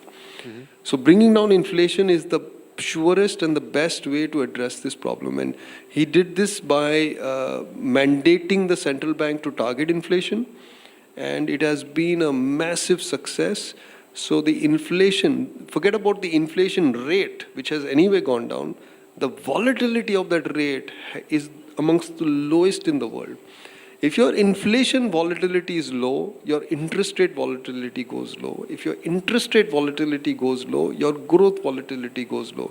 And low growth volatility means share prices are less volatile. I think one of the global news channels just published this article yesterday, that on a trailing 75-day basis, the Nifty is the least volatile market in the world, half as volatile as the US. We did not enjoy this 10 years ago. This is the unprecedented change in our capital markets, and it's a consequence of conscious policy choices that the government has made. Okay. You once mentioned that the levels to which inflation has now dropped, now there's a reverse challenge to probably push it up further. Is that one? And if that's the case, you also, there was a mention that it's good for equities in that case. Yeah, that is a challenge that has emerged in the last few months, and it has got accentuated by the GST rate cuts. So yes, CPI has gone well below the RBI's target, and the RBI is reflating.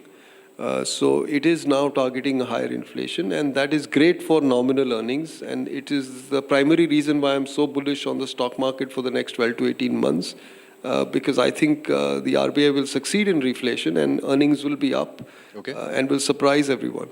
Rhythm, we as common investors are forever scared that is there going to be a crash. The likes of Rich Dads, Poor Dads or Robert Kiyosaki's of the world are forever telling us, okay, there is a big crash coming now. Are we really looking at any kind of a crash? What could be the reasons behind, if at all that happens? I have to say that equity investing is not for the weak-hearted. It takes a bit of stomach, because by their very nature, equities can be quite volatile, and if it is not in your character to bear that volatility, you're better off buying fixed income. So that's the first caveat. A crash will come, because that's the nature of markets. Markets go up a lot, and then markets crash, and then they go up a lot and they crash.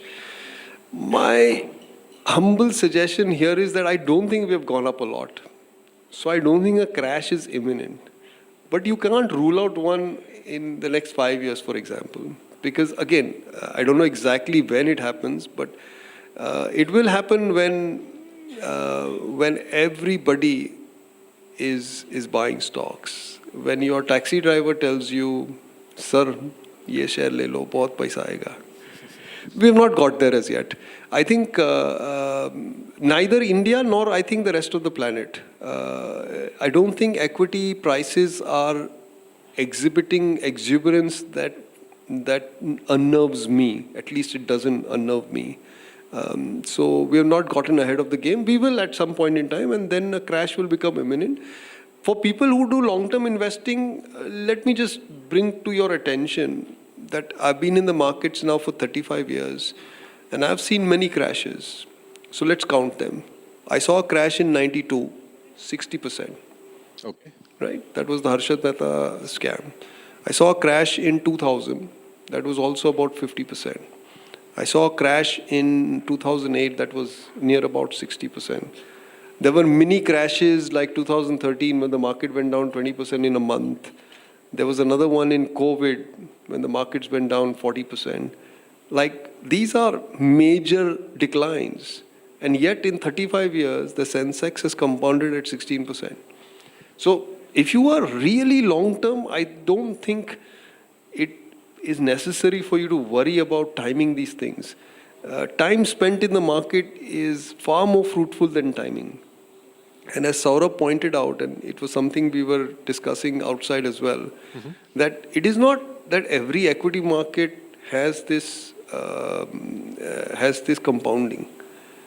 The Japanese market, for example, hasn't. Well, that list, if you see, there are just 3 markets that have really compounded, and if you exclude Taiwan from that list because it's a very narrow market, diversified markets, there are only 2 on the planet that in my lifetime, in my career, have compounded. And the reason for this is because my very simple reason is because these are the only 2 places where balance sheet precedes everything else, where entrepreneurs are hyper-focused on return on capital. The word is frugal.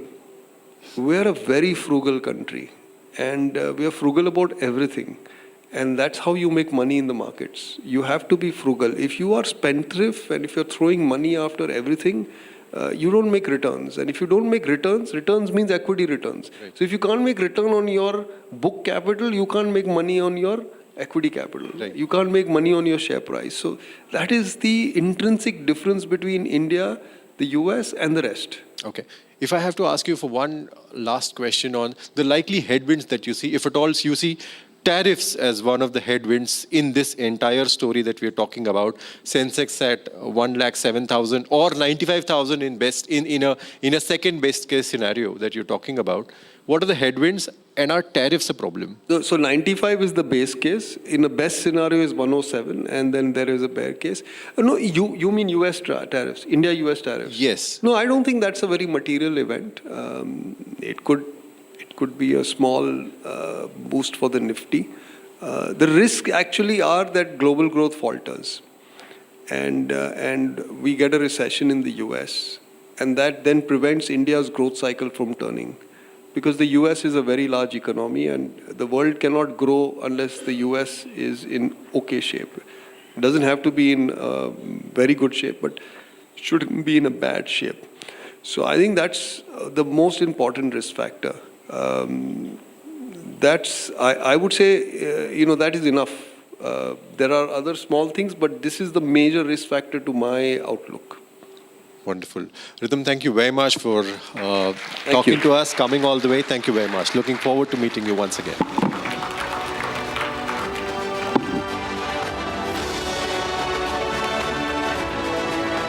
Thank you so much, Mr. Desai. Thank you so much, Pranav, for that insightful session.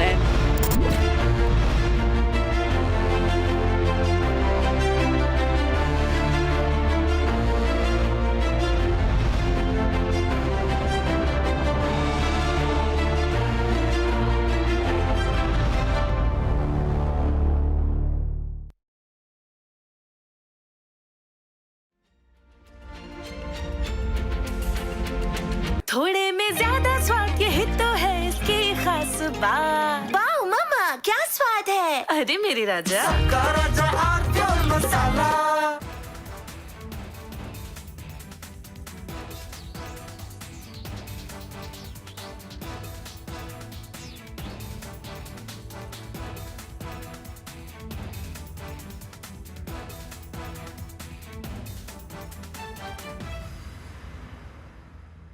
दादी के हाथों का जादू और खुशबू से महकता घर, माँ की मुस्कुराहट और खाने की सुगंध। MDH गरम मसाला, क्योंकि हर रिश्ता है स्वाद से जुड़ा। China and Japan are clashing verbally over Taiwan. Tensions between China and Japan have risen over Taiwan's security. Japan has signaled it may intervene in a potential conflict, viewing it as a threat to its own stability. China condemned this as meddling, issuing strong warnings and summoning diplomats. This conflict started when Japan's newly appointed Prime Minister, Sanae Takaichi, issued a direct warning to China during a session of the country's parliament. She stated that a conflict in the Taiwan Strait could represent a survival-threatening situation for Japan, implying that Tokyo might need to intervene militarily to protect its interests. This marked a bold escalation in Japan's stance on the Taiwan issue, signaling readiness to support Taiwan against potential Chinese action. Takaichi's comments, delivered amid rising regional tensions, prompted an immediate and sharp rebuke from Beijing, highlighting the fragile balance.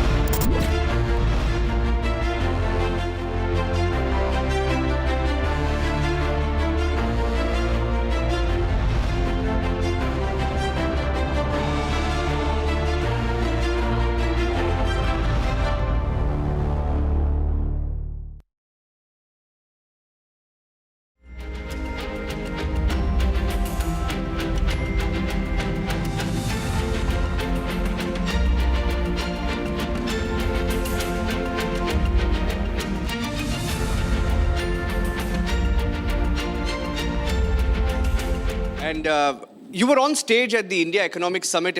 If I'm not wrong, it was the year 2022. It was 3 years ago in Delhi. Things were much different then.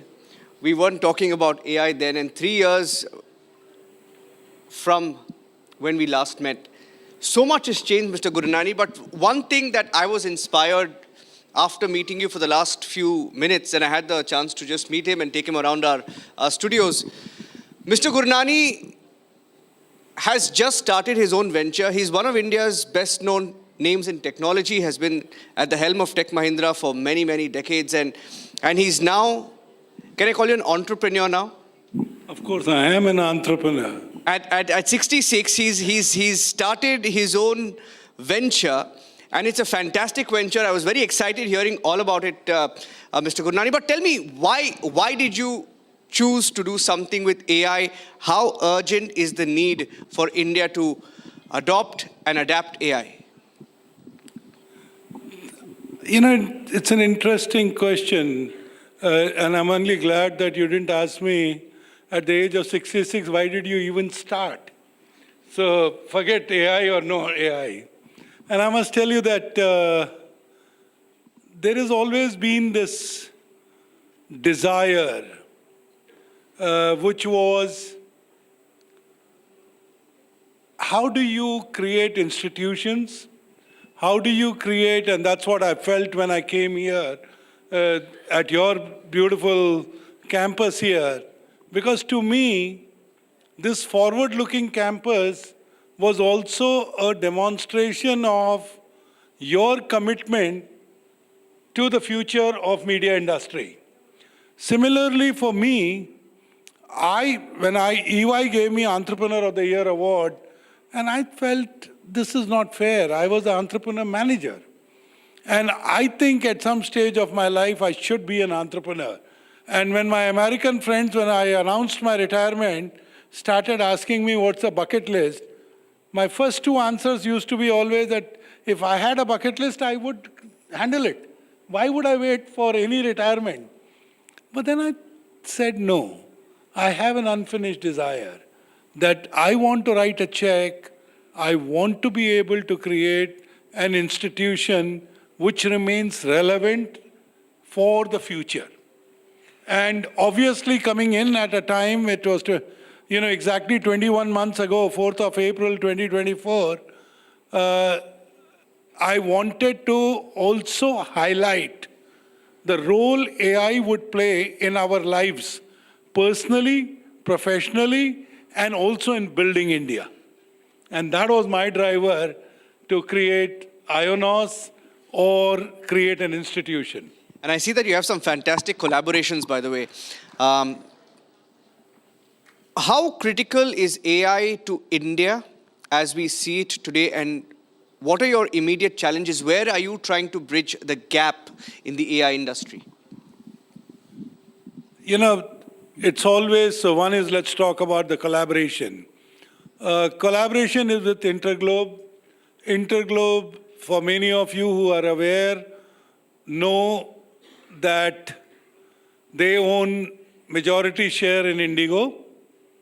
Number one. Number two, they own 60% of Accor in India. They also have a joint venture with UPS, and they have one of India's largest flight simulator training institute. Now that effectively means is UPS is logistics, Indigo is travel, and hospitality is Accor. And so we have an advantage that my joint venture partner, they own the majority, by the way, my joint venture partner is a domain expert in what is in our part of the world called TTLH, which is travel, transport, logistics, and hospitality. So that's number one. Number two, from my perspective, you know, if I look at the India part, for India, there are three, you know, most of us understand that AI is equal to data, data is equal to machine learning, and machine learning is equal to converting into a tool which we start calling AI. Most of us also understand that now saying happy birthday has become a lot easier because somebody else writes a language for you. You know, doing a simple research has become a lot easier because somebody else does the research for you.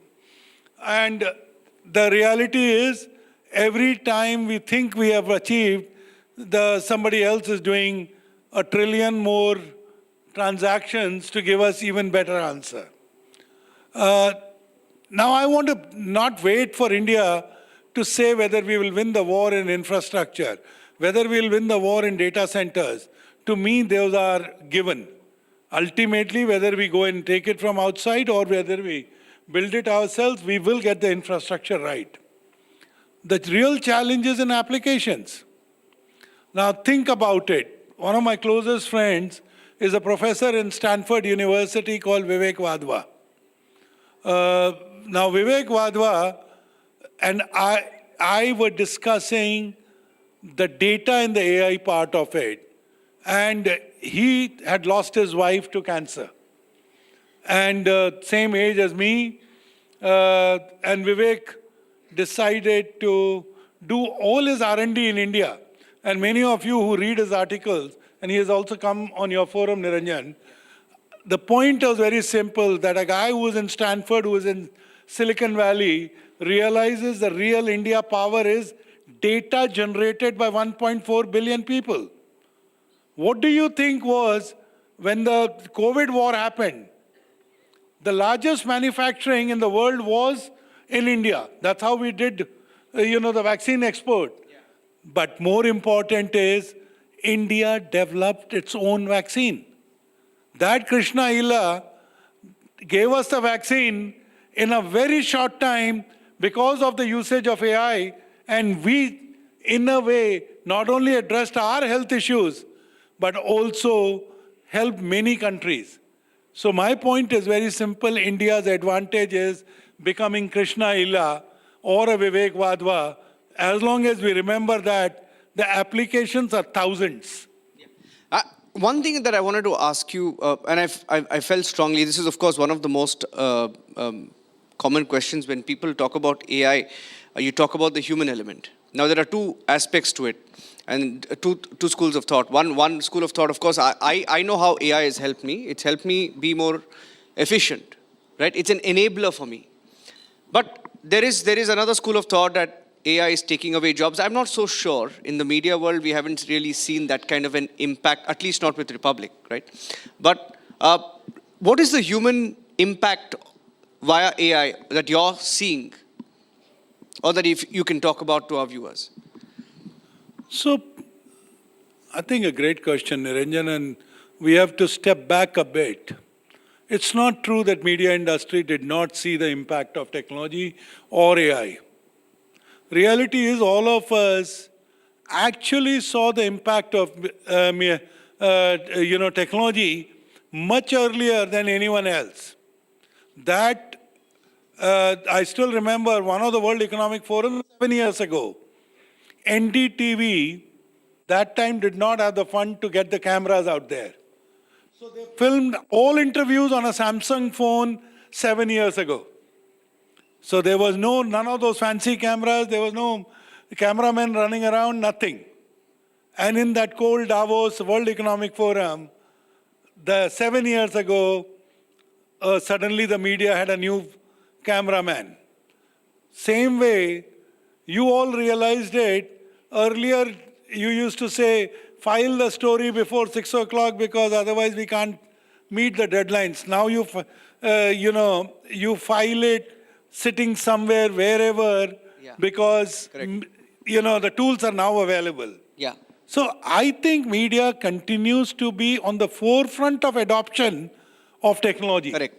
And so don't assume that there is no AI inside in that technology. Yes. The reality is, it's the same Spotify knows the 13 next songs that you want to listen. And Netflix wants to recommend to you which movies to watch. And Amazon started recommending you books many, many years ago. Yeah. So I think AI is now everywhere. AI is part of our lives. It is just that some of it, we refuse to accept it, or we are not acknowledging that it is AI. Yeah. No, I was going through some details, and you had once thanked Sam Altman after building Indian LLM under $5 million. How far have we come since those times? Again, I think I need to give credit to the remarkable team at Tech Mahindra, Nikhil Malhotra, who was the Chief Innovation Officer, actually rallied behind me and even said, when I was retiring in 2023, CP, on your birth date of 19th of December, we will present an LLM even if it is not fully trained. So now, billions of data in natural language interface was developed in December. It continues to be developed. Now you have trillion parameters that it can address. That LLM that has been developed by Tech Mahindra, and full credit to Mohit Joshi, who succeeded me, that he did not can the project. He's actually given it more empowerment. So now they're doing about 1 trillion parameters. They are able to play with it. And it is now not only being done for Indian languages. Last I read, Indonesia, Saudi Arabia, and Bahrain have all asked for their local language interfaces on that LLM that has been developed after the Sam Altman challenge. Fantastic. And what is your projection? I mean, we talk about projections, India, Viksit Bharat 2047. Let's talk about immediate. AI impact, immediate future, let's say 2030. What kind of impact do you think the AI industry is going to have? It's an opportunity. An opportunity for India first to acknowledge that 2030, if we are going to be a $10 trillion economy, about 15% or 20% of that will come from digital economy. So that is number one, it's an opportunity. Now, every time there is an opportunity, you need to rise to the occasion. How do you rise to the occasion? Number one is, all of us, instead of saying, AI will not impact me, start believing that AI will impact each one of us. It doesn't matter whether you are in judiciary. Yeah. It doesn't matter whether you are in education, or in healthcare, or in manufacturing. You go around every industry. The fact is that it is there. The fact is that when an aircraft is flying, we know there is AI inside. When we see a fighter jet, we know it is an AI inside. When we talked about our Operation Sindoor, we know this time it was not the soldiers fighting, it was the drones fighting. It was the BrahMos missile fighting. And all of that has AI inside. Now, to believe that your and my future is not interlinked to AI, I think we are just sleeping like home currents. Okay, absolutely. Now, I see a lot of students, because we interact with students, and not just in metros, but even in rural areas, right? In tier 2, tier 3 cities, right? What is the kind of AI, penetration that you're seeing? How is it helping productivity in, let's say, in tier 2, tier 3 cities in rural India? To be very candid, I'm again repeating, most of us do not marry AI to our jobs. We are very happy when we go to the airports and see a Digi Yatra and say, India has come a long way. Now we have video AI-enabled devices. We have a very progressive government where 6 agencies at the back, whether it is called CISF or whether it is called ABCDE, which means Airport Authority, everybody has integrated their application and data streams to give us a seamless entry into the airport. But when it comes to our own jobs, we are not extrapolating. So my point is, it is not about villages. It is not about the township. Actually, townships are going to be, or the villages are probably going to adopt it faster. The reason is, AI is equal to agriculture, AI is equal to education, AI is equal to water diagnostics, AI is equal to health diagnostics. If all of those tools are now available to you, you don't have to go very far. The moment I make smartphone affordable, it will be in the palm of everybody. Correct. And it has started happening. You saw it in COVID that the same education system could be adopted to the villages. It was not that, we were ready. We all had to adopt. We all developed. Now that means we can make it inclusive. That a Patna Super 30 or Super 20 can now reach any town or any village. That means a student here who takes all the tuitions in Delhi or Mathura can compete with a guy somewhere in a village. So it's a beautiful opportunity. It is for us to now make sure that opportunity is converted into an outcome. And that's where I think the effort is required. That you can analyze weather patterns, that you can analyze, the data that comes to you regarding which crop and what yield and, which fertilizer, which pesticide. All that data is now available to you, again, on your screen. No, in fact, to take that thought forward, because you mentioned another channel and the fact that they were using phones, right, back then, 7-8 years back. It's a technology called Live View, which Republic was using back then. What it meant was a huge truck would be crunched into a phone. These are apps that came out 8-9 years ago, and they became a success, and they helped how we, became leaner because of great bandwidth. Great bandwidth, okay? Now, my question to you is, great bandwidth is what I wanted to talk to you about, because I asked you a question about rural India. Today you have cheap internet across India. Today you have India, which is the most populated country in the world. You have numbers, and you have low-cost internet, and you have fantastic AI, penetration, right? Now, in the larger scheme of things, in the India growth story, how do you see this, propelling us to another level? Great observation. Just to give you the facts, 5G adoption in India is far superior than any other country in the world. Number one. Number two, now 5G technology, thanks to Tejas and Tatas, is now developed in India. Number three, that this bandwidth and expansion is equal to 6G. Now, maybe it is next year. Number fourth, when you talk about space research, chances are that these low orbit satellites, today which were doing one-way communication, media is using it. That's how it comes into your room. That's how it comes onto your screen and your hand. Yeah. But sooner than you think, we will have two-way communication through satellite in real time. You can still do two-way communication. Ultimately, all those emergency phones are two-way communication. Yes. But it will happen in real time. That means no lag, no anything. So I think the technology, India is in certain areas underplayed what they have achieved. And I think on the communication network and its effectiveness to reach majority of the India's population has actually been underplayed. Yeah. Which are the sectors you see adopt AI and make the best use of AI in India? I don't think anybody has a choice. Very simple. So I'll give you the examples.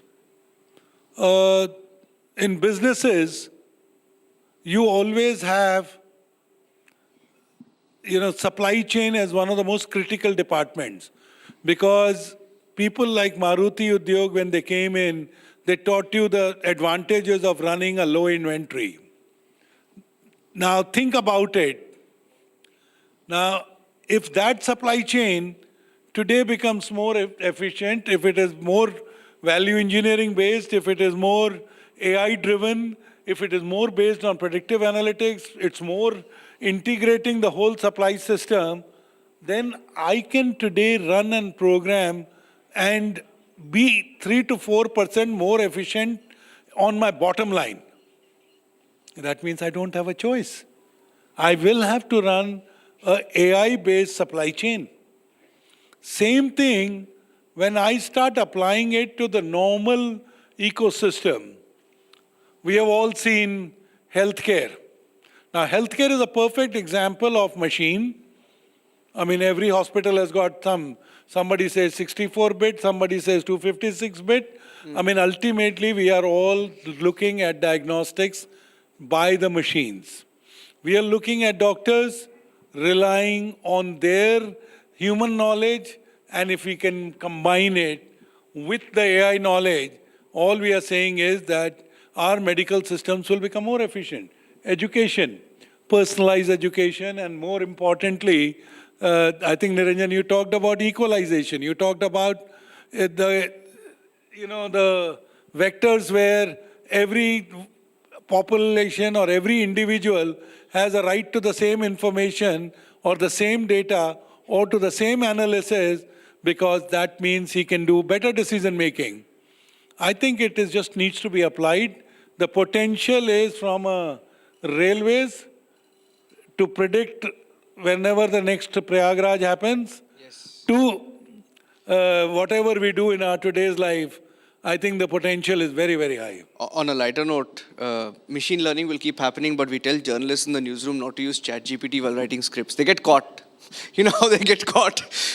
Because when they put the script into ChatGPT, right, when it comes up as former US President Donald Trump, that bias is still there, it's stuck. And when they write Arvind Kejriwal, it comes as Delhi Chief Minister Arvind Kejriwal. That's how they get stuck. So we encourage all our journalists not to use ChatGPT in the newsroom. That was on a lighter note. But my last question to you is, Mr. Gurnani, I know India set some money aside. I was going through some numbers of what the government is doing. Of course, the Prime Minister kept a large amount of money aside for AI. He talks about AI. He knows the importance of AI. He's talking about data centers. Now, from a policy reform front, what do you think we need to do more as a country to not just, promote AI, not just make it, a necessity, but make it a revolution and stay ahead of the curve? I do want to compliment the current administration led by Prime Minister Modi, because they definitely see the role AI will play in their vision for 2047, the Viksit Bharat, or the immediate goal of 2030. And, we can always keep looking at a glass half empty and saying, ye bhi karo, wo bhi karo. My belief is, I think government is giving us the roads. Road, here I mean by digital path. Yeah. I think a lot has to be done by the corporate sector. A lot has to be done by the academic sector. A lot has to be done by the individual. I again want to re-emphasize, today's AI is more personal than any other tool or technology that has ever been developed. Yeah. And if it is personal, that means you need to be personally proficient. You need to bring it into your day-to-day usage. You need to make sure that the processes which are unnecessarily being done are replaced by more automation and better processes. And if that is true, I personally believe instead of expecting anything from the government, it's very easy.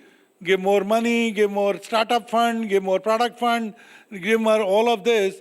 But if we need to step up, ultimately, India has proven there are two things that India has always done well.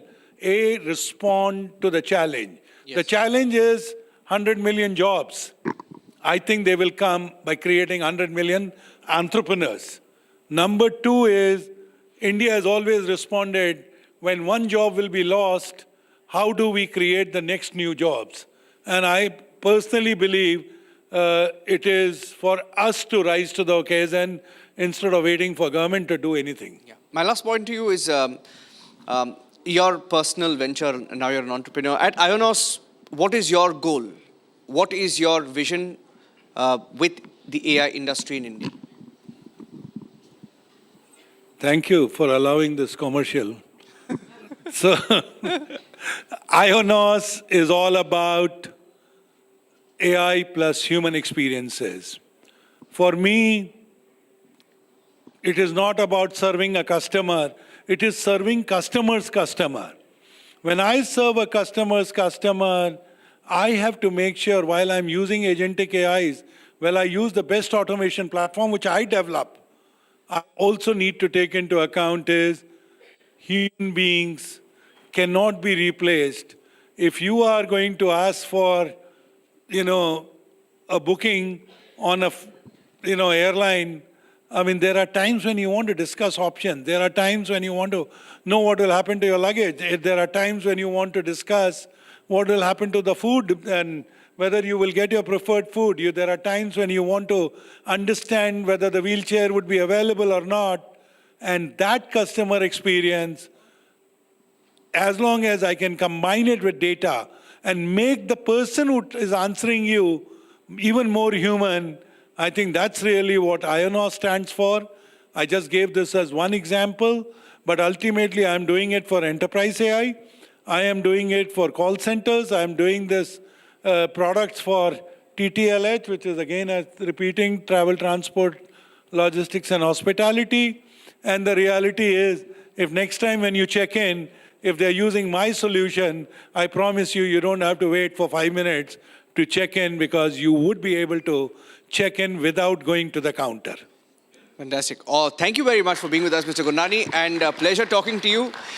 I see that that aggressive Mr. Gurnani is still there. Tiger zinda hai, like they say. Thank you for joining us. Thank you.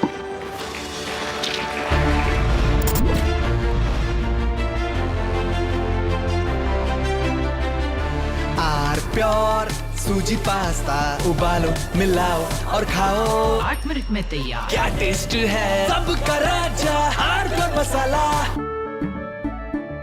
केसरिया से मन जोगी हुआ रे दिल झूमे देखो मतवारा हुआ रे केसरिया से मन जोगी हर पल मनाओ केसरी त्योहार विमल बोलो जुबान केसरी MDH की हल्दी मिर्ची धनिया करे कमाल ये रंग दे ये खुशबू दे ये तीखा ये कम पड़े क्या निराला MDH मसाला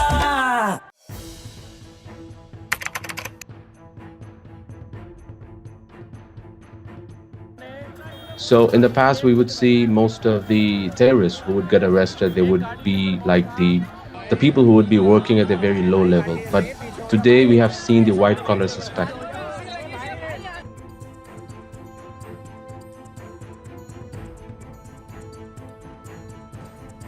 कश्मीर घाटी में डॉक्टर्स एक बहुत अल्टीमेट ड्रीम होता है वहां के लड़के लड़कियों का, उस बनने के बावजूद अगर आप रेडिकलाइज होकर अपने ही देशवासियों को मारने के लिए और अपने देश को तोड़ने के लिए तैयार हो सकते हैं, तो आप अंदाजा लगाइए किस तरह की रेडिकलाइजेशन हो रही है और इस फ्रंट पे हम क्या काम कर रहे हैं.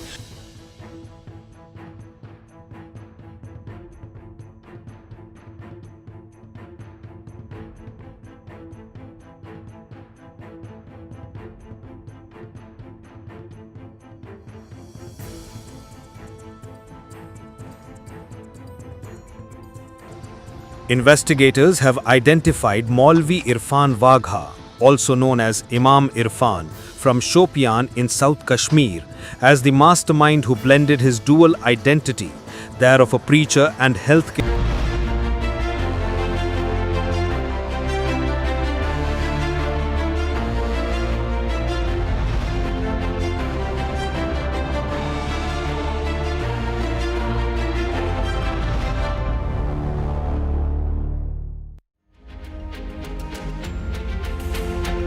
Area that is not much spoken about. There is always an element of fear when it comes to healthcare. So I want to directly start by asking you, in building a healthcare for 1.4 billion, how does Apollo really come into the picture? What exactly is the roadmap for building healthcare for 1.4 billion? So thank you. First of all, I'm extremely happy that healthcare has become so much center stage and these kind of questions are being asked.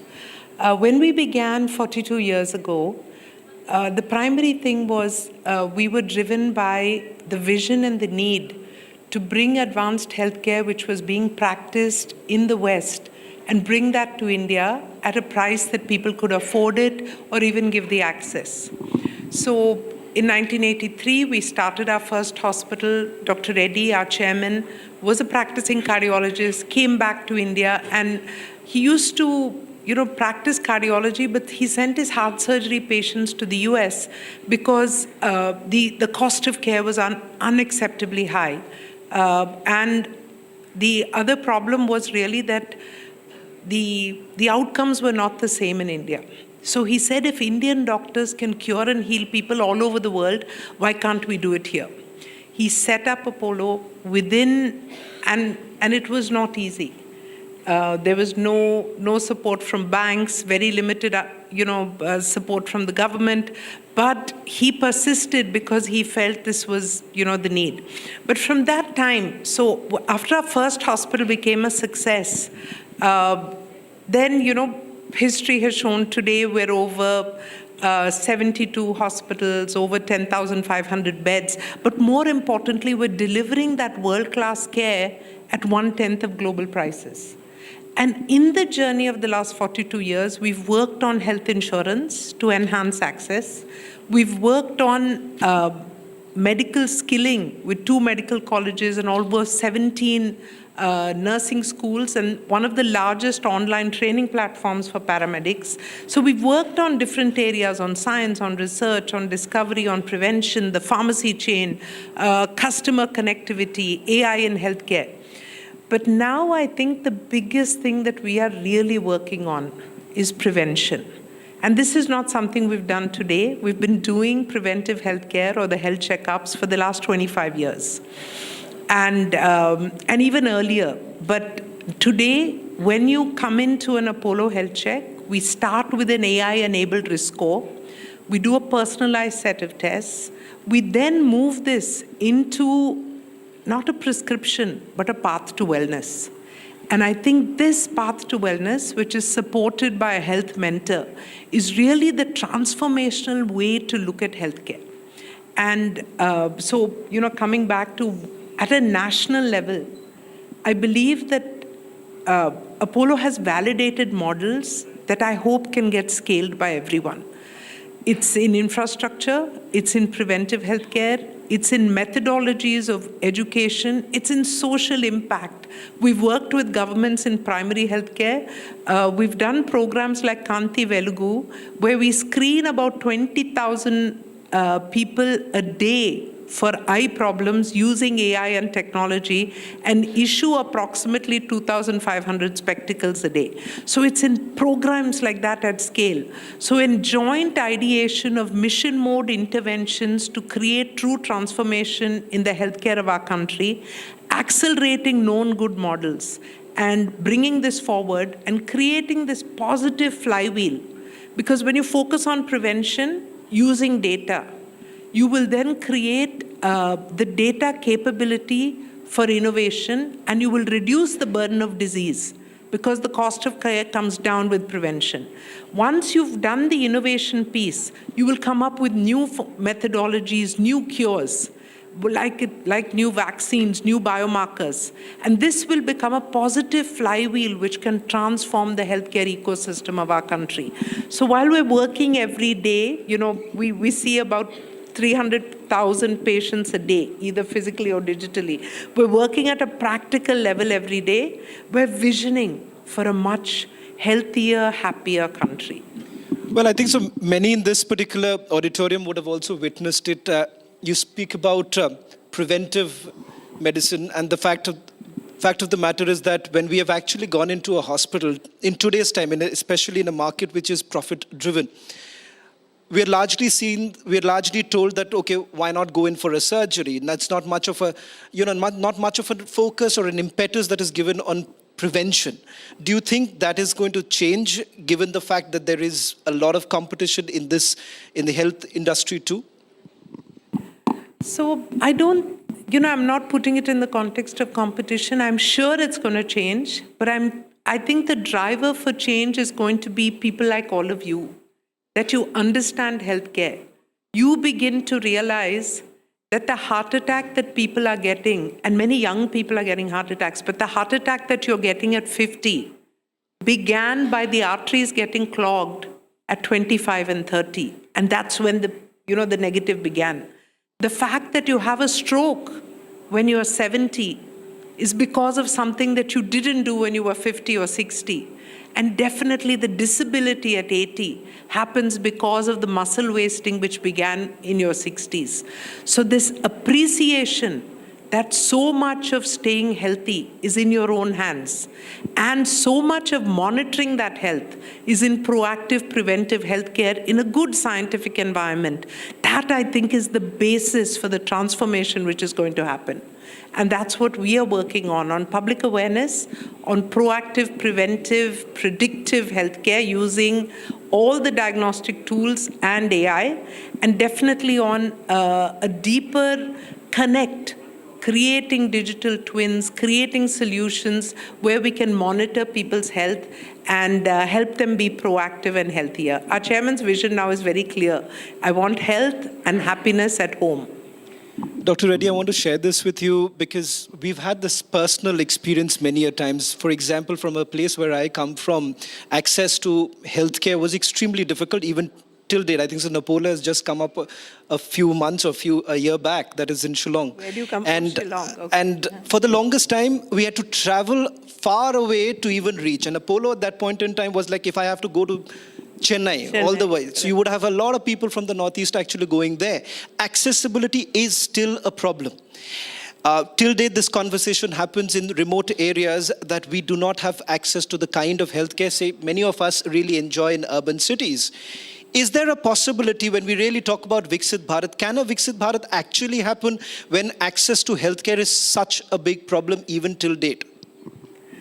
So a Viksit Bharat can happen, should happen, and will happen. The accessibility to healthcare is a problem that must be solved. First, I must thank the people of Shillong in the Northeast. They have put so much faith in Apollo and come and travel to us, so we're now trying to get closer to them. But let me just say that today, healthcare is accessible via telemedicine at the first stage. So one of the things I'm seeing as a global trend is that healthcare is moving from the hospital into the clinics, from the clinics into the home, and from home into a 24/7 ubiquitous access to care. You can pick up your phone, download, whether it's Apollo 24/7, you will see a doctor in 15 minutes. These are the kind of things where technology is being used. The government telemedicine portal, extremely powerful platform with many, many doctors connected. So number one, for teleconsults and initial understanding of health problem, people do not have to travel. We must educate public to use technology to at least understand their problems first. The second step then is, how far do we need to go for diagnostics? And diagnostics again are moving in to small village headquarters. In fact, we've done many partnerships with primary healthcare centers to put it there. And then there's the proliferation, hopefully, of more private hospitals and the upgradation of general hospitals and the government hospitals. So my belief is that healthcare is getting closer. My hope is that preventive healthcare is going to become a larger theme, and that public are becoming more aware about their health and will proactively manage their health in a different way, and that the burden of disease in our country will come down, because early detection and prevention is far more powerful, less painful, and much less expensive than going in for a high-end surgery. This is the primary message of healthcare today. Yeah, I want to also focus a little bit about the journey that your father has also had. The letter that was written by your grandfather to your father, and thereafter asking him to return and perhaps start something here in India and contributing to the growth story. The difficulty that your father had to bring the kind of quality doctors. Today, numbers may have increased. The number of doctors that we have may have increased. But do we really have the quality? Are we really at a situation where we do not have enough quality doctors? I'm not talking about urban areas. My focus is largely for those who still feel that good quality treatment is not available to us. So you hit upon two very important points. Number one is the availability of doctors. I will enhance that to say doctors, nurses, paramedics. Not only do we still have a shortage in terms of ratio, but we must acknowledge the fact that the number of medical colleges has actually grown exponentially. And the number of graduates that in the next 5 years we will be bringing out, it's estimated that in 12 years we will no longer have a shortage of doctors. But the second thing is that the way and the productivity of doctors is going to enhance using AI. But the other trend which is happening is that many of our doctors and nurses are traveling abroad. And many of our paramedics are now working in non-clinical areas. I know an X-ray technician who says he makes more money working as a Swiggy delivery boy than as an X-ray technician. So there is a cost and a remuneration gap, which also we have to solve in terms of financial structuring. But the big point you made was also on the quality. And here I think there's more that we need to do.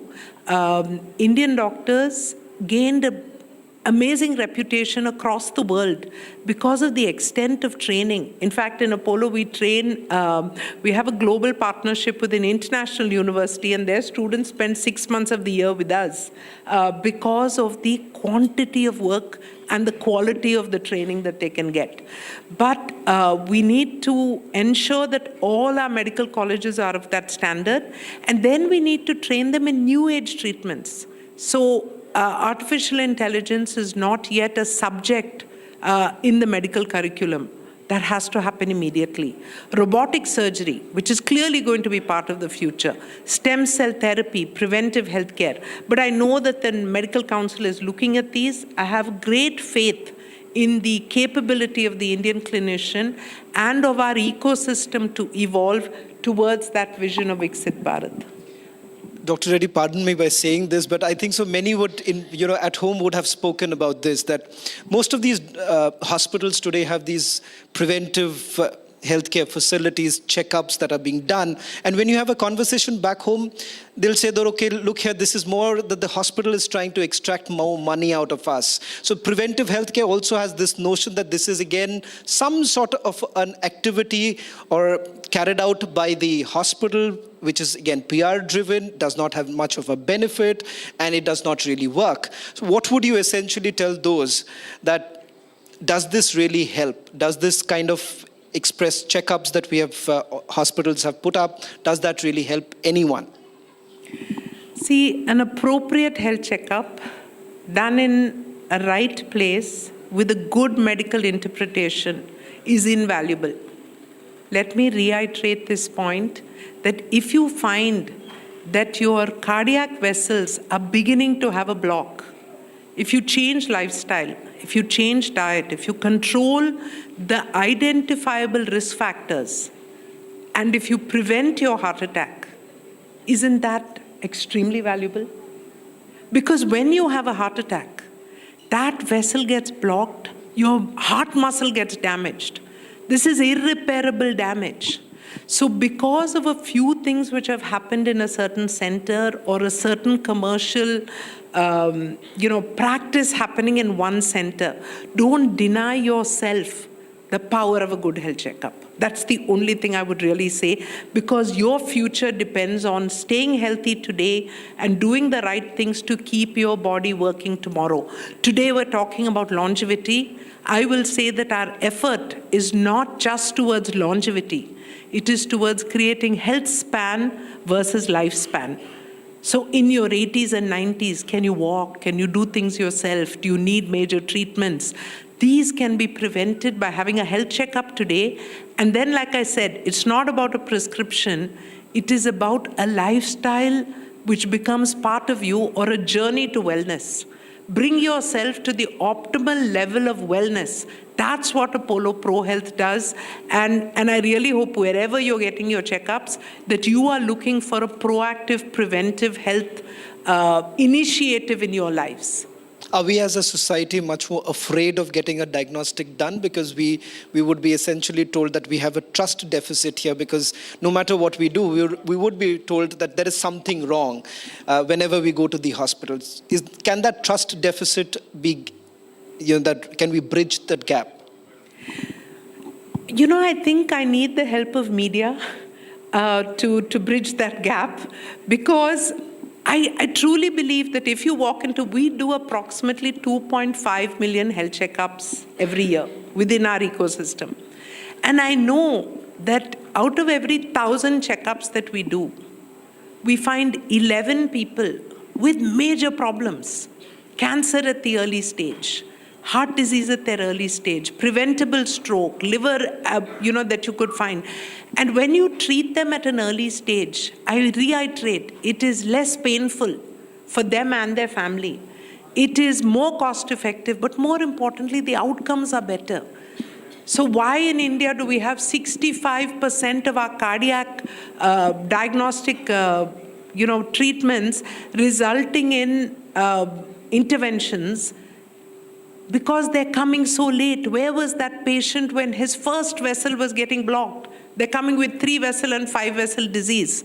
And 72% of our cancers are over stage 2. Where was that person in stage 1?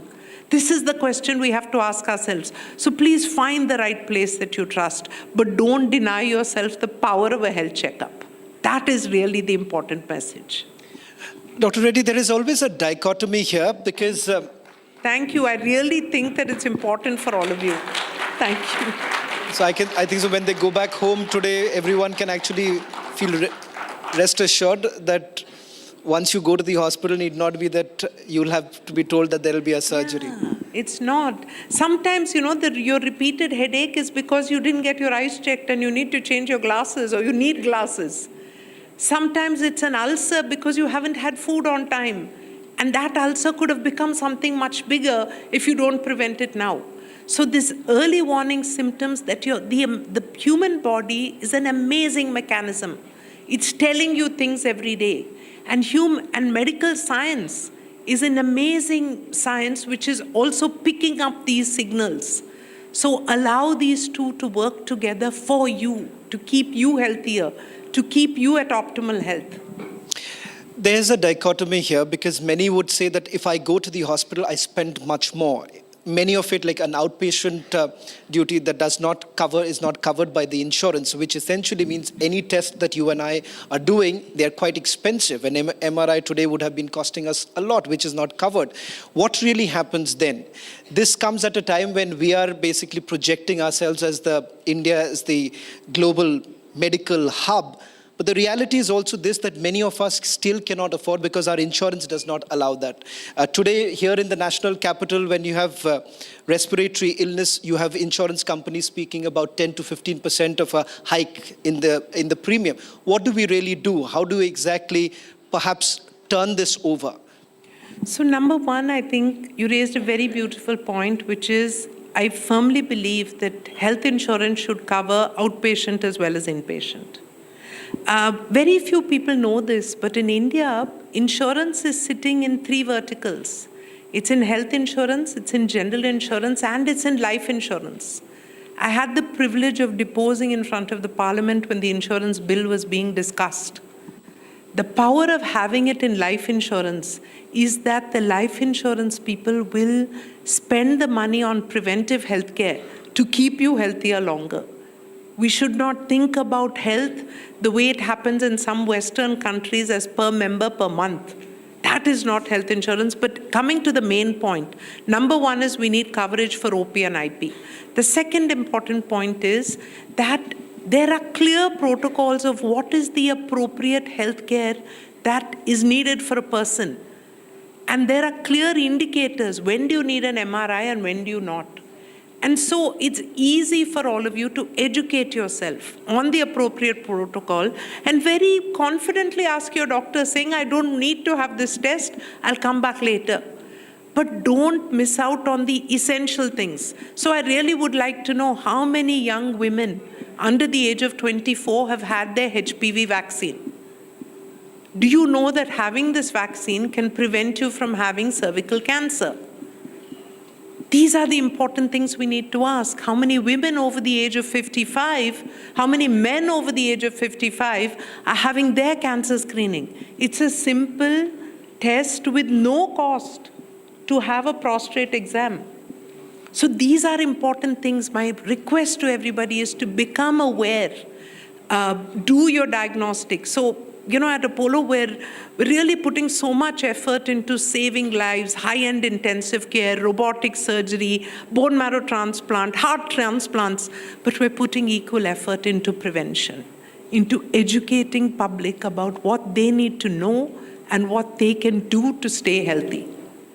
There's simple things. If the elderly at 50, 60, if you simply do your leg exercises, you will improve the circulation to your legs. And if you're a diabetic, that's even more important.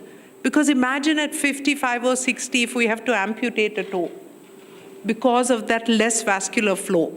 I want this knowledge to go to every home and every household. In the olden days, through yoga, India knew this.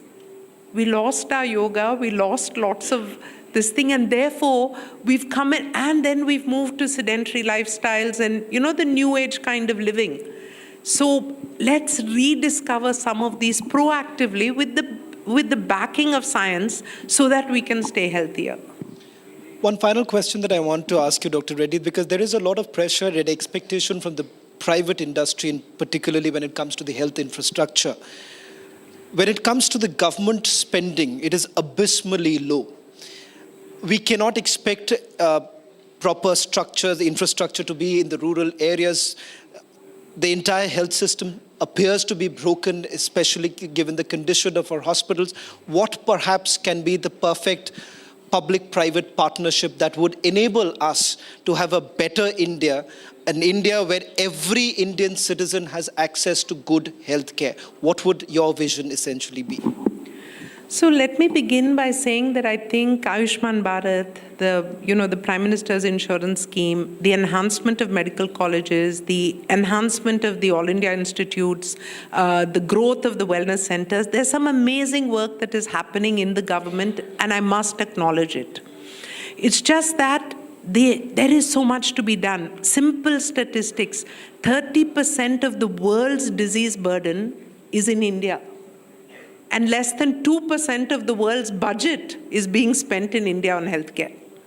So number one, we need to allocate more money towards healthcare. This money must go 40% into health infrastructure, whether it's directly or through PPP. The second, another 40% should go into primary preventive healthcare so that we're giving the vaccines, we're creating mission mode, like the Prime Minister's amazing program on Eliminate TB. So we need about 7 to 10 initiatives on things like that. And hopefully, another 10-20% could go into public education and research and innovation. Because we have the data, we have the brains, we have the capability. Let India bring cures to the world rather than only adopting those cures. And with Viksit Bharat, with many of the initiatives on PLI, we are on the track. I think we need to accelerate that track. And I would just say that the private sector is ready. The government is also working hard. If public also come into this equation, together we can create a healthier and a happier India. But it is important for this to be high up on the national agenda. Because as we're becoming an economic superpower, as we move to fourth place to third place, can we enjoy that wealth if we don't have the health? So please, let's put health high up on the agenda for every home, for every individual. Thank you very much. Thank you very much, Dr. Reddy. It was a pleasure speaking to you. I'm hoping that the awareness that you essentially want, it reaches to every home, every household, and hopefully we are a healthier India. Absolutely. Look forward to it, and thank you very much. I want to end by saying that our vision is really that we can heal in India because people from all over the world, from 140 countries, they come to us for care. So have that trust factor. If the rest of the world is coming here, there must be something good happening in Indian hospitals. The second is heal from India. We can create remote care. We have the doctors and the nurses. And the third is heal by India. Our young people with our positive demographic, there's a 17 million shortage of healthcare professionals across the world. India can train and help to fill that gap. So there's a tremendous future in the health sector. Let's get together and make it happen. Thank you.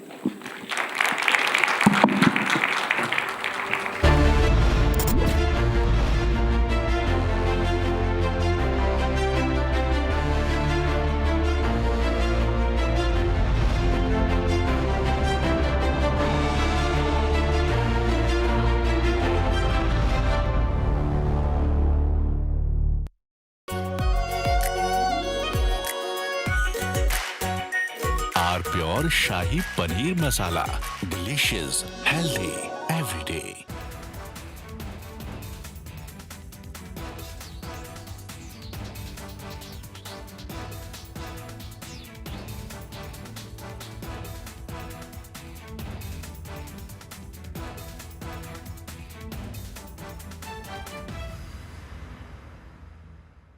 Secret recipe MDH का जीरा SIP जल जीरा मसाला।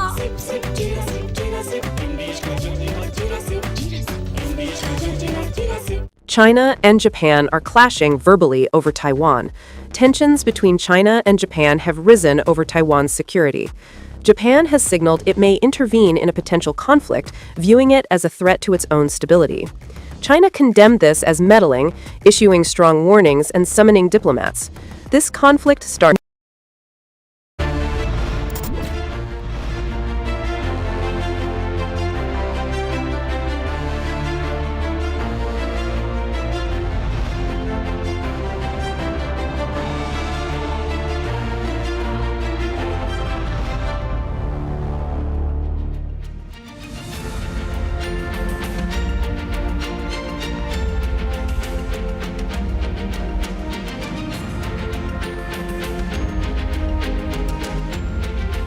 With Mr. Abhishek Kapoor, Senior Executive Editor of the Republic Media Network on Beyond the Tariff Ban. Right, we are continuing the conversation. You had a very engaging day understanding business, economics, Indian economy, India's march to progress, Atmanirbharta, India's 2047 vision of a Viksit Bharat, And of course, this conversation is going to continue into the evening.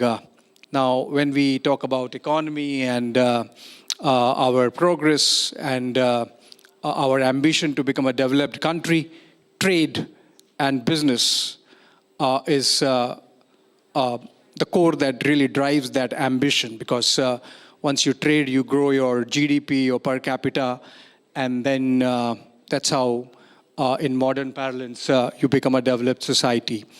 And when we talk about trade, we have to talk about our biggest or largest trade partnership, which is by and large with the United States. I think a couple of years back, China did sort of take a slander lead, but we're back to being the largest trade partners. With us, Rahul Sharma, Managing Director of US-India Business Council. It's the body which essentially acts as the nerve center of all the trade that takes place between India and the United States. Am I right, Mr. Sharma? But I was just having a conversation with him, and I told him, in tune with my mood, maybe, kya se kya ho gaya dekhte dekhte, something's gone amiss in the last few months, and let's try to understand where we stand and how do we go forward from here. So let's begin the conversation. Welcome, Mr. Sharma, again. And natural allies, natural partners, the partnership of the century, everything was going good. And then suddenly something happened this January, and things have been not good. Similar scene with the other relationships of the United States, but more so with India. Your assessment of where we stand, quickly, then we take this forward. Thank you. Thank you for having me here. And I'm looking forward to this conversation. I must commend Republic for a wonderful campus out there. I was quite amazed. It's my first time here, and thank you for having me here. I think we need to look at the India-US relationship in a long term.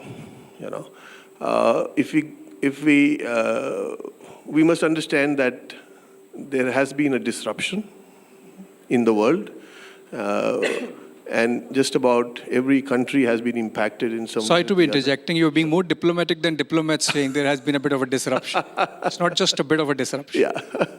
So, well, there is disruption, so let me put it that way. But I think we have to, where we are sitting at this point in time, we have to understand a couple of things.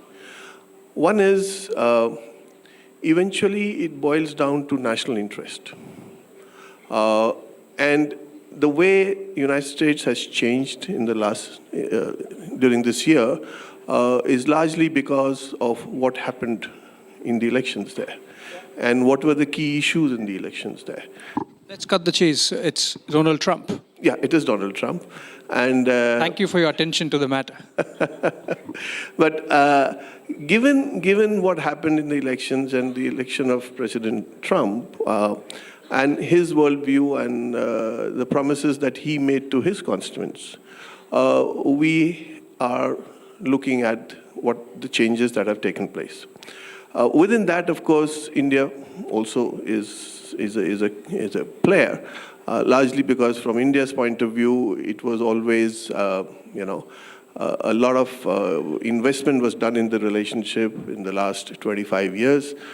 Successive US presidents and successive Indian governments have had fantastic relationships. And these relationships kind of was across the levels, It was business, it was defense, it was geopolitical. It was a clear understanding in the United States that India was a growing power, it needed to be supported. And that changed. And that sudden change, of course, creates problems. Like any change, one has to be ready for it. And this was one of the changes I think nobody was ready for. So in that sense, I think where we stand today is definitely a situation which is far different from the same time last year. But the reality is that if we we should try and look beyond just the trade deal. Trade deal is important, and it is definitely impacting businesses. And the government here is aware of it. The government here is taking steps to address those concerns. The negotiations have been on. Just today, the Commerce Secretary, who was actually the chief negotiator before he took this new role, said that there's an expectation that by the end of the year, we would probably have the deal go through. So I think there is a degree of optimism that needs to be kept in place, because it is very easy to be subsumed by negativity. I think India and the United States are two very mature democracies. There has obviously been a shift in some of the conversations that President Trump has been having. I think we know President Trump and Prime Minister Modi had phone conversations. There is a new US ambassador who's going to be here early next year. We have gone without a US ambassador for almost a year now, right? So it'll be probably a year before the new ambassador comes in. And I think it's important to have that line of conversation, because when you have the bureaucracies talking, then the conversations get to a different line. So we are seeing all that happening now, which means we have hope that things would get regulated. So I want to pick up on this point that you made, that in this overall scenario of red, let's not lose sight of the optimistic part of it. So let's differentiate between what's the red, what's pessimistic part, and what's the optimistic part. The pessimistic part is that the government relationship has taken a nosedive. The pessimistic part is the unpredictability. Somebody in the government told me that we are living from tweet to tweet, on the Truth Social post to Truth Social post. Then again, there is this larger aspect, the strong Indian diaspora, the fact that almost 80% of the top 20 American corporations have Indian origin CEOs. The fact that Fortune 500 companies essentially are run by Indian talent, based out of the United States. The fact that while there is this red hot spot at the White House, our equation with Foggy Bottom is fantastic. Our equation with Pentagon is fantastic. So there are obviously these threads of optimism which you would want to focus on. How do you make sure that the ship is kept steady by these non-White House elements of our relationship? So if we look at the 10-year defense framework that's just been signed, I think that's an important signal. India and the United States are doing joint exercises, military exercises. The Indian naval chief was visiting the United States. And I think there are things that are happening in that sense where the conversations are on. And I think it's extremely important to understand that good conversations lead to good results. And that's exactly why there is hope that this trade deal, which is kind of taken, how do I put it, a precedence on over many things, has to be looked at positively. I think the view from the Indian government is that it should be done, it can be done, and it will be done. And that's the positive part. Right? I think I also want to, the other piece you mentioned is the diaspora. I think people-to-people relationship between the two countries is very strong, right? And that adds to whatever is happening. In the last several years, you had a lot of Indians going in the technology sector, working there. And the business is going just fine, actually. Are you sure business is fine? I mean, I'm talking from 6% tariff impact. I'm talking from that destination, from that point of view. From here, yes. I mean, there are certain sectors that have been impacted, but the India-US business ties, when you're talking about companies, I don't think there is a problem there. And you see many GCCs coming in. You're looking at US companies are not saying that we don't like India, we don't want to be here. They want to be here, and it's a good market for them to be here. So that's a great advantage. Actually, there are two ways of looking at this GCC's development. One is, of course, that the American corporations really want to have a finger in the pie insofar as India is concerned. They want to be here. They want to be physically present here. The other aspect is, of course, then they're eating into our software corporations and their businesses. But having said that, tell us, with your vantage, Mr. Sharma, how sustainable is this, or how lasting is this damage going to be insofar as the tariff war is concerned? It's not specific to India, obviously, but then there are some consequences which would be lasting and some consequences which would end with the present presidency. So how do you see that going forward? Like I said earlier, I think we are two mature democracies. And like two friendly nations, there are some disagreements. But in the long term, if you really look at it, the two governments will find ways to resolve the differences. Because it's in the interest of both countries. It's in the interest of both the businesses of both countries. Because interestingly, earlier there was a presentation that was going on which was talking about the technology piece. And the kind of technology that comes in from the United States, if Indian companies are looking for technology, then one has to figure out where do you get that technology from. Whether you get it from the United States or the other potential is whether you get it from China. And that is where the whole piece falls into place. Given the fact that the people-to-people relationship continues to be strong, business-to-business relationship continues to be strong, I think those two will play on to ensure that the government-to-government relationships also become stronger. All right, you mentioned China. How much of it is China still a factor in determining the US-India, the trajectory of US-India relationship? There was this post-COVID situation where you were just talking China +1, and that +1 was India. You were talking about Indo-Pacific, and India was essentially the pivot. And the Americans would have been more than happy and willing to really let India have a go at China. Maybe they were disappointed that we did it on our own terms. We did not let the Americans decide when we are going to have a go at China and how much of a go we are going to have on China. So how critical a factor is the fact that irrespective of American calculations, China is no more a bugbear. It's a reality that the United States has to deal with. And it's breathing down their neck.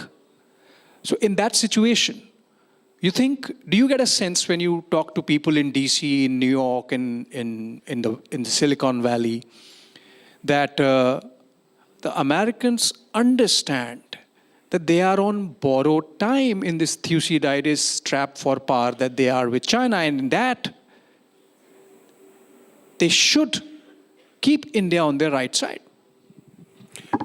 So whether the piece on the borrowed time will tell, But I think the reality is that I will go back to what I said right at the start. Every country looks at its own national interests. And that is the critical part. When the world changes and there is some degree of geopolitical upheaval, every country has to sit back and see what is good for it, right? And I think India has to look at things from that prism. I think India has to look at what is of interest to it, just like the US will look at what's of interest to them, and China would look at what's interest to them. things are at that stage where, at this point in time, they're still bubbling. So it's difficult for me to predict what's going to happen. But I think from a national point of view, any national point of view, that national interest is something which comes right up front. You think the government, the government of India is handling the situation well, or has handled the situation well till now? In what sense? The overall dynamics, the kind of nosedive the relationship took. You think we managed to, weather the turbulence well? So when or you think something more could have been done? So when I hear from our member companies, let me be more specific. Like when you deal with these, when you engage with the American corporations, the CEO, do they say that, oh, the Commerce Ministry here, the Ministry of External Affairs here, the Government of India here, the Prime Minister's office here could have done more? I think most of the people that I speak to talk about what is the impact on business, right? Geopolitics, of course, impacts business. Unpredictability, of course, impacts business. No business wants unpredictability of any kind. So there are concerns. But the unpredictability is on their side. When I say predictability, I'm not saying this side or that side. I'm just saying unpredictability. Because unpredictability can be from any side. Uncertainty can come from any side, any point, right? So it's not about this from India or from the United States. From a business point of view, when you're looking at it, you would always take a larger view and see what are the potential impediments, right? And continuity is something, business continuity is something which is of paramount importance. So that impacts every decision a business takes. So there are concerns over these uncertainties that exist at this point in time. There's also hope that these uncertainties would be addressed very quickly, and we can all get back to doing things the way we were. Because let's look at it. If there is a robust trade deal which helps both sides, it is good for business. Business can look at a 500 billion trade situation between the two countries. You think it's still possible?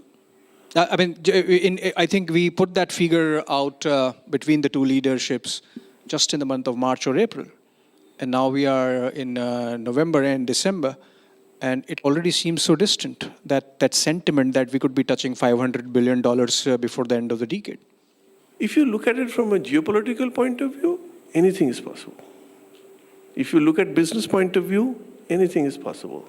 As long as there is continuity and predictability of the ground situation, it's always going to be good. And that's what we are looking at. What we are saying is that if there is a robust trade deal which works well for both sides, then we have a great opportunity ahead. Because if you look at it, the defense piece is going well. India is now buying LPG from the United States. The energy piece is taking shape. The AI piece is beginning to take shape. The technology piece in terms of investments and what companies are looking at is already in good place and will get better. So overall, if you look at the things, if you can remove certain uncertainties that are still around, it's going to be good. Again, I am getting a sense, Mr. Sharma, talking to you, that I'm talking to a secretary in the Ministry of External Affairs. Very difficult to get things out from you. But you see, the uncertainty again is on the other side of the Atlantic, not here. So, And that is, I think that is understood. From India's point of view, that is understood well. And that's what I'm saying, that India is and has, like any other country, to look after its own national interest and do what is best for it. If you are going to be in a trade deal which is going to be not the right deal, then there is a problem. So the effort is on to have the right deal. So once that right deal is into place, then you will have a situation. What's that right deal? Right deal is a deal which, if you were sitting down to do a deal with somebody, what would be a right deal for you? Something that works for both of you, right? That's the right deal. Is 15% a right deal? I don't think I am the right person to comment on that, because it will depend on where... You have an understanding, like you speak to both the sides, you would know exactly what's the right deal. I think discussions are still on. And I think we hope that we would get somewhere which is acceptable to both countries. Right. And I want to get a sense from the audience also. When you talk about America and India, one issue which touches most families these days, and that's actually a measure of the kind of connect that is there between the two nations, is the issue of visas. Anyone here sitting who has waited for an appointment for visa, for an American visa, has not got one? How many months? It took a year, it took more than a year for an appointment. Anyone else? So that's the situation. The average visa time for getting an appointment here from US Embassy or any of their consulates is minimum 6-7 months. She says 1 year plus. So, I mean, this obviously is going to have consequences for trade also, as much as people-to-people relationship. So, are you sure that these things are being taken care of? The reason behind delays in visas is something that the US government has to answer, because they have to look at how best that they can deal with the situation. Whether it's going to have an impact, I think just to look at some data, I think there's definitely been a drop in the number of Indian students going to the United States. But there has been alternatively an increase in Indian students going to countries like UK, even Russia, and some other countries. Again, it boils down to one simple fact: where are the opportunities available? And what does it require to get to those opportunities? So I think we are, again, in a situation which is a disruption from a student's point of view. And when that will get fixed is something that I don't think I will be in a position to answer, because that's something that the USG has to work out. Yeah, so ultimately everything comes down to the USG. And as I said, we are living from tweet to tweet. When I remember 2014, when President Obama had come, and among other things, we were at about $80 billion of trade, And Obama, I remember, mentioned, does $100 billion look ambitious? No. But now we are at $200+ billion, talking about $500 billion. So despite all this turbulence, and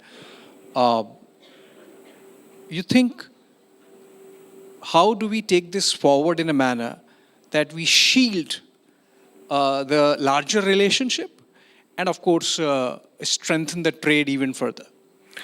So I think, you have to understand, there was a massive disruption in terms of COVID, and the world took time to recover from that. But despite that, the bilateral ties between India and the United States and the trade between India and the United States bloomed. And we are still at a situation where we are seeing a drop in exports. There is a deficit which is in favor of India, which is what President Trump was talking about right at the start. How do you fill that up is the big question. And that is something that the two governments have to talk about, discuss the possibilities of bridging that gap, because once that gap is bridged, then there is a very good chance of things coming back to, the basic thing. But what I'm hearing from the Indian government, at least, is that, talks are going on well. There is a strong chance of some deal coming through very soon. And I think that's the positive. Whenever I hear somebody say, "Kuch acha news hai kya?" it's always in the context of deal hua ki nahi. So everyone is just, waiting with bated breath, as they say, for the deal to come through. Today only Commerce Secretary you mentioned has announced, I also heard that it could be as soon as December. And then you think it's going to be uphill? I think that will be a good start to put things back into motion. Okay, and tell me two good bright spots if that be the case, if it's going to be uphill.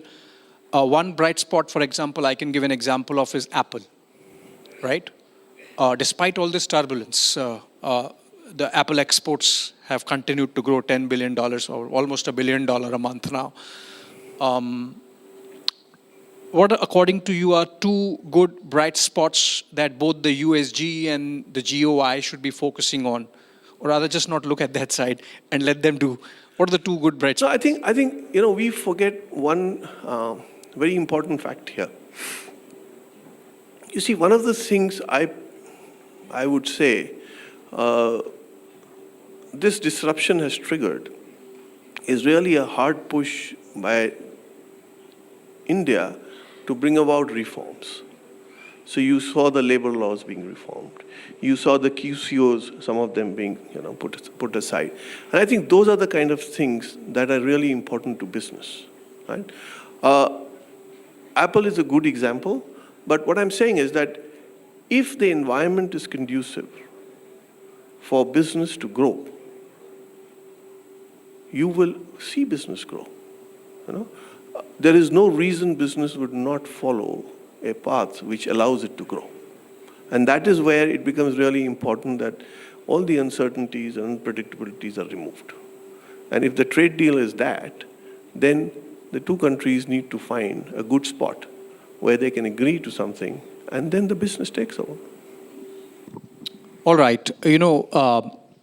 While all through the conversation, I got the sense that I'm actually talking to a diplomat and not a business honcho. But the fact is that this is also a measure of the kind of difficult phase India and the United States relationship is passing through. Hopefully, we would weather this storm as soon as maybe this coming month. And then hopefully it would be uphill from there on. Thank you so much, Mr. Sharma. Thank you. Thank you for your time. Pleasure.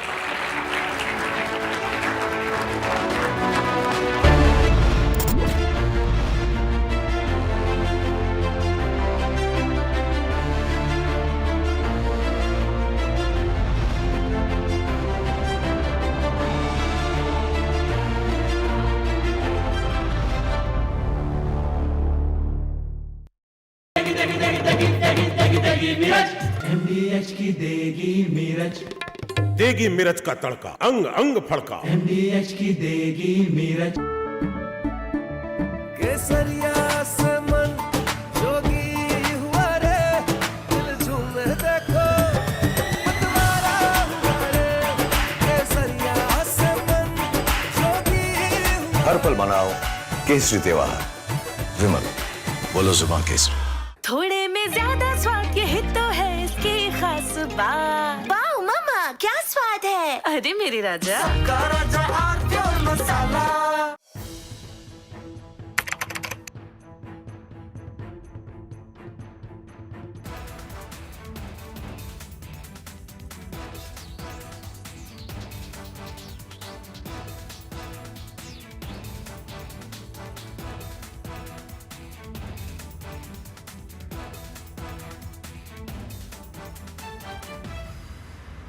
थोड़े में ज्यादा स्वाद यही तो है इसकी खास बात। वाओ मामा, क्या स्वाद है? अरे मेरे राजा, सबका राजा और pure masala.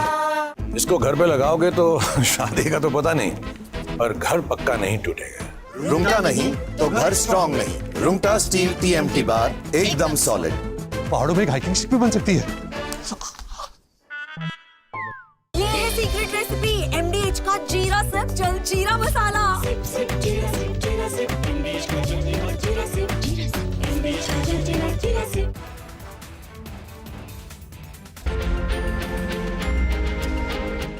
With the, all right, he will be delivering a special talk. This is going to be our talk by Mr. Rajan Navani on gaming the future stack.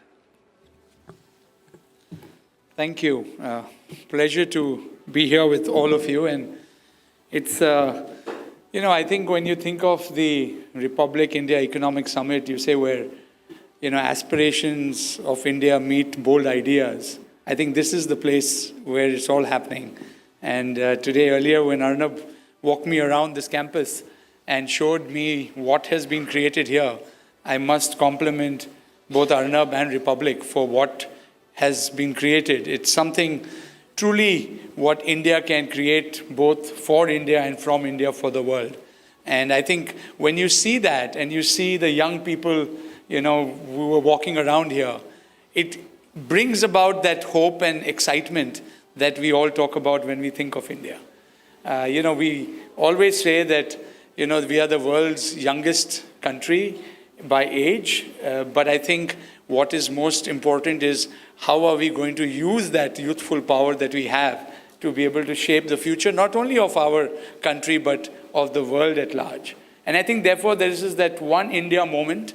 When you think of it, we are the world's fastest growing economy today. We have a youth demography that none others have. And I think it was with the same, expectation that when we were thinking about what would the next 30 years of our group's business be like, we're an 80-year-old business family, I thought that the best way to be able to help shape that was to understand first this Gen Z, the young generation that is not only going to be creating this India, but also going to be the biggest consumers in shaping the future of this India. This is the generation that, will reject a job because you're not allowed hoodies, at work. This is the generation that when we try and understand them or they say, you don't get us. It's a digital always generation. It is an immersive generation. It is a generation, that is very hard for someone to be able to point a finger at and say, this is what defines it, right? Everyone's trying to figure that out. And so we set upon this journey to say, we are going to build trust with this generation. We are going to actually play a role in the daily digital life of this generation. And through that platform and that trust, really be able to address both their concerns and their needs of the future. And it was, therefore, by chance that the entire, media entertainment piece is what we hit upon, because strategically when we were figuring out, we said the first area that the opportunity we could see was one where, there was a particular way in which this generation was engaging both with content, not only as consumers of content, but also creators of content. And I think that's the big shift and the big opportunity that we saw, about a decade ago.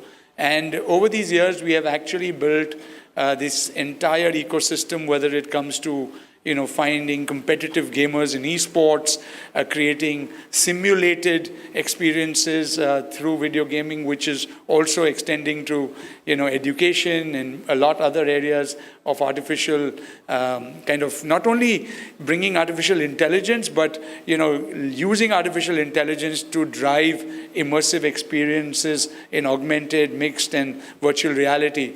And I think that entire journey and experience is what, shaped a large part of what we have been doing over the last decade. And then this entire aspect of the creator economy. And I think for India, if we really look at what's going to drive the future, to me, it sits in these three buckets, right? There is innovation, there is creativity, and then there is entrepreneurship. So if I look at the room here and I see a lot of young faces here, and I say, how many of you want to actually be job creators, and not just job seekers? I'm sure I'm going to see a lot of hands, because everybody here wants to be able to create an opportunity for a livelihood that not only concerns themselves, but gives them the freedom, the flexibility, and today with technology, the ability to actually create very successful micro-entrepreneurship or careers that never existed before. So not only are you going to be able to, create enterprises of the future that are going to be in India, from India, for the world, but, actually ones that are going to be massively innovative. And in an era of technology, one very interesting facet that always comes out and everyone talks about it is what is it that's going to stay and what's it that's going to go away? So the creativity of a person, of a human being, is probably what's going to stay. So if you see all of human imagination, and I think Bharat and India has driven a large part of that, has come from some source of creativity that exists in one human being, And we see examples of that today. One maverick in the US has created not only satellite ecosystems, new cars, this. One human being can use and unleash creativity to such an extent that you can actually shape what the world will look like. And the ability to therefore be able to tap into that creative energy, that creative source, is something that I think is going to be a big shift that I believe we will have to see as individuals, as we look at the future, not only of India, but of the world. And I truly believe that India has the potential to bring that about. I see many examples. We work with the largest creator ecosystem in India, and whether it's in regional music, whether it is in many other areas. And what we find is the expertise of that creator that gets unlocked really results in the ability to influence others to make decisions.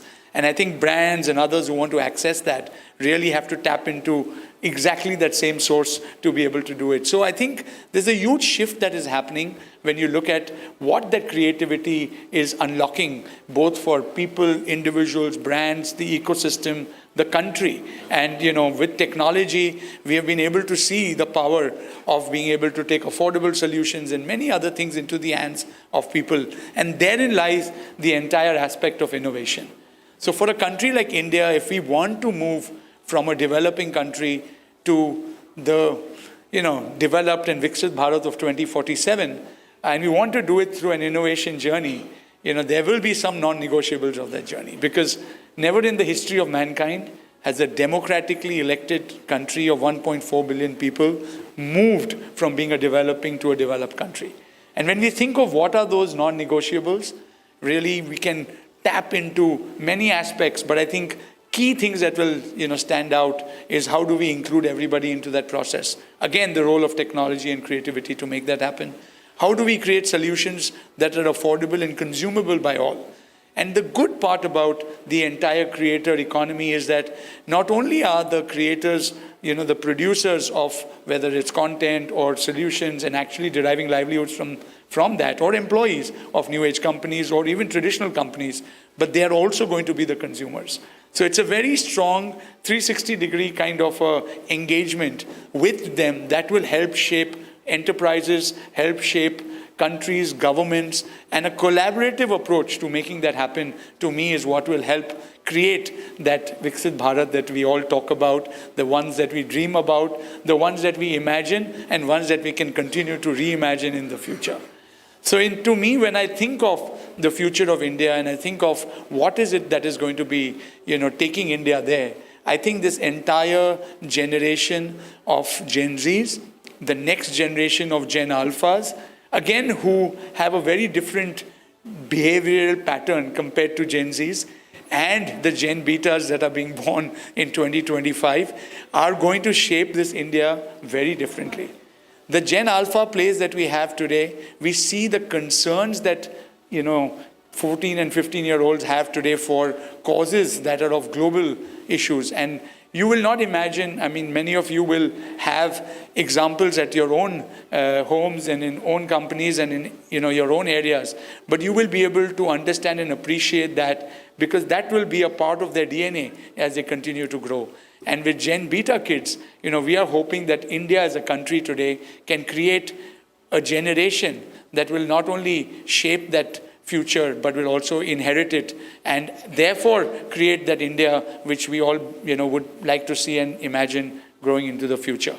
For the Gen Beta, we have a very interesting 1,000-day program that starts from the time when someone is pregnant to the first 1,000 days of a child, right? The ability, and today science is showing how it can actually cross-pollinate and create very, very unique neural networks that will help shape that generation. So with the advancement of technology, we are going to see two things happen. There's going to be the appreciation for diversity and creativity, but also the convergence of many common new things that we find that will shape society.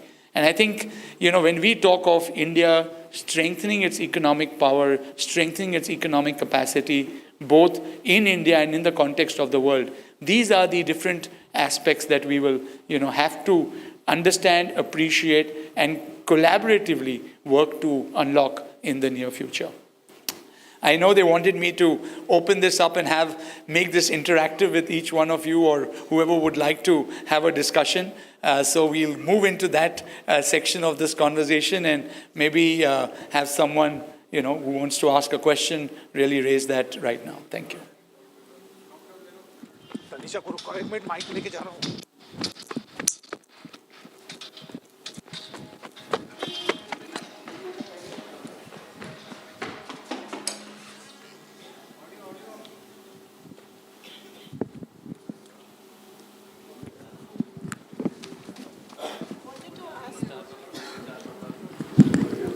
Hi. That was loud. Hello.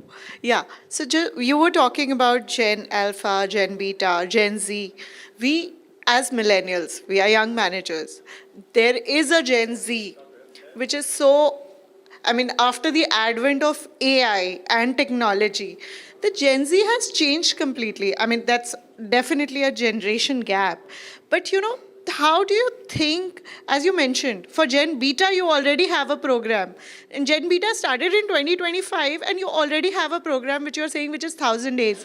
So how do you see the advent of this technology changing the mindset of these people, which is very difficult to train humanly? To be very honest, there's a huge gap between the technology, there's a huge gap between their mindsets, there's a huge gap everywhere.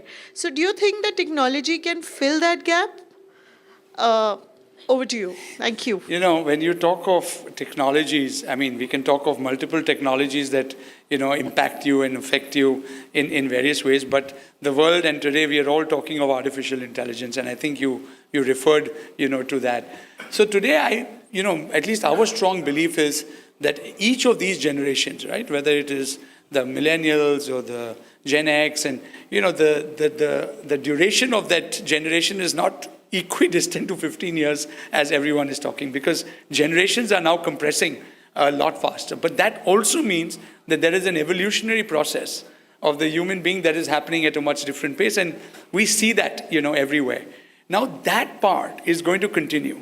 Right? I think what is in control, especially when it comes to India or enterprises that want to serve India, for the future, is the environment that you're able to create, for that generation. And I think when we look at ourselves as ecosystem creators for a particular generation. And what Gen Zs particularly we found different is that their interests are in communities. Right? So there is a community that is interested, say, for example, in mindfulness, right? Or a community that is interested in a particular video game, or a community that is interested in following one particular young creator, right? And for us, each of those communities, if they're about 100 million people, right, or at least grow to that, is how we enter into those communities. And we either create the IPs or the reasons for which those communities exist, or then we address those communities and serve their needs, right? So it's not like one large 2 billion people community, which was, I think, of the internet generation. So the AI generation is probably going to reduce that even further, right? So today what you need and what someone sitting next to you needs are going to be two very different things. And how do you actually, manage those multiple interests through the day? So as Jet Synthesis, we said we will play a key role in your daily digital life. At 5 a.m. in the morning, you'll make an affirmation, I won't get angry today, and we'll handhold you through that. But you're listening to some music in regional, you're playing a video game somewhere, maybe you're deriving your livelihood as an athlete, as an esports athlete for the country, and going to go and win an Olympic medal, because that's happening in the digital world with esports. We've got an Olympics now, which is going to get created. So you're going to find very different new opportunities that will come up for Gen Zs and Gen Alphas and Gen Betas, right? What one can create is the right environment to help each of those generations, each individual, unlock the best version of themselves. That's how we really think of our business, and I think this is how India as a country should be thinking, and probably the world, because if each individual can live up to their true potential, then everything works fairly well, because you will have, families, you will have, smaller enterprises, you will have, everyone actually being lifted up. And especially for a Viksit Bharat, I think that is what we want to see, India achieve.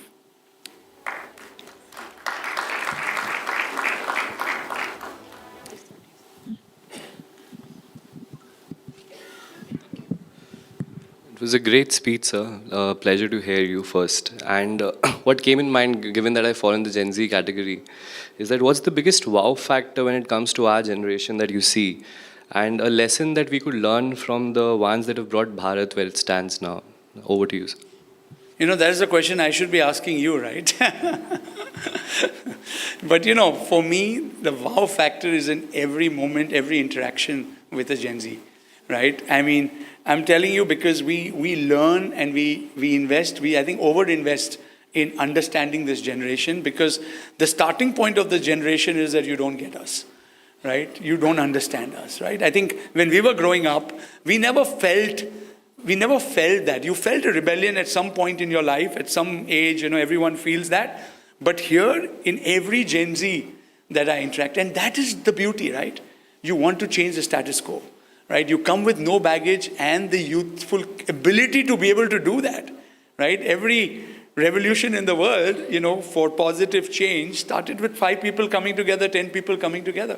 Today, you have a whole generation of people who are willing to stand for their causes, a very transparent generation. I mean, with social media, everybody lives their lives under public scrutiny, right?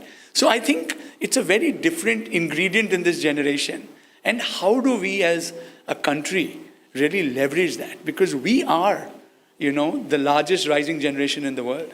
I mean, in the US, I chair the India version of the Aspen Ananta Center, and there's a huge grant given by the Bezos family, you know, about $200 million to address values with the rising generation. My question is, where is the largest rising generation in the world? Right? We were having a discussion on the US and India. The largest rising generation is sitting here in this country. If we build the right values, we are able to unlock the true power in each one of that rising generation. Nothing can stop India from achieving its true potential. You add to that what we have as legacy, as a rich history. And today, as I was talking earlier, you know, the tapping into that source of your ultimate creative potential, or, you know, is linked to a huge concept called consciousness. And I was in Boston at MIT, and MIT is saying the latest thing from the neuroscience department is consciousness, do we understand it, right? So there is this large Bharat knowledge heritage that we have, right, which was there.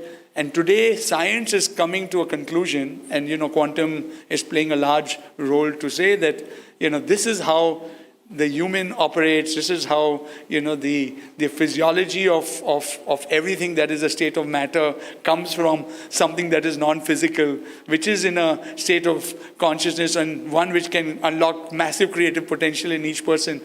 It's huge, right? When we think of that, I can't think of a better country than India to be able to position itself on the stage of global leadership. And that's the excitement that I think each one of you as Gen Z should see.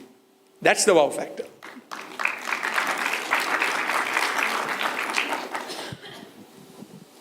Actually, my question was, of course, based on what you spoke just now.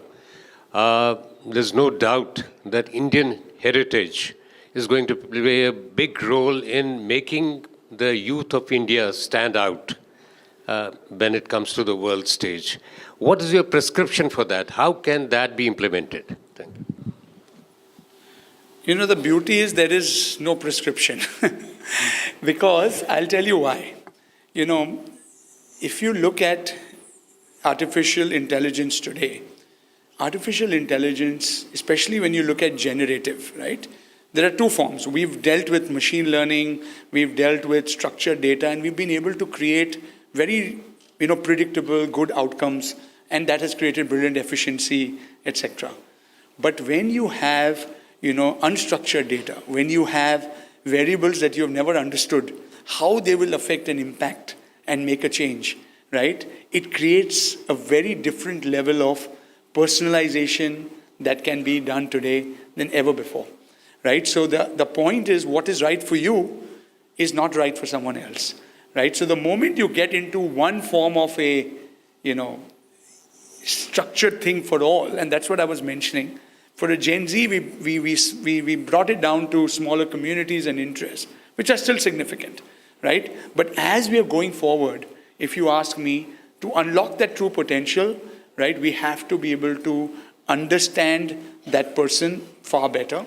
And this applies not only for those who are delivering, some services to them, but to see how they can participate in the nation's development. Each person has a different capacity to do things for themselves, do things for your family, do things for your nation, do things with your friends, and do things for what you work. I mean, that is your life, right? If you are able to bring that about. So the prescription, if at all, is to be able to stir the imagination of young people, is to get people excited and create platforms that help them get and unlock their true potential better. To help that generation, work around, as I said, a set of non-negotiables which are true for India, that are true for the world today, right? Today, whether it is, it's very easy to say, we stand for peace and joy and love and prosperity, right? But each of those words mean a lot. And how do you actually live that to be able to create a world that is going to see that, right? So I think there are many aspects of that, and each platform can take up one of these areas and kind of, create an open platform for people to come and be able to, explore that. But a prescriptive form for this generation and for this India change would actually be, not the right thing to do. It's a framework that one can create within which we can see a lot of change happen.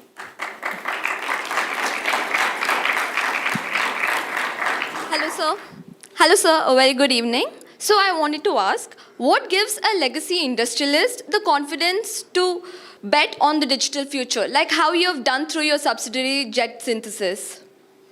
When we were looking at our manufacturing businesses, and we were seeing that, okay, we've allocated capital, we've put a lot of infrastructure to be able to create products, for our consumers. The first thing I started to see that the only, expense item that kept going up was marketing, which clearly meant that, we are not able to, to serve our consumers correctly because, they probably moved on and we are forcing them to buy our products, right? And from there, creating more lines as Jetline to Jet Synthesis was to synthesize in near real time and deliver to a person in an asset-light model what they truly need. And hopefully, as we are now beginning to move into the next phase, predict what they're going to need, from today's time. And I think that was the shift. That was the shift that the power of digital is going to shape the future of each individual in some shape and form. Enterprises, governments, everything you see, whether everyone has a stakeholder, right? So today for a government, a citizen is a stakeholder. And we've seen the massive transformation that, say, Aadhaar or UPI has done for a country like India. So in every area you are going to see this big shift happen, that technology, digital, and now increasingly with AI personalization is going to be able to make that shift happen. We decided about a decade ago to get into that space, and we believe that, that shift was very deliberate. It is very different because everything changes. It's not just what you deliver, but it's also how you deliver, how you monetize, how do you create business models that survive and thrive in a new age economy. And we are seeing so many great examples of companies in India that started a decade ago. There's a surge of IPOs, right? And all of them have achieved some scale. Some of them will say we are disruptors, but what have you disrupted? You've disrupted a process, you've disrupted a business model, and you're being able to serve a consumer sharper and better and faster. In 15 minutes you can get anything you want, you will move there, right? The fact that you are making that choice today means that anything else I was doing to try and get that product to you is not going to work, right? So I think this opportunity is what is going to drive, not only today, but I think increasingly going to drive the future, and the companies who get that and who get that right, will make that shift. So if we see the trillion-dollar market cap companies that we talk about in the US today came off the internet generation, right? Whether you see Amazon, you see Facebook, Meta, you see all the countries, because internet came in, they were able to do it. Now, with AI coming in, and if it is as big a revolution as the internet, what is going to drive the future companies in 10 years from today? That's what you should be asking yourselves, especially those who want to become entrepreneurs and really, go out there and build that with the right set of non-negotiables for a country like India. And the India playbook is going to play out for the world, if not today, in the future, definitely for you.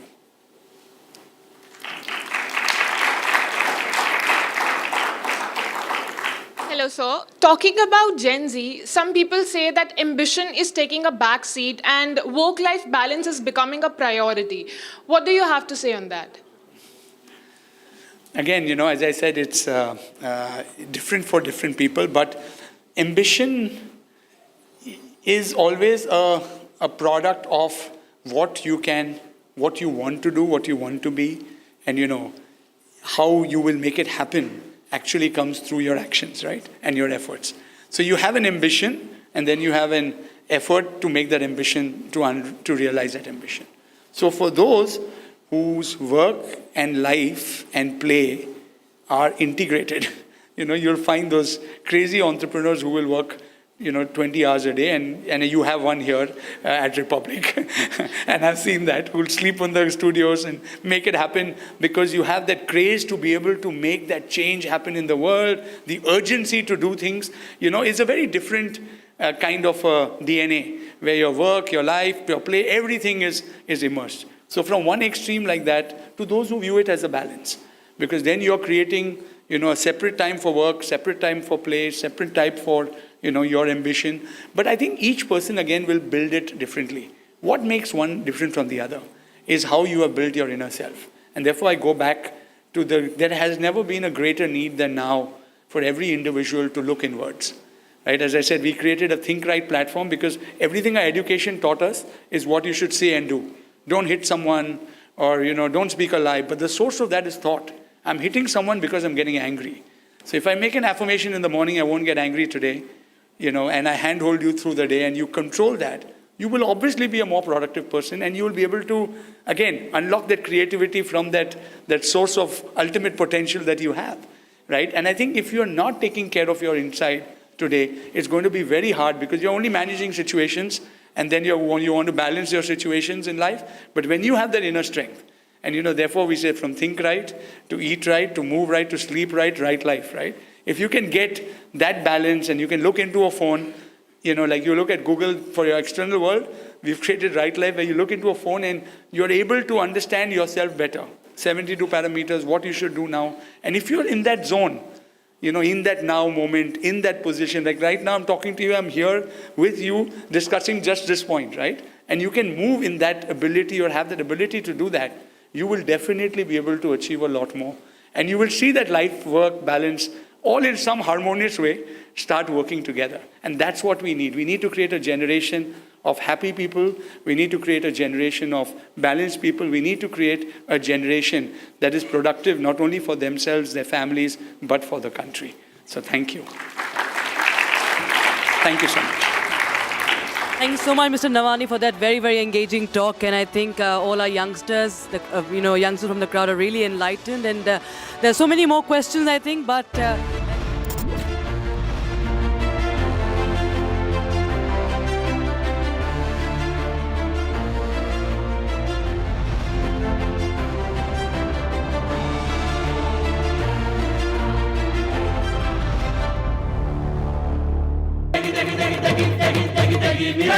MDH की देगी मिर्च, देगी मिर्च का तड़का, अंग अंग फड़का। MDH की देगी मिर्च।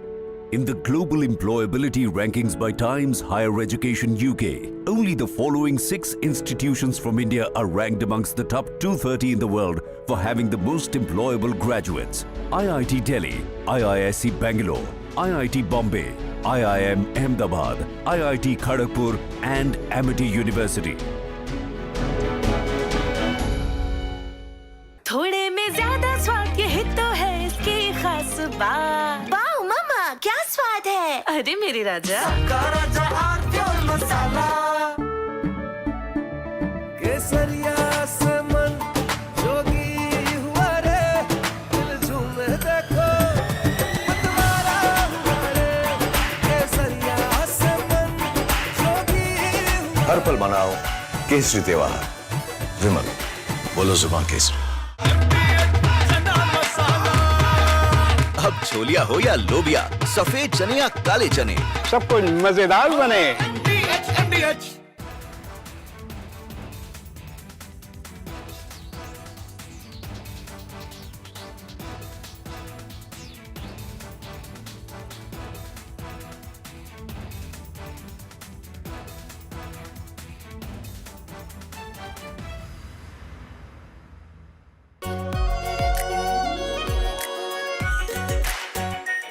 R Pure Shahi Paneer Masala.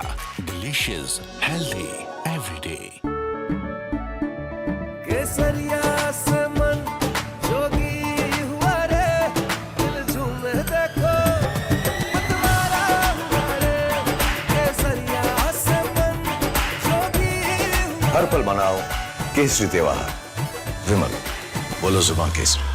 China and Japan are clashing verbally over Taiwan. To have this platform to sort of share my ideas. And it's a lovely campus. I was taking a tour around the campus and it reminded me of my campus in IIM Ahmedabad that I was there 25, 26 years back, architected by the legendary Louis Kahn. So it had a very similar brick structure and feel. So it's wonderful. It's almost nostalgic to be back here.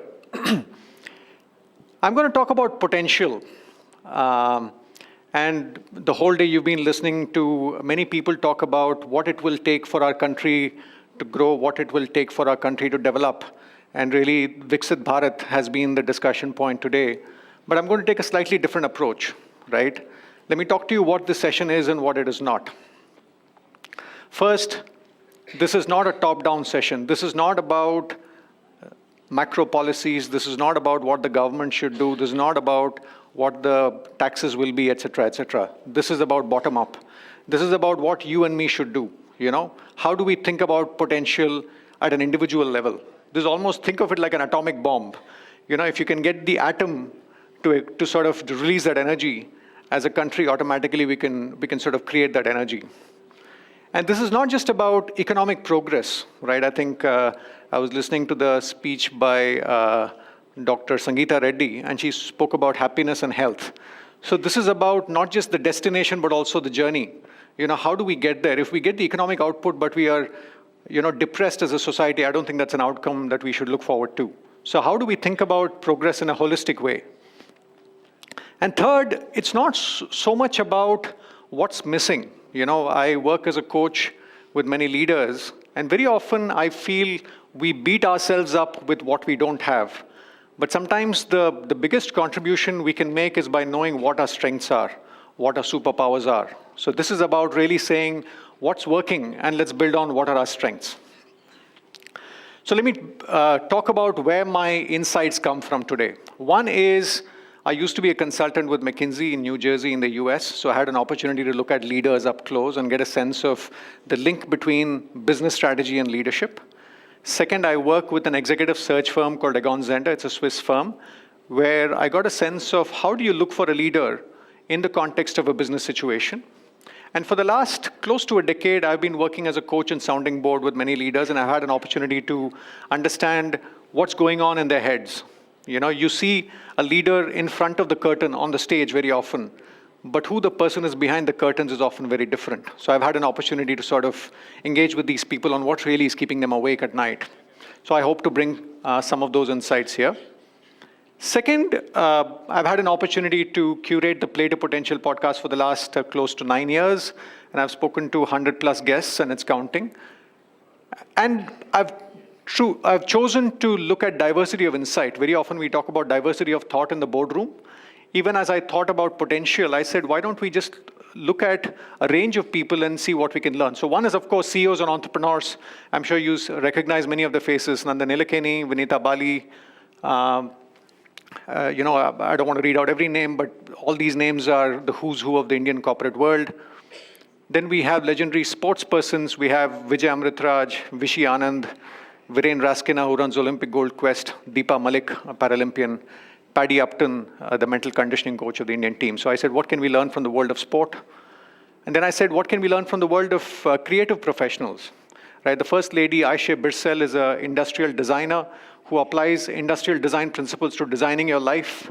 Second is Atul Kasbekar, who started out as a chemical engineer but became a celebrated photographer and now a producer. Next is Bombay Jayashree, an accomplished Carnatic musician. Amish Tripathi, who started with an MBA from IIM Calcutta, was in the financial services world and now is a celebrated author. And then Papa CJ, who's a stand-up comedian, but started out with an MBA in Oxford and then pivoted to stand-up comedy. So as a student of transitions, I tried and understand these journeys to figure out what makes them tick and how do they think about these transitions. And last, HSBC has this slogan, right? Think global, act local. So I said, let me tap into some of the leading thinkers in the West. So first is Amy Edmondson. She was voted the #1 thinker in the world. She's a professor at Harvard Business School. We have Marshall Goldsmith, who's like the, if I may say, the Don Bradman of coaches. He's like considered an all-time great. Dan Pink. Linda Grattan has written a book, 100-Year Life. Again, if we're all going to live longer, then how do we think about staying relevant in a world that's sort of accelerating change? And last is Herminia Ibarra, who's a leading thinker in the space of transitions. So I hope to bring some of these insights as well to bear as we go through our talk. So let me talk through my, if I may say, relationship with the word potential. My initial thoughts go back to my physics textbooks, right? My daughter Pragya is in grade 10 and my son Nirmal is in grade 6. So I spend a lot of time teaching them math and physics. So this is sort of point A is the potential energy of the swing. And at some stage it gets converted to kinetic energy when the swing comes down, right? That's sort of my first brush with the word potential. And implicit in this image is that potential energy is finite. There is a certain finite energy that's stored that gets released. The next engagement with the word potential happened when I was a search consultant with Egon Zehnder. We would hire leaders and we would often say you can hire for skills, or you can hire for competencies, or you can hire for potential. To use a simple metaphor from Hindi movies, how many of you are familiar with the Hindi movie Diwar? Clearly, I'm addressing a very different generation here. But there's a term called Lambe Race Ka Ghoda, which is used in that movie. How do you look at that person who's 10 years old and say that this person will become somebody significant, right? How do you look at this and say this person will build one of the largest IT services companies? How do you look at this person and say she will go on to lead one of the largest consumer goods companies in the world, right? So what are the markers of potential? What are the lead indicators? And let me share at least the headlines of what we would look for. First, we would look for judgment. And, it's interesting that the first sub-bullet under judgment is problem finding, not problem solving. In a world with ChatGPT and Gen AI, I think problem solving is getting commoditized. What's becoming premium is actually how do you frame a problem. Just to give you a very simple example, one of the people I spoke to at the podcast was somebody who was an expert at solving the right problem. And he said, many years back, there was this elevator company which was receiving a lot of complaints, saying the elevator is very slow. Many people were complaining that for them to go from floor 1 to floor 50, it took a lot of time. So they assembled a group of mechanical engineers and they said, how do we really make the motor go faster, blah, blah, blah, spent hundreds of thousands of dollars. Till one guy came along and said, it's not that it's taking time, it's probably people are getting bored. Can we have a mirror in the elevator? So the mirrors you see in the elevator are a solution to boredom. So the point is, if we frame the problem differently, then different answers emerge. So in a world of ChatGPT, problem finding becomes that much more critical than problem solving. Second is influence. We all have ideas, but how well do we sort of share those ideas with the world around us? What are the people skills you have? How are you at building trust with the people around you? And the third is drive. I think there was a discussion about ambition. Right? Drive, in a way, is the propelling force which moves you forward. So judgment, influence, and drive would be the three variables we would look for as we look for, talent which can really play the long game, and that's Lambe Race Ka Ghoda. And to figure out judgment, influence, and drive, once again, we would look at three levels, right? One is sort of the LinkedIn level, what people have done. I'm sure many of you here have a LinkedIn profile. So this is literally the list of things you've done. And one level below is how people get things done. How do you drive results? How do you drive strategy? How do you connect with people? How do you build relationships, etc.? And the lowest level of the iceberg, of people is why do you do what you do, right? And especially if you look at people when they transition, very often you ask them, why did you move from A to B? You often will get a real story of what matters to them. Are they after power? Are they after money? Are they after recognition? Or are they after something else? So the lowest level of probing for potential is actually focusing on the when and the why. The next brush with potential actually was the first conversation I had in my podcast. Any guesses to who this person is?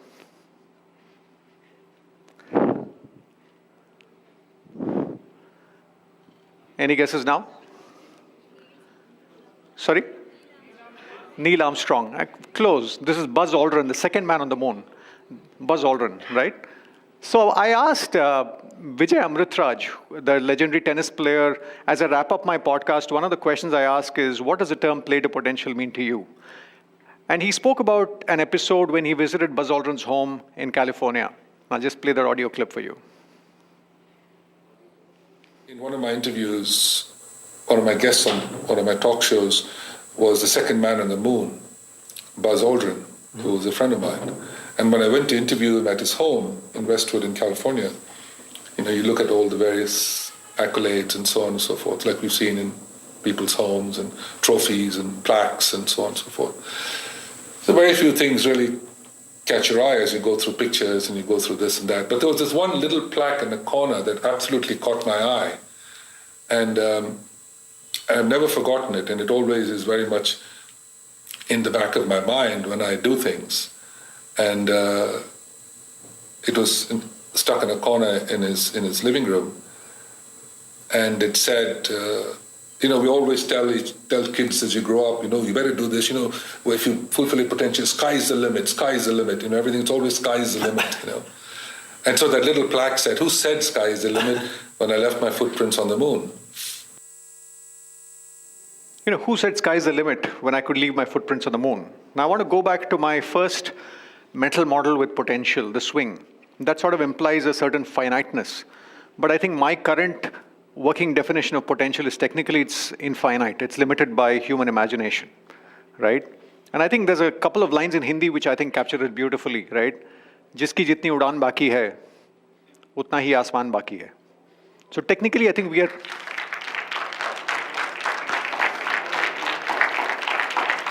Now this, I must say, this quote was brought to my attention by my friend Vineet Panchi, who uses it very often. But I think this captures, and I think the source is a gentleman called Anil Meeth, who's written this couplet.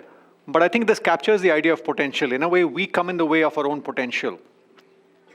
And we will never know. One of my clients, actually, at the end of my coaching assignment, I was asking feedback. How did it go? And he asked me, Deepak, you talk about playing to potential. Are you playing to your potential? And my honest response was, I don't know. And sometimes we are a very poor judge of our own potential. Sometimes the people around us might know better. And sometimes we might limit ourselves by aiming here, but maybe our potential is something bigger. Let me come to where my thinking on potential stands today, right? I think the first piece I want to talk about is the role of play. Another guest, when I asked the closing question, what does the term play to potential mean to you? They said the answer is in your title. I said, what do you mean? They said, you can't work to your potential, you can only play to your potential. So that basically means that each one of us has to figure out what is play for us. And that might vary. What do I mean by that? There are always a few activities where, you lose sense of time, which are joyful. And a simple metric is, are you feeling depleted or are you feeling energized at the end of the activity? Right? Even in a job, there'll be elements of a job that are energizing, elements of a job that will be depleting. Can we sort of tune into more around what feels like play for us? So that's sort of the first perspective in terms of where it stands today. The second is the idea of juggling. When I was in the UK, one of my hobbies was actually to learn ball juggling. So I actually got a couple of 2-3 bean bags just to show you, right? I think the point is when you juggle 3 balls, you can do different patterns. And the one thing I learned with juggling is at any one point in time, your eyes are always looking at the ball on the top, right? My eye will always look at the ball on the top. But I'm also aware of all the balls in the air. While the eye is looking at the ball at the top, my awareness is about all the balls in the air. And the third thing about juggling is it's also what's called an NP-hard problem, As N increases, the complexity is not linear, the complexity is exponential. So juggling is one of those things where as the number of things we take on, the complexity increases. And this is an image I should credit my wife Kamini, right? When I was considering the cover of my book, my initial consideration was to have a tightrope to talk about various identities. But she was the one who said, why don't you think of juggling various hats? Each hat is a different identity we carry. I'm a son, I'm a father, I'm a coach, I'm a podcaster, I like to play the guitar. So how do we juggle these various identities? That's a real question in terms of playing to our potential. It's not a single dimension, but it's a sort of a multidimensional optimization problem. And third is context, right? When I was back in B school, professors would always say, to solve any problem, you need conceptual clarity and contextual familiarity. That you might have all the concepts, but if you don't understand the context, then none of your knowledge is useful. The point is each one of us is dealt with a different hand of cards. And what do I mean by that? It's our genetic structure, it's our families we are born into, our education, our parents, the schools we go to, etc., etc. Now, are we doing the best we can given the resources we have and given the constraints we have? That becomes a real question. There's no absolute answers. Each one has to find the answer to their own context. Let me give you a simple example with javelin. Right, if I told you there's one javelin thrower who throws 89 meters and the other one throws 47 meters, who's a better thrower? Most people would say, you know, the one who threw 89 meters. But what if I said the first is Neeraj Chopra and second is Navdeep Singh? And what if I said Neeraj got a silver for his effort and Navdeep got a gold for his effort? Now the point is, if you don't really take into account context, just looking at the surface level doesn't tell you anything. So each one of us have a set of resources, have a set of constraints. So unless we are truly aware of who we are and what our context is, it's difficult to figure out how we play to our potential. And very often when I think about potential in a holistic sense, a lot of people talk about ikigai. I'm guessing many people in the room are familiar with ikigai, right? It's sort of what you like, what you're good at, what the world needs, what the world will pay you for, and you operate at the bullseye. It seems like a very straightforward approach. But what I realize is, you know, life is not so simple for us to apply ikigai. Life is messy, right? And, you know, I love this quote from Abraham Lincoln, you know, who says, you know, when somebody asked him about true north, you know, when he sort of decides to do something devious, they say, what happened to your true north? And he says, a true north will point you, a compass will point you to the true north. But the compass will not tell you if there's a well or a desert or a ravine along the way. So in the pursuit of the true north, if you sink in a swamp, there's no glory in it. So to me, when I think about it, a true north cannot do the job of a torchlight. You know, especially in Indian roads at night. You can't focus, you can't hope for the true north to solve those problems. You need a torchlight or a headlight to navigate the Indian roads. So I wanted to put together an approach which accounted for the messiness of life. And that's what I wanted to share with you. In a way, I capture that in the book, Play to Potential.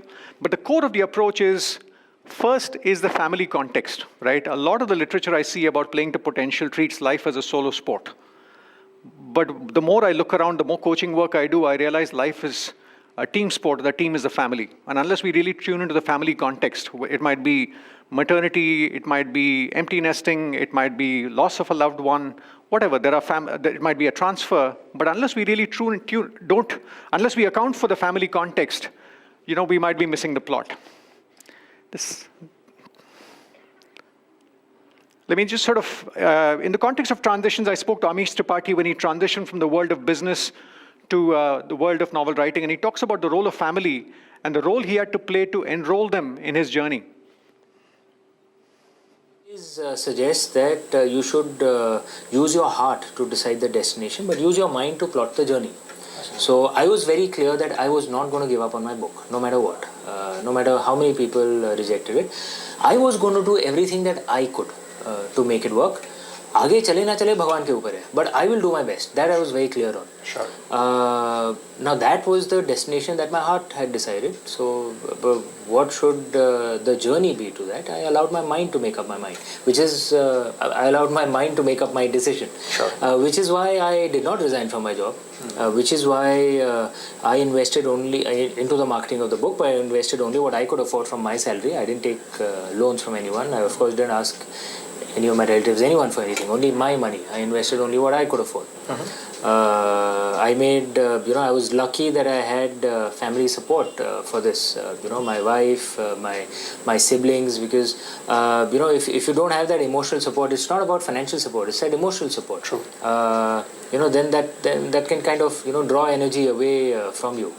And, that family support is extremely crucial. And, of course, I'm lucky in that sense, but I would also say that it's a responsibility of each individual to try and get that support. To enroll people around him into his journey. It's your job to figure out how you can get them motivated in your journey, because frankly, it's not their journey. Why should they care so much about you? So you have to figure it out. And my family was of course very supportive, because they could see how this book had changed me. It had changed my character by 180 degrees, and they were extremely supportive, and that's a big part. I think a lot of the women leaders I spoke to, this Amish Tripathi, this is specifically relevant to women leaders, right? I think a lot of the women leaders I spoke to, they said around maternity, for example, they had to really create that ecosystem around them. It's very easy to get into a victim mindset, but the really proactive ones that really created that ecosystem around them were able to move forward and have that support for them. And it didn't happen by accident. It required architecting. The next piece is L. Ikigai suggests that you do what you love, but not many people have that privilege. Doing what you love feels like Mount Everest to a lot of people. Very often you need to do something to put bread on the table. But at least make space for what you love. I like to play music with my kids. For some people it's gardening, for some people it's running, for some people it's pottery. But figure out what you enjoy. If you find it at work, that's wonderful. Otherwise, keep some space that re-energizes you. The next piece is aspiration. And I think in the previous speech, somebody asked a question about ambition. The way I think about it is ambition is like saying I want to get 100 in math. Aspiration is like saying I want to do well in the exam of life. And what I mean by that is we all have different identities. Like I said earlier, we're juggling different identities. And what I urge people to do is to think of the various identities and say, how do I take a baby step forward in each of them? As a father, as a brother, as a son, as a coach. What is that next baby step I can take, mini milestone I can have for a year, and move forward holistically in the exam of life, while not just getting consumed by one dimension, which is ambition, which is at work. So that's A. And of course, the answer varies from person to person. Different people might prioritize work over other things, but I at least ask people to be a little more intentional about the trade-offs here. The next piece is VO. I think the world of work is changing, right? I think we are moving into an era where my father worked in one company for 40 years. My father-in-law was a brigadier in the Indian Army. He worked in one organization for 35 years. I think the world we all are growing into is changing. I don't think that paradigm will exist. So each one has to think a little bit about how do we create value and how do we seek opportunity. We talk about product market fit. I think we all need to figure out what is our talent market fit. And we all need to figure out how to go on the dating process. People are not going to hand out a job in a platter. But I think that talent market dating process is a skill not many people have. And we need to build that because, we need to go through that process many times possibly. And this is particularly relevant for people in transitions, right? We spoke about maternity. And very often I find homemakers, I think one of the earlier sessions, there was a statistic that 17%, a big chunk of the GDP is sort of efforts in homes but are not captured. But what I notice is home can sometimes be a low feedback and a low gratification, low feedback loop and low accountability or a low traceability kind of a situation. And a lot of people get into self-worth issues. Similarly, people who are going through retirement, who are going through a significant transition after work. So one thing I've noticed is people who've asked the question, how can I be of value? Maybe by volunteering, maybe by doing something small, maybe by participating in a not-for-profit, maybe by sitting on a board. Sometimes when you sort of contribute to the world around you, I think it sets off a virtuous cycle. So how do I be of value? Ravi Venkatesan is a friend and a mentor, and he talks a little bit about how to think about leadership. Very often we see leaders on stage talking about big grand plans, but he says that leadership is not a title, it's a verb. How can we think about leadership as a verb? Century is not a noun, it's not a title, it's not a position, it's actually an act, it's a verb. Okay? And that act is something that every human being is capable of. And so I give examples like Padma Shri. I give an example of a young boy who lives in a slum, a garbage dump in Ahmedabad and goes to a Teach for India school. I give an example of a young mentee of mine who's now a successful young woman who started Kids for Code, etc. And I said, look, none of these cases did they have any formal authority. Nobody asked them to do what they did. They felt a calling, they decided to act on it. And they've accomplished far more than what they would have imagined and what the world imagined they could accomplish. And so to me, this is the most powerful, inspiring model for how we create a functioning society, how we create a functioning planet, which is leadership comes from anywhere and everywhere. It's ordinary people doing extraordinary things, not about extraordinary people. Absolutely. I think leadership is about what each one of us can do. The next piece, very quickly, I'm mindful of time. Next piece is investing in yourself, both skills and capabilities to stay relevant, but also investing in physical health, mental health, spiritual health, right? I think if we want to play the long game, like Dr. Sangeeta Reddy said, we need to focus on our health and happiness. And the intangible balance sheet is going to be as important. And the last piece is our relationships, both relationships with friends and family, but also relationships in the workplace. The longest study of happiness in Harvard basically said, if there's one variable that predicts happiness in the long run, it's the quality of relationships that people have. And every now and then, just like we talk about flavor in the context of ice creams, we talk about flavor of the season. I think we all go through different seasons in our life, and we need to rediscover the flavor of the season. The way I balance the wheel in my 30s is different from the way I balance the wheel in my 40s. So that keeps evolving. And what we need for that is self-awareness, right? I think the previous session, the speaker spoke about the criticality of self-awareness. But I think the nuance here is, one is sort of reflecting our way to self-awareness. The other is seeking feedback.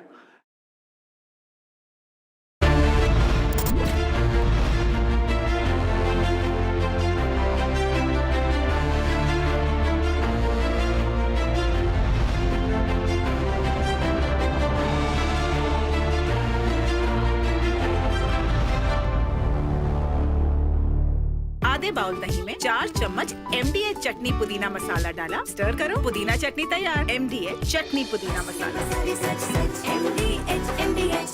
इसको घर पे लगाओगे तो शादी का तो पता नहीं, पर घर पक्का नहीं टूटेगा।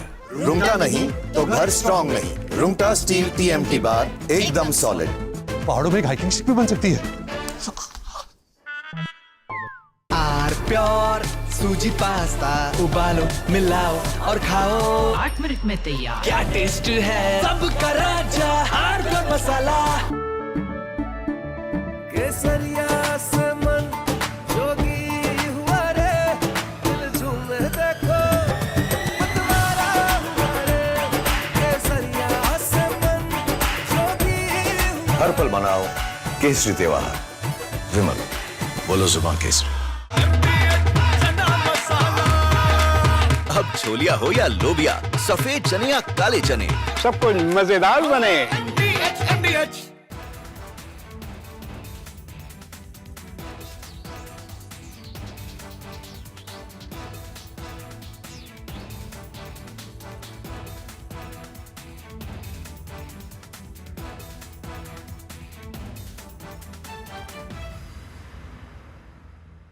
थोड़े में ज्यादा स्वाद, यही तो है इसकी खास बात। वाओ मम्मा, क्या स्वाद है। अरे मेरे राजा, सबका राजा आरकोर मसाला।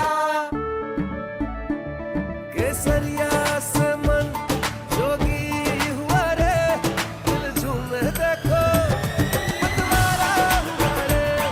केसरिया से मन जोगी हुआ। हर पल मनाओ केसरी त्योहार। विमल, बोलो जुबान Kesari.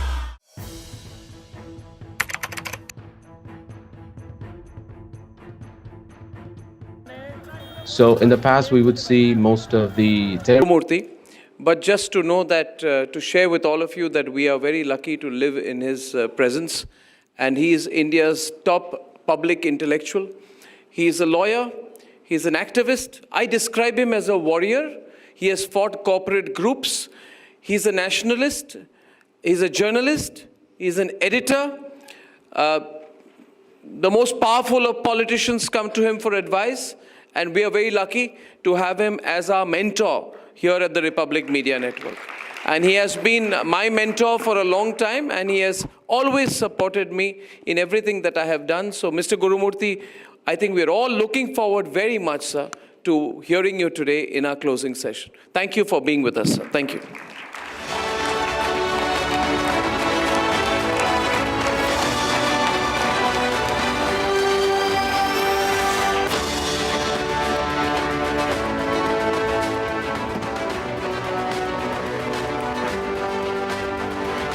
Namaskarams to all. Arnab introduced me, among other things, that I'm an economist. In fact, I learned my economics in the streets of India. The society was the open-air university for me to learn about economics. Though I was a student of economics, I had familiarity with economics of different kinds, whether it is the Marxist economics or the Weberian economics or the market economics, which has been sweeping the world for the last 30 years. I am fairly familiar with economics as a subject, as a theory, but I became more familiar with economics when I was asked to lead the Swadeshi movement in the 1990s. When I took up that responsibility, I was a corporate advisor and I had my own claims about understanding modern business, modern finance, law. But everybody asked, what has he to do with Swadeshi? To talk of Swadeshi those days, which is translated into Atmanirbharta today in India, and economic nationalism abroad, to talk about Swadeshi those days was a demeaning affair. In fact, when I addressed the administrative staff college in Hyderabad, a large crowd was there. In those days, I was the only person presenting the alternative viewpoint, so I used to get a lot of crowd.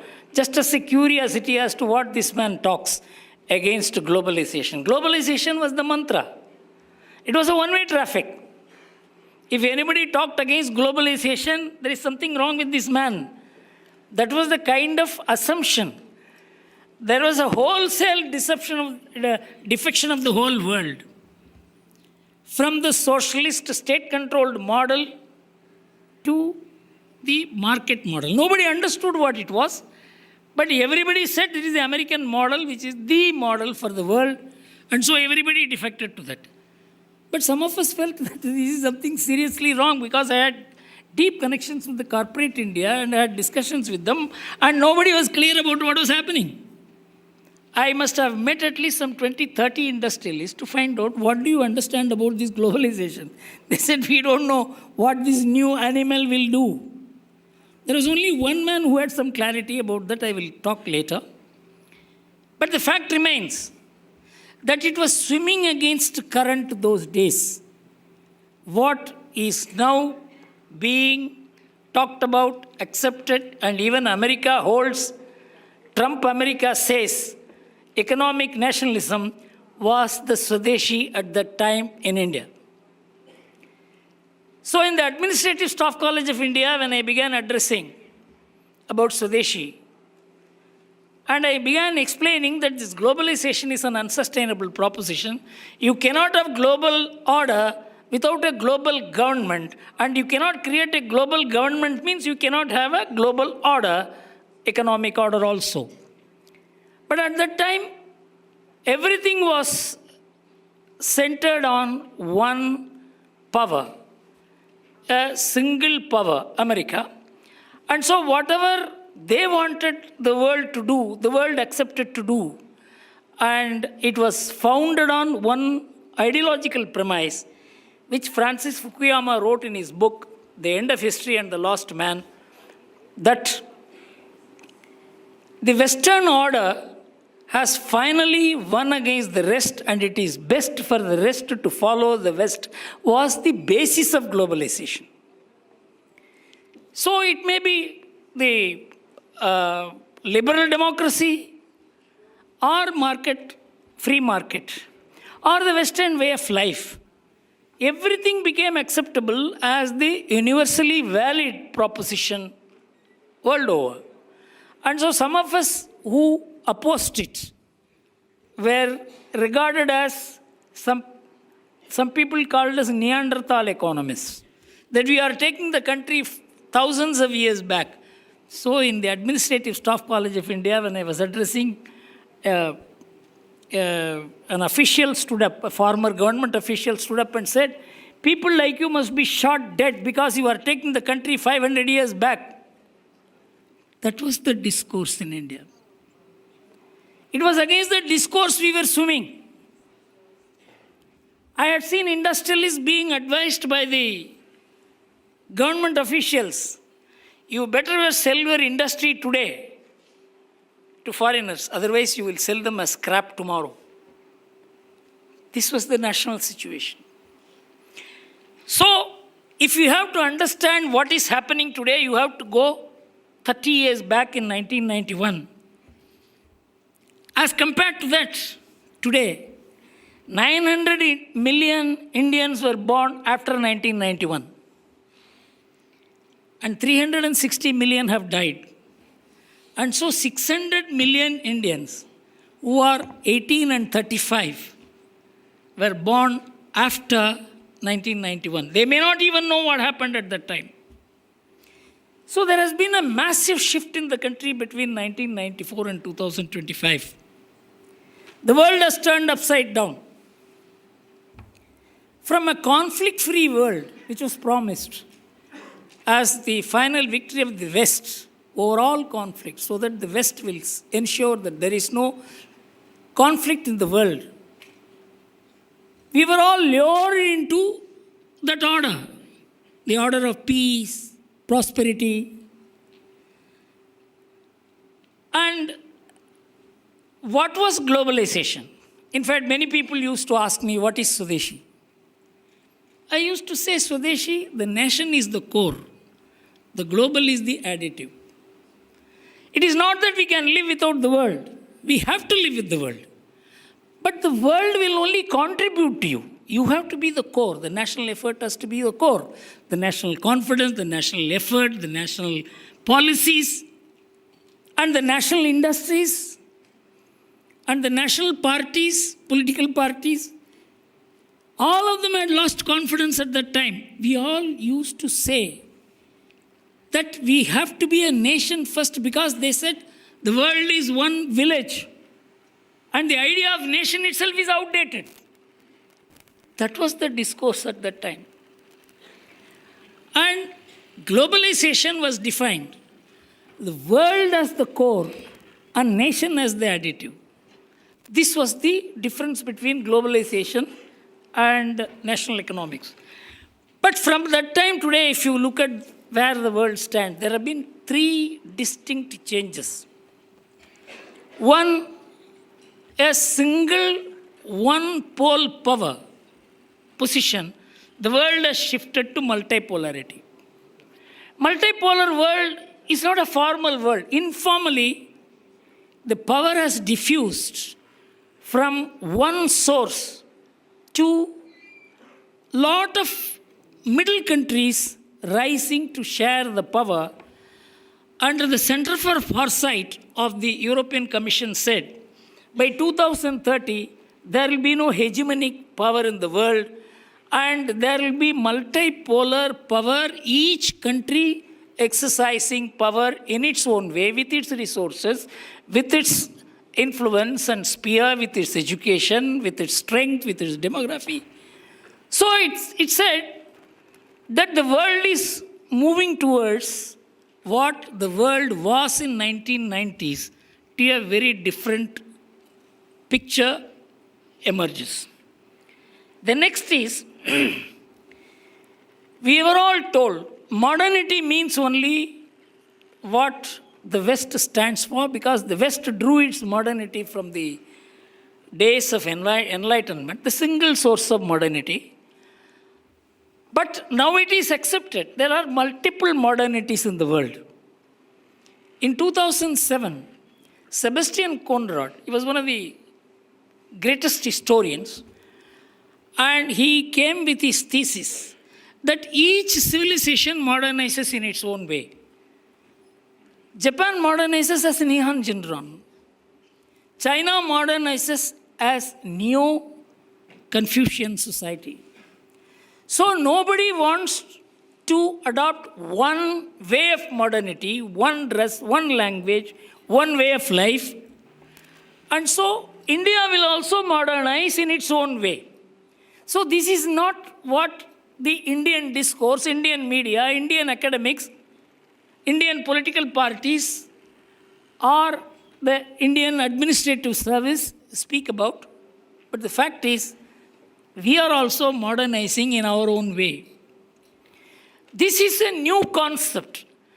It is not that the world is becoming multipolar without becoming multi-modern. Modernity has asserted itself in the last 25-30 years. I will give you examples. The post-World War II world order was anti-civilizational. In 1951, the United Nations Measures for the Development of Underdeveloped Nations, which was largely drafted by the United States of America, said that if you want to develop, you have to scrap your philosophy. You have to scrap your social relationship. You have to become part of what the West is for you to develop. And any society which is unable to accept this will have to accept low standard of life. This was an official advisory of the United Nations on the basis of which policies were being made by all the underdeveloped countries. And there was no difference between the free market society and communists because both of them hated civilization. And America, of course, had no civilization at all. And so all of them were anti-civilizational according to them. Unless you forget the past, disown the past, scrap the past, hate the past, you can never develop. This was the accepted position in the world, including in India. And China even went to the extent of waging a war against its civilization in the Cultural Revolution. For 9 years, they destroyed everything worth having regarding the past, whether it is Confucius' name, whether it is Buddhism, whether it is any statue or Buddha Vihara. They destroyed everything. But that Chinese Communist Party leader, Xi Jinping, in 2021, when he addressed the centenary of the Communist Party, he said, 10,000-year-old Chinese civilization will guide us today and forever in future, because they have no other identity than to go back to their past.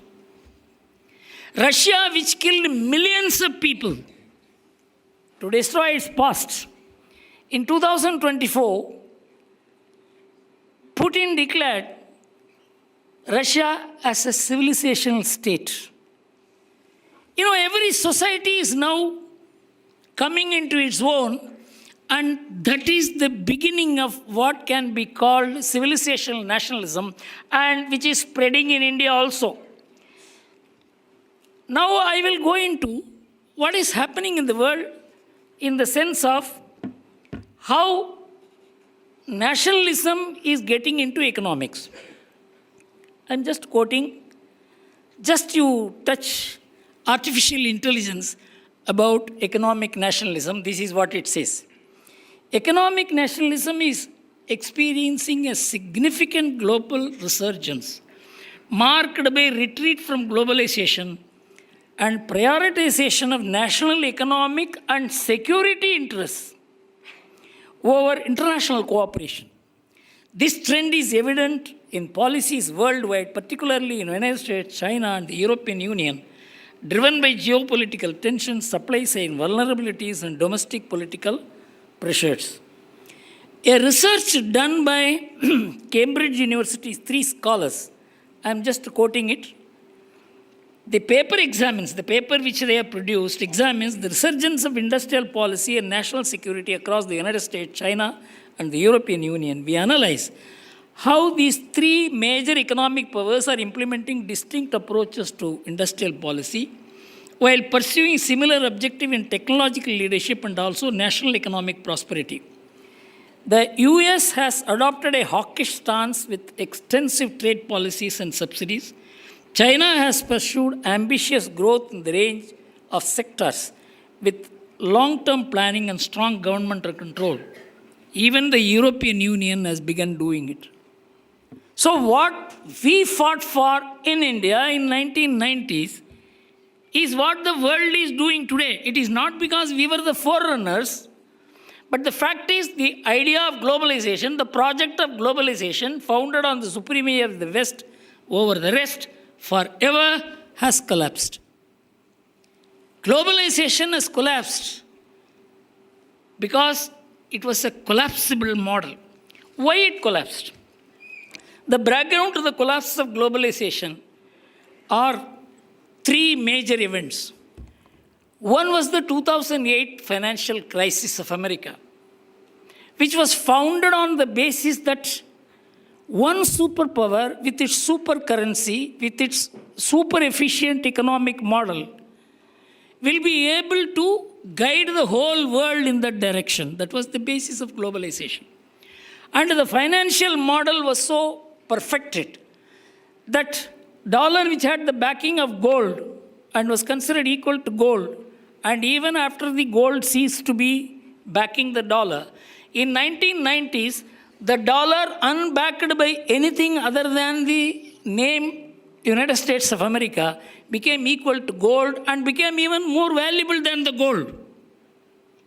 So in 1998, when the financial collapse occurred, even the greatest economists could not explain why the collapse occurred.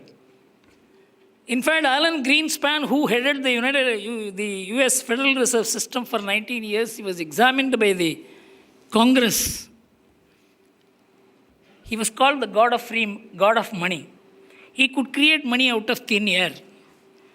In 1997, he addressed the Stanford University. I couldn't understand why he addressed the Stanford University. He should have addressed the US Federal Reserve System. He said it is not possible to control the supply of dollars outside. And so we will not be able to fight inflation. So they decided to import goods from cheaper sources to contain inflation and print and export dollars. So in 1989, The Economist magazine said, the most profitable industry in America is the printing and exporting of dollars. So America exported dollars, printed and exported dollars, because the American name carried that weight in the world, and imported goods. With the result, between 1976 and now, America has printed and exported $15 trillion worth of dollars and imported goods. And for that, it brought down the tariffs, and it made the whole world search the American market, which was, of course, taken advantage of by China. And now America finds that dollar is no more the admired currency. And in fact, dollar is now an enforced currency. For instance, if this BRICS will produce its own monetary system, Trump said, I will finish you if you don't use dollar. From an admired currency, dollar has become an autocratic power-backed currency. You can understand the shift that has taken place in the American economy. And what Trump is trying to do is to reverse it. He is trying to put up the tariffs to ensure that the imports come down or the import prices are up, so that the people pay for the deficits which America has incurred in the past. As I told you, $15 trillion is the current account deficit. And every year they are incurring a budget deficit of $1.2 trillion. And it is deficit at home and deficit abroad. America is in an unenviable position, and Trump is trying to ensure that at least fight this trend. I can understand if anybody is advising Trump, they will advise this. But the problem of America is not an economic problem. It's a much deeper problem. America has attuned itself to over-living. Every economist today accepts that America, American families, American corporates, American government, they spend more than what they earn. That is the most important thing. For example, whether it is because the families have collapsed. the family support mechanism, which is essential for a society, about which I will deal with when I come to the Indian context, that it is a sharing mechanism. I was in America, in UCLA, when I was addressing the management students. I asked all the management students a question. Who are all supported by your family for your higher education? All Indians and Asians raised their hand. Not a single white student raised the hand. Then I asked them the question, who is taking educational loan and studying this course? All the white students raised their hand. I came to IIT Madras. I asked the same question to the MBA students. Who are borrowing money and studying MBA? Not a single student raised the hand. Who are all being supported by your families for your higher education? Everyone raised their hand. This is the family support mechanism. And the family support mechanism is the social capital which America has lost. And the American government went to the extent of telling the Americans in 1960s, which was the turning point of America beginning to decline, that you need not take care of your parents, you need not take care of anybody. You pay us 12%, 12.5% social security tax, we will take care of everybody. At that time, in 1980, many economists warned the American government. If you want, you can Google and get a beautiful book, US Economy in Transition, by the National Bureau of Economic Research in 1980, where the economists told the American government, don't interfere with the intergenerational obligations of people. The government can never substitute itself in the place of the family. And it said, we have already handed over the kitchen to multinationals. In America, nobody cooks. There is no kitchen in home. It is only the malls which give you food. You take home, heat it up and eat it. And he said, if there is no kitchen and if there is no responsibility to take care of the parents and youngsters, educate them, then what is the function left in the family? A functionless family can never last. This was the advice given by economists, including Milton Friedman, who got the Nobel Prize in 1965 on the monetary theory. But American politicians were also like our politicians. He said, don't worry, we will take care of you. We will do this. We will do this. With the result, the American government has become virtually insolvent today only because of the dollar strength. The American government is surviving. And in fact, if there is so much of current account deficit, the dollar should be losing its value according to economics, rules of economics. So a question was asked, how is it when the current account deficit is zooming, the dollar value is not coming down, it is going up? So two Harvard economists came out with a fantastic explanation that the dollar value is not governed by the rules of economics, it is governed by the rules of physics. What is the rule of physics? There is a dark matter which sustains the universe. That is the rule of physics. So there is a dark matter which sustains the dollar. What is the dark matter? The American strength, the American power, the American influence, the American acceptability, the American military. This is the dark power which sustains the dollar. And you see now, that dark power is shaking. That is the problem of America, which Trump is trying to handle. And now, the entire globalization, as I told you, is based on the victory of the West over the rest, and particularly Asia. But that is now turning. Now, the rise of Asia, China, India, Indonesia, and generally the global South, is demolishing the very theory of globalization, and I am going to tell you what is likely to happen in future. By 2050, China will be the #1 economy in the world. That is undisputed. Who will be the #2 economy? It is neck and neck between India and America. Neck and neck. The unanimous opinion. And European Union, its share will get reduced to less than 10%. And emerging market economies, E7, out of the 7 top nations in the world, 6 out of 7 emerging market economies will be the top 7 economies. This is the global picture. And how it came, you will be amazed. Because unless you have a helicopter view to understand how the theoretical foundations of Western economics developed and how they assessed the rest of the world, and particularly to large countries like India and China, you cannot understand where the West went wrong. 2 great minds in the West, one Karl Marx, another Max Weber, they shaped the modern West.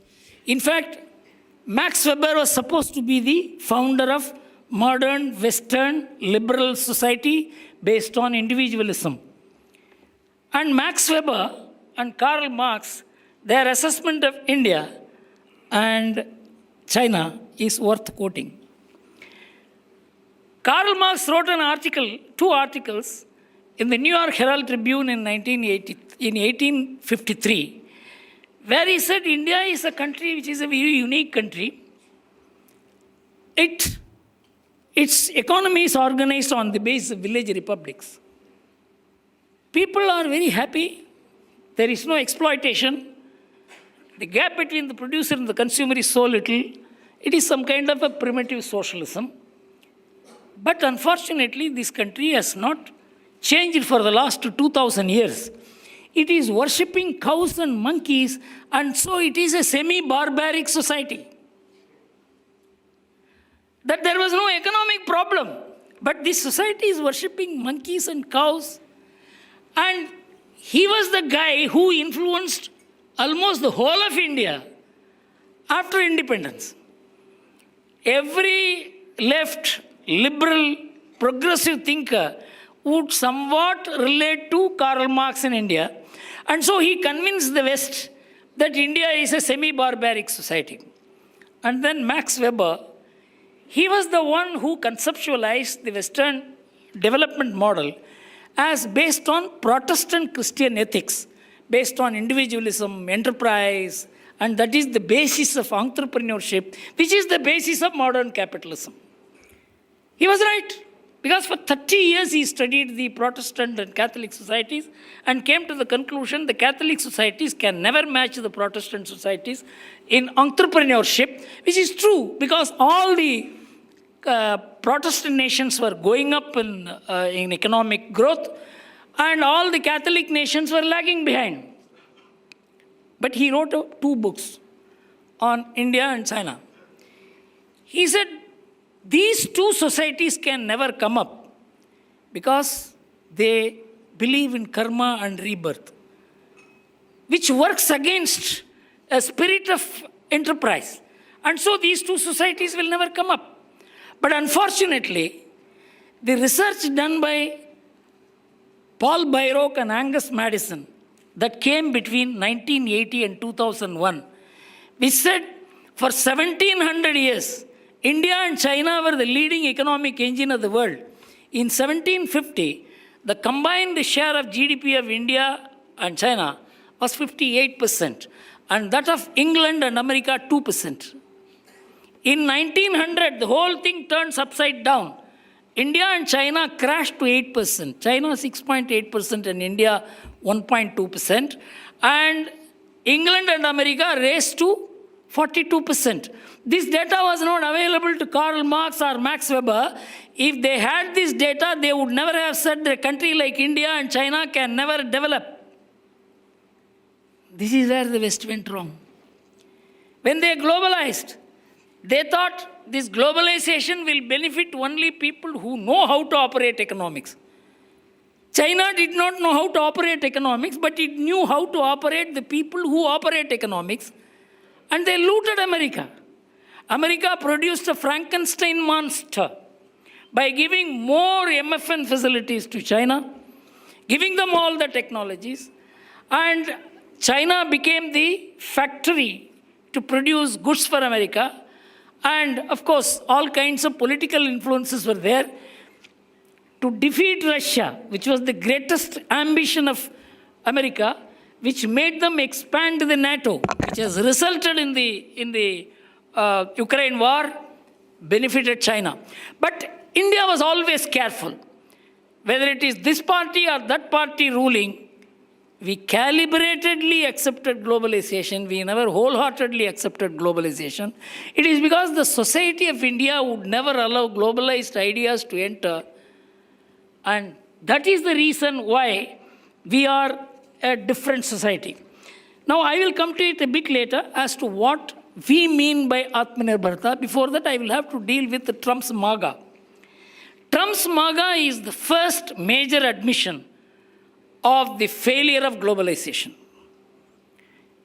Because he was the only one to say there is no globalism hereafter.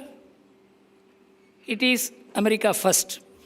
Once you call a nation first, the first thing you reject is globalization and international cooperation. That is the first thing. Second thing is, MAGA implies that America, which was great, has ceased to be great. It has to be made great again. He is the first person to admit the decline of America. That is what has made Americans support him in such large measure in 2024. Apart from the fact that there are other problems associated with America which is not discussed very deeply in the public discourse, but which we must know. The media in India, the intellectuals in India, the academics in India must know this. You know, in 1960, of the American population, 87.5% were non-Hispanic white population. About 11% was black, and the balance 1 or 2% were others.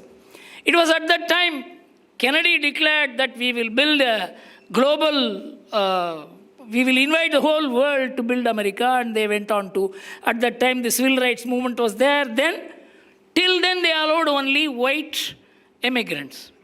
So when the civil rights movement came, multiracial immigration came into America. You know what is the position of America today?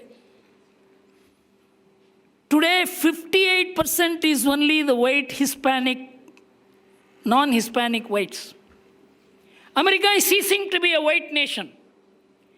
America called itself a WASP nation, white, Anglo-Saxon, Protestant nation. This was the identity of India given by Samuel Huntington in 1998 when he was thrashed.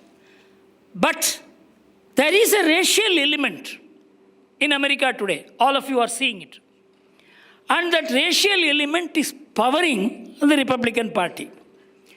And this whole idea of fight against immigration and the idea of tariff are only externalities. So there is a deeper racial drive. And where it will land America, God alone knows, but I will give you only 2 indications of what is happening. You know, Pew Research in America, it's one of the most premier research institutions. It came out in the paper in 2020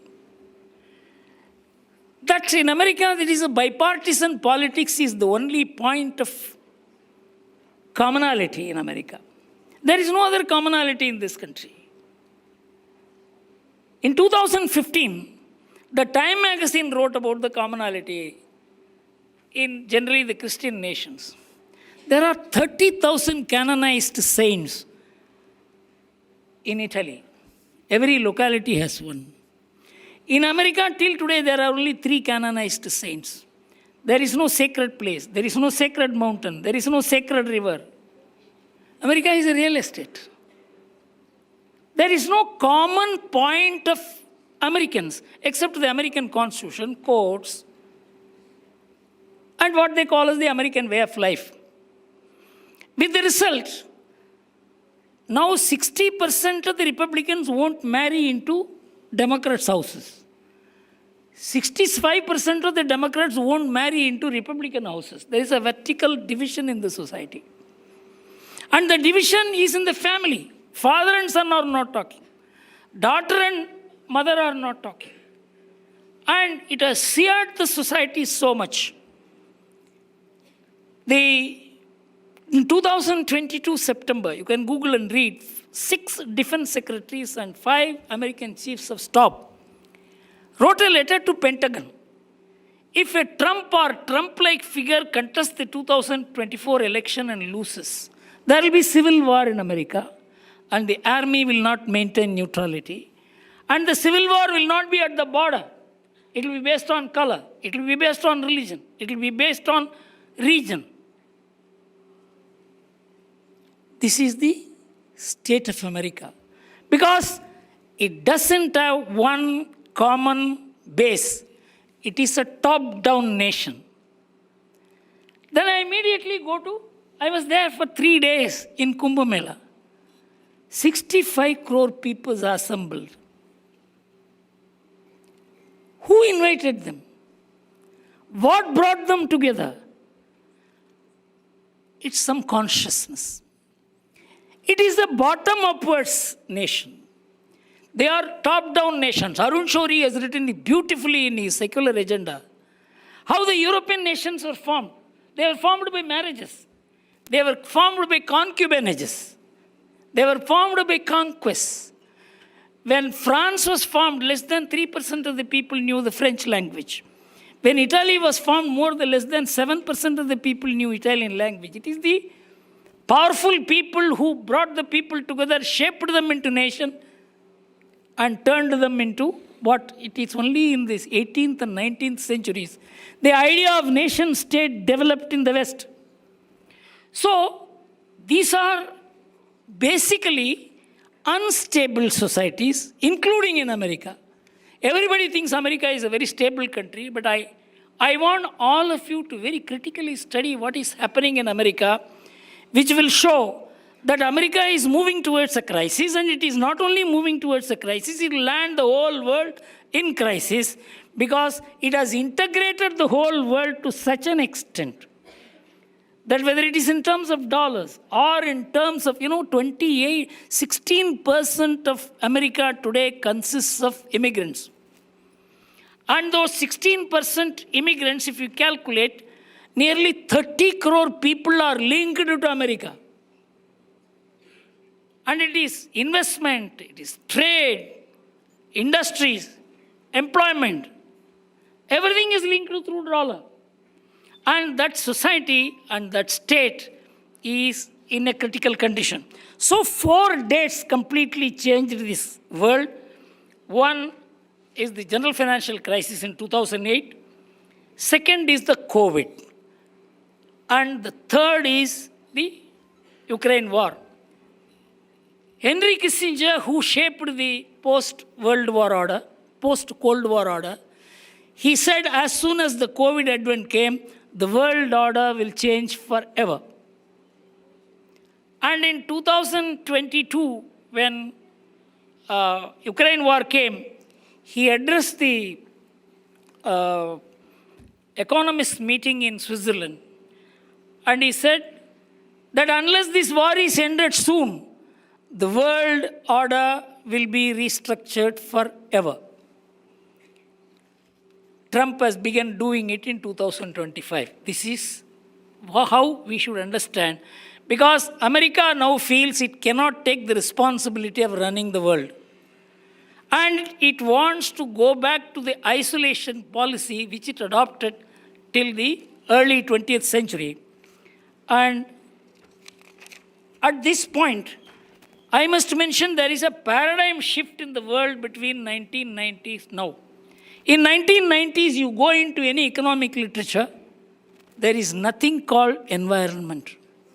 There was no relationship between environment and economics.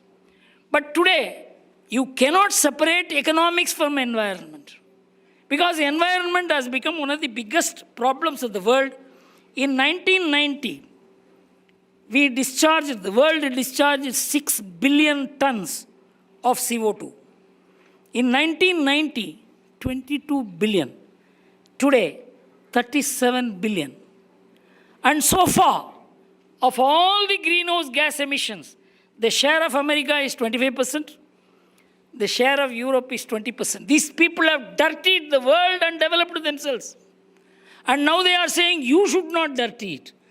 This is going to be a huge development versus economics. And that's where the turning point, many people have not noticed it. It is becoming a very important geopolitical turning point when the Prime Minister mentioned in 2023 G20 meeting, one earth, one family, one future. This captured the relationship between economics and environment. In fact, how? We are a living example of it. Many people do not know. In fact, I have mentioned it in some of the programs in Republic. How India is a living example of alignment between economics and environment. I will take only 3 issues. One is food. We are just 2.4% of global land area. We have 18% of human population. We have 30% of bovine population. Our total cattle population is 42%. We have 8% bioresources. It is an ecological wonder as to how in such a small place, such huge human, animal, bovine population could live together. Take America. It is 3.5 times the size of India. But its bovine population is 1/5. How is it that we are able to feed all this? In fact, I saw the statistics in 1960s when we did not have food. But at that time, the cattle population kept increasing and we did not eat the cattle. Because we felt that they have also the right to live. All this was achieved by one factor, the proportion between meat and cereal in India. Our average consumption of meat is 3.5 kg per head per annum. We are also non-vegetarians. 75% of the Indians are non-vegetarians. But for us, meat is only sabji. It is not the main take. Because we were cereal eaters, cereals give you 83% of the calorie value. And meat gives only 17% of the calorie value. Cereals give you 37% of the protein value. And meat gives only 37% of the protein value. With the result, India is able to feed its huge population by the additional energy that you get from cereals. And you look at America, it is the reverse. Their average meat consumption is 124 kg per head per annum. And the cereal consumption is far less, about 68 kgs per annum. What is the difference? If all Indians take to American way of eating, we will need 6 times the agricultural land we have. Our country's size has to be 2.5 times more. If the entire world takes to Indian way of eating, we will need only 40% of the agricultural land we are cultivating today. How is it that our forefathers knew that you have more calorie value and protein value in cereal? I call it the Rishi-Krishi combination. That is what has sustained the food security of India. How many people, if you want to get to know the data of it, you can go to ourworldindata.com where you find all these figures. But this is not what our academics speak. This is not what our media speaks. Food. Then I will go to shelter. The average number of persons in a house in India is 4.5. In America, it is 2.5. Because we live with our father, we live with our grandfather, 3 generations live together, we share. This sharing is a very important part of economics. And if all Indians decide to follow the American model of husband and wife or husband and wife, man and woman living together, 48% of the Americans live together without marriage. Only 28% of the Americans live together with a child in the family. If we follow the same way of life, we will need 135 million more houses. In America, to build 35 million houses, they had to spend $8.5 trillion. The damage to environment, it has been calculated by the European Union that every additional house means so much percentage of addition to CO2. But does anybody look at the Indian way of life? How it's by sharing we are able to manage the home economics. It is not in the... The third point is, America says that you pay the tax, we will take care of the elders. In India, it cannot happen. We are taking care of our elders. We are taking care of our children. The family system helps it. The State Bank of India study shows 80% of the parents live with their children in this country. And even widows live with the children only. This is the normal social arrangement. But this has huge macroeconomic consequence. Each one of the things I mentioned has a huge macroeconomic sense. And here I am coming to what you call as Atmanirbharta. It is not about importing goods or tariff. If you import the American lifestyle, whatever tariff you impose, you will not be able to save India, because India has to actually understand what is its way of life. Philosophy gives you the goal of life. The goal of life gives you the lifestyle. Lifestyle gives you the habits. Habits tell you what you need and don't need. It is a sum total understanding of the society. This is how Indian society works. You disturb the philosophy, everything will get disturbed. So, when we talk about Atmanirbharta, it is a total way in which the Indian society functions. And our food style, our shelter, the way we take care of our near and dear, all this has huge economic consequence. If all yearning Indians decide to disown their responsibilities towards people who are dependent on them, 75 crore people will be standing before the Prime Minister's house for 2 square meals a day. Do we understand Atmanirbharta like that? So much larger issue. For them it is economics. For us it is lifestyle. So we have to understand and deepen this knowledge about Atmanirbharta. I am happy that Arnab gave me an opportunity to talk about this. What I call as the umbrella view or a helicopter view of Indian economy, which is linked to the society, its philosophy, its way of life. And this is how we have to understand Atmanirbharta. Other countries may understand Atmanirbharta. Trump understands it only in terms of tariff. But for us, it is not just a tariff or economic issue, which is a much larger issue. Thank you very much.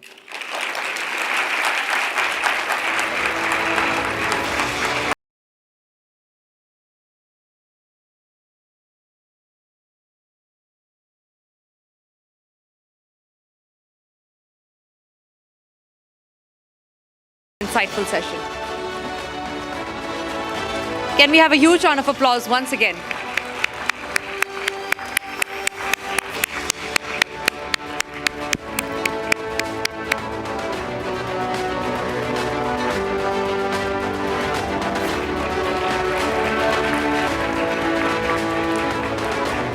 Thank you, ladies and gentlemen.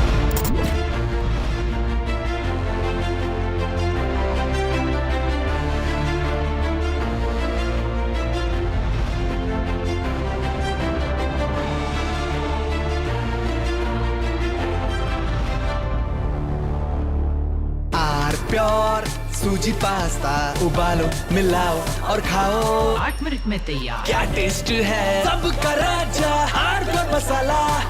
In the global employability rankings by Times Higher Education UK, only the following 6 institutions from India are ranked amongst the top 230 in the world for having the most employable graduates. IIT Delhi, IISc Bangalore, IIT Bombay, IIM Ahmedabad, IIT Kharagpur and Amity University. दादी के हाथों का जादू और खुशबू से महकता घर, माँ की मुस्कुराहट और खाने की सुगंध। MDH गरम मसाला, क्योंकि हर रिश्ता है स्वाद से जुड़ा।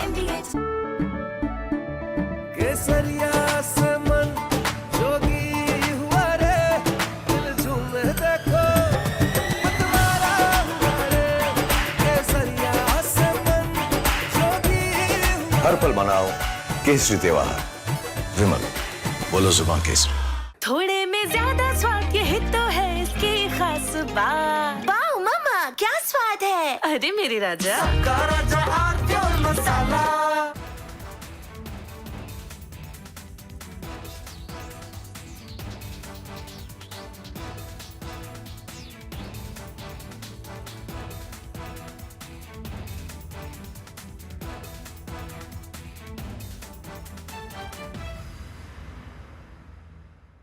सीक्रेट रेसिपी MDH का जीरा सिप जल जीरा मसाला। सिप सिप जीरा सिप MDH का जल जीरा सिप MDH का जल जीरा SIP.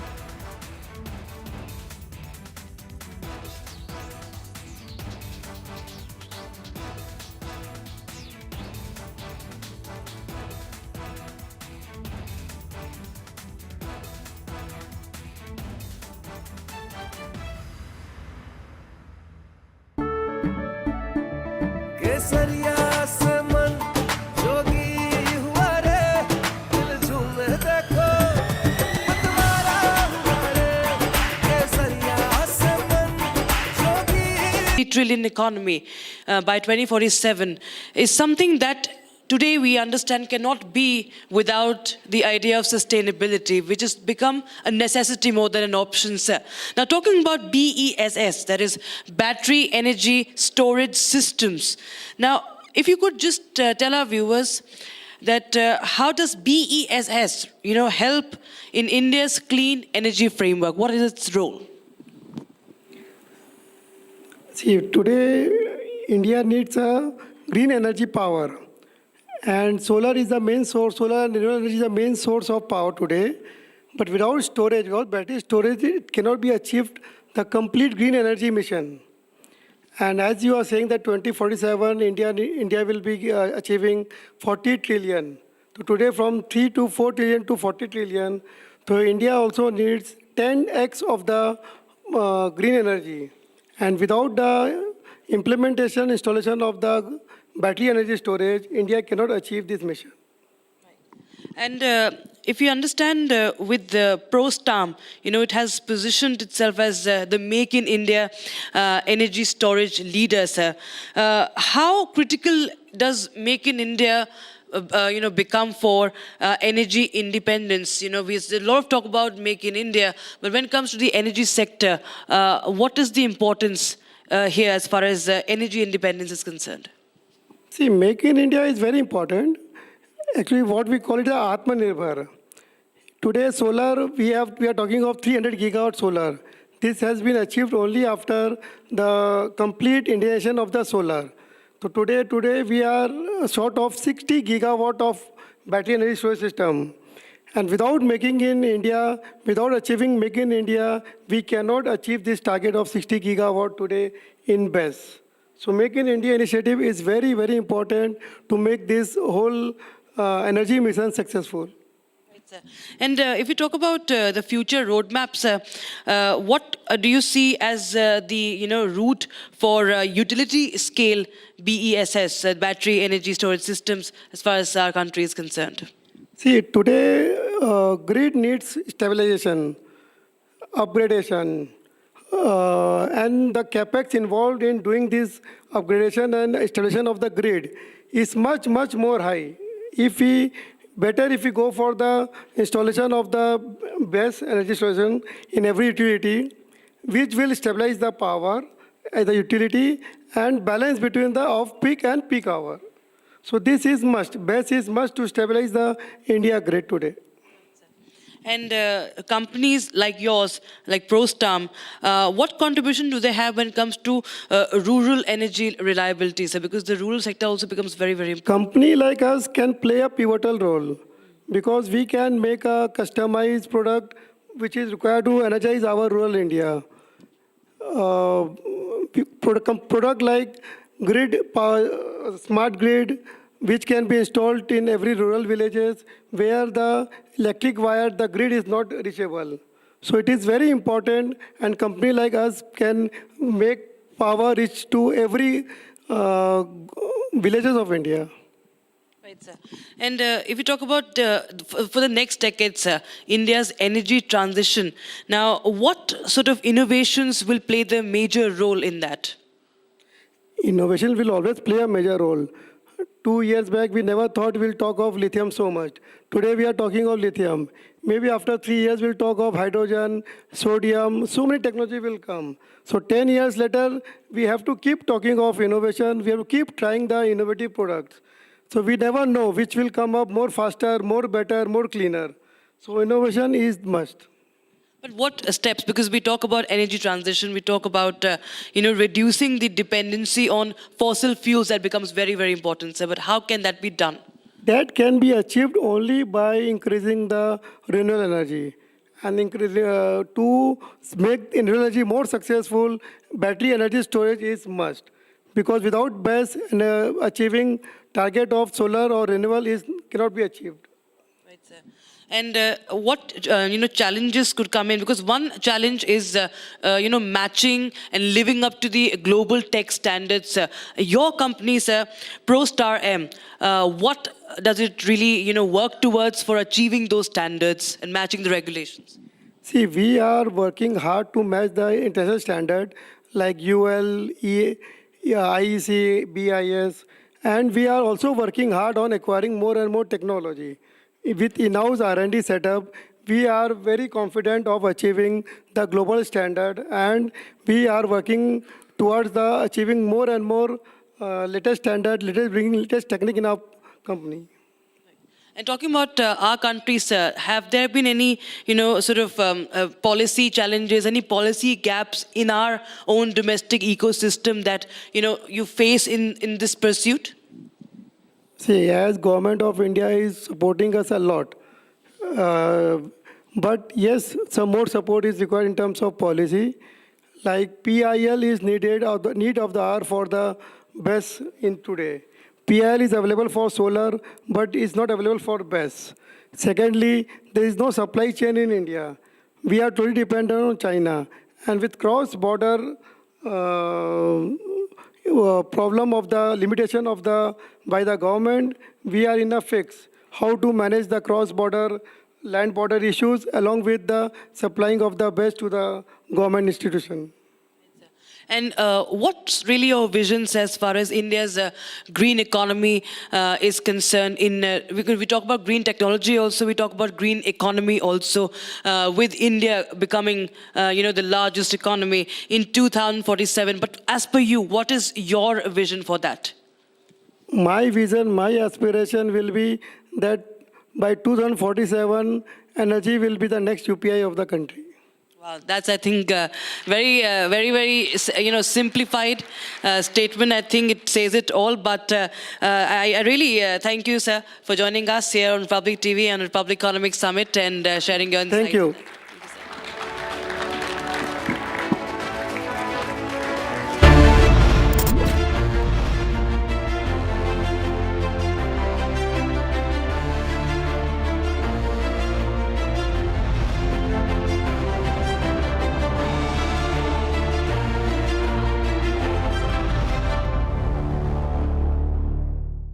China and Japan are clashing verbally over Taiwan. Tensions between China and Japan have risen over Taiwan. Our pure Shahi Paneer Masala. Delicious, healthy, every day. इसको घर पे लगाओगे तो शादी का तो पता नहीं, पर घर पक्का नहीं टूटेगा। रुंगटा नहीं तो घर स्ट्रॉन्ग नहीं। रुंगटा स्टील TMT बार एकदम सॉलिड। पहाड़ों में एक हाइकिंग स्टिक भी बन सकती है।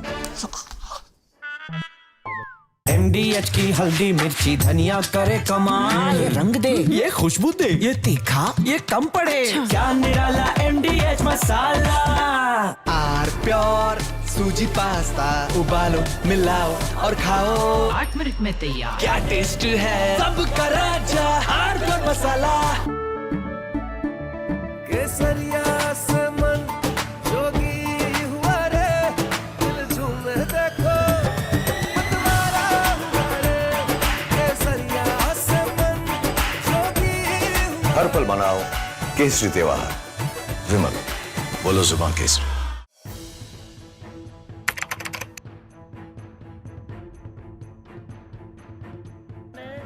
So in the past, we would see most of the terrorists who would get arrested, they would be like the people who would be working at a very low level. But today we have seen the white collar suspect.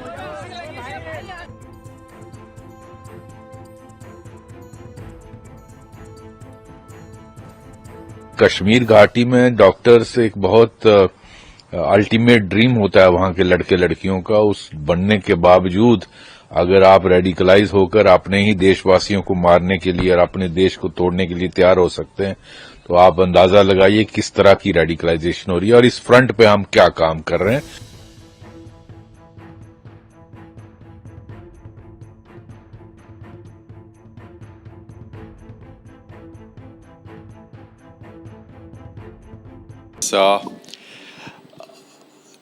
Catching up from where we were both listening to Mr. Navani talking, and he was talking about Gen Z, and in fact we also were talking about Gen Zs and their approach towards investing. I want to get started with you, Ashu. What is it with this COVID trading generation? You were talking about a COVID trading generation. Could you elaborate on what do you mean by that actually? Yeah, I just learned a couple of jargons today. We were talking about Gen Z, so it was Gen Alpha, Gen Beta. Yeah, even I don't know, it could be Gen Gamma, Delta also will come. I don't know about it. But thanks to the speaker, I could learn few new jargons. So Gen Z, I just club them with the theme of long term, which has generally been the theme of, last many years of, ever since we have been into the markets, and you would have heard Rhythm also talking about investing. So thematically, it has always been long term. But looking at Gen Z, the current generation, which is a COVID generation, because 20 years we were struggling.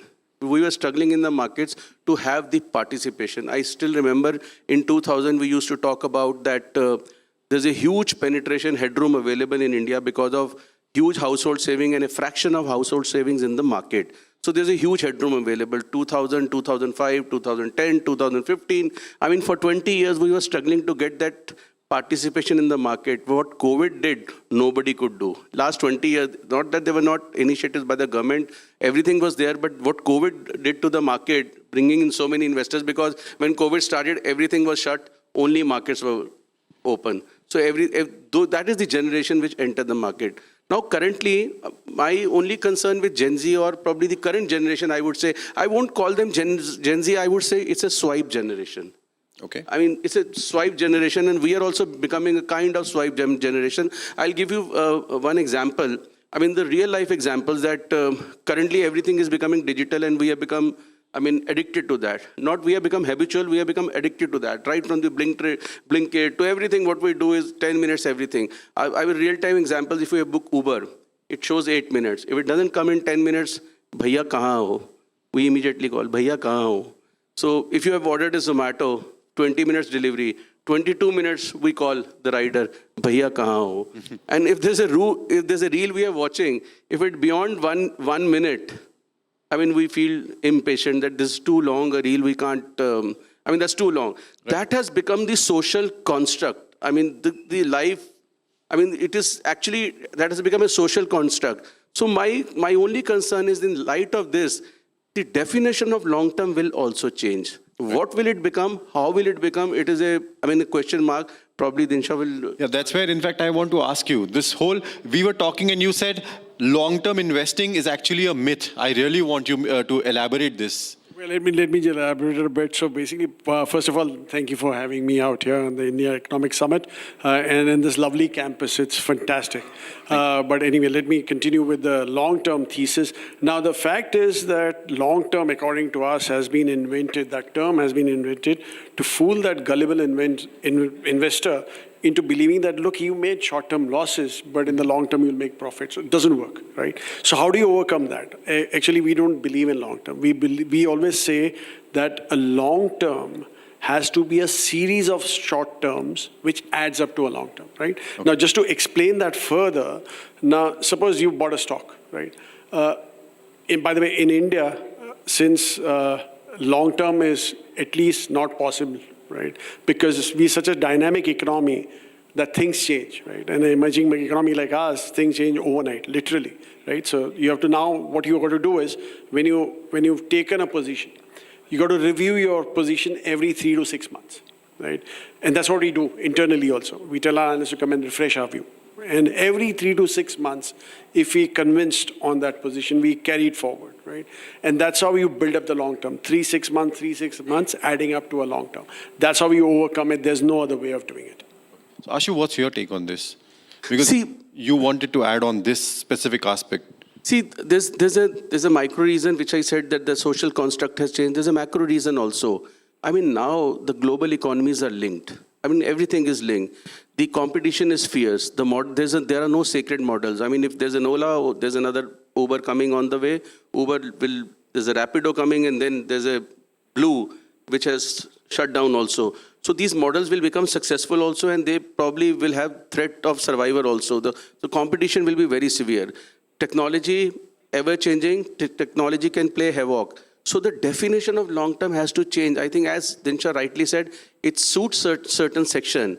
So that is why probably it is more convenient, it is more safe, or probably it is less accountable also to talk about long-term. Otherwise, if you talk about test match also, I mean, test match led to 50 over game and 50 over T20, and now I've heard that Super 6 is 6 over. So that is why that even that has changed. In a test match, you cannot say that I will play on a 5th day. Let's see what happens on the 5th day. You have to go session by session. So probably that is the simile I can say what Dinsha was saying, that you have to keep. You cannot remain passive with your portfolio, which used to be the case 30 years back, 20 years back, that my father bought Hindustan Lever or ITC or Asian Paint or whatever, and it kept on multiplying. I mean, today the models can change. You have seen that Asian Paint was down 30%, I mean, with such a comfortable position. So that's where I believe that this has to be addressed, and one has to adapt, evolve, and what will be the current challenges to the market in the light of this. See, Rhythm was talking about macro factor. I would say for me, biggest macro factor in last 10 years, what has changed for India is not the macro numbers stability, the political stability. All along, I mean, 30 years in the market, Dinshan can say there was a time when because of the coalition government or because of XYZ reason, I mean, policy paralysis or whatever you used to talk about, there was always something missing. And what this current government has given, I mean, this stability, government with a mission, government with a vision, I mean, things have changed very positive for India, and that is why we've seen this kind of a participation and where we have reached, and not to miss today's GDP numbers also. So that, in that construct, things are very fine, very good, very nice, but I mean, long-term thing will not happen because you will get good opportunities, good spikes like 22 to 23, 24. Too good to be true profit was there in the market. But I think it is very important to, I mean, profit in the bank also. Absolutely. Dinsha, in fact, just we got the GDP numbers today. How does, from an investor point of view, how do these GDP numbers translate into real profit, real money in the bank for an Indian investor? What do we need to do as retail investors or as Indian institutional investors? How do you look at these numbers? So, okay, Pranav, let me just point out this logo which I got. I saw that. Embroidered just for the IES, okay? Okay. And it's a saffron bull riding a crescent sun, okay? The fact is that what I want to portray out here is that it's India's day in the sun. There's going to be a bull run, and nobody can stop it, right? The GDP print that you saw today of 8.2%, actually, I was also a bit taken aback. I mean, as in the numbers are fantastic. I mean, and one thing that I want to highlight out here is for this quarter, why they are fantastic is that this quarter had a month of demand getting pushed out If you guys remember, the rationalization, GST rationalization was announced on 15th of August, and actual implementation happened on 22nd of September. 1 month postponement, and despite that, you saw these numbers.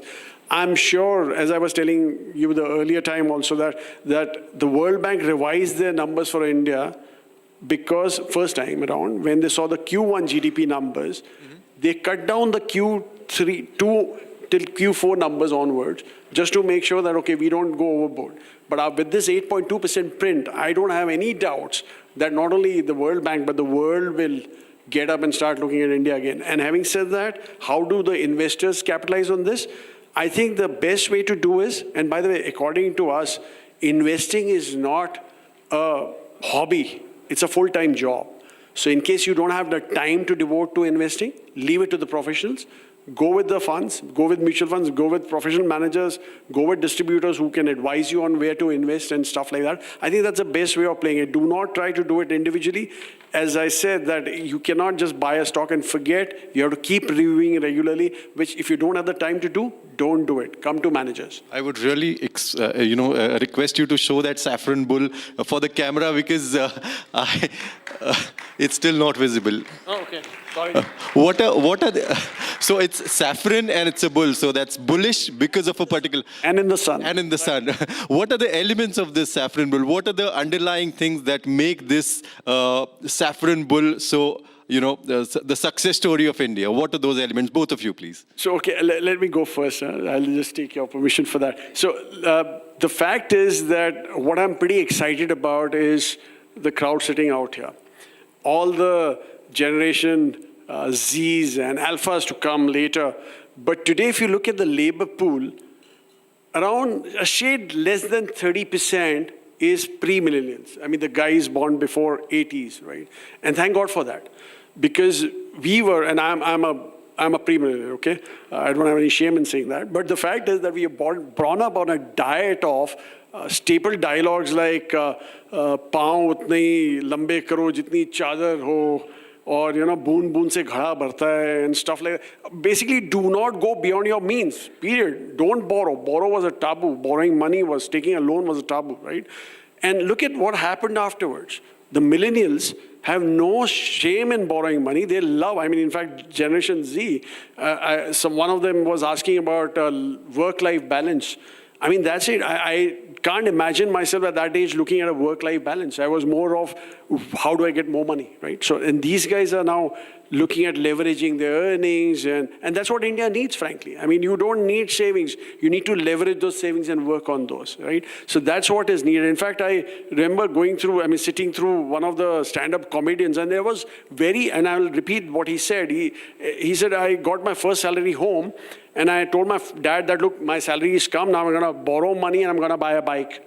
And his dad told him, beta, start a FD.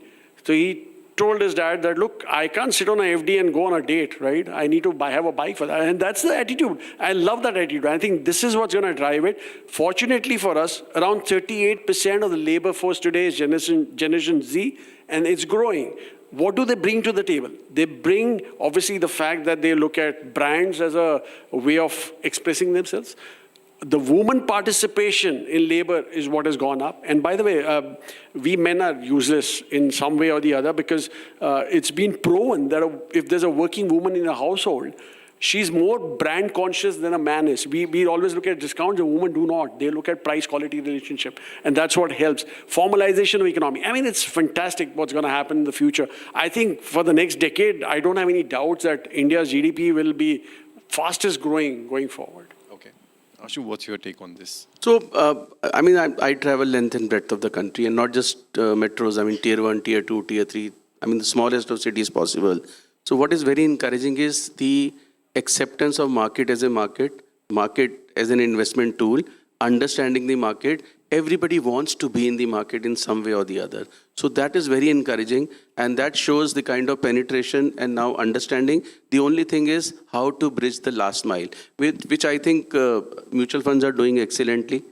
But then I have, we're talking about the Gen Zs here, and he was talking about patience and not having patience. I would want to ask you, then, if there is someone sitting here who says, okay, I can do FNO, I can make more money, I can just buy a call of 2,000 rupees or a put of 2,000 rupees, and then that can turn into 2 lakh within minutes. Yes. How do you want to give your words of wisdom to that investor who's impatient and who does have avenues of earning more through these calls? And so again, cricketing example, test match was investing, and monthly expiry is 50 over match, weekly expiry is T20. So everybody wants to play T20 in the market because that's glamorous, that's fancy, that's exciting. My serious advice you would have seen that SEBI report where 90% of traders have lost money in derivatives. But for me, the key takeaway from that report was the 90% people who lost money, the average ticket size was 1 lakh, which shows the kind of money people have deployed in that market to play like a video game. Because a discount brokerage or a free brokerage, or it's easily available on an app, you're playing market like a Dream 11. Please don't do that. So for derivatives, if you ask me, is there a way to make money in derivatives? My answer is 100% yes. For investing, you need patience. For trading, you need discipline. So that discipline comes by experience or knowledge and education about derivatives, which is very limited to the majority of people. And that's my concern that is where SEBI is concerned about. So in a very crude way, I would say it needs a discipline and capital also. So my sincere advice to all the people who think that it is the easiest way to make money, it is the most difficult way to make most easy money in the market. And my one very crude way of presenting to them is, explaining them is, derivatives is one market जो अमीर को अमीर बना सकता है, गरीब को अमीर नहीं बना सकता.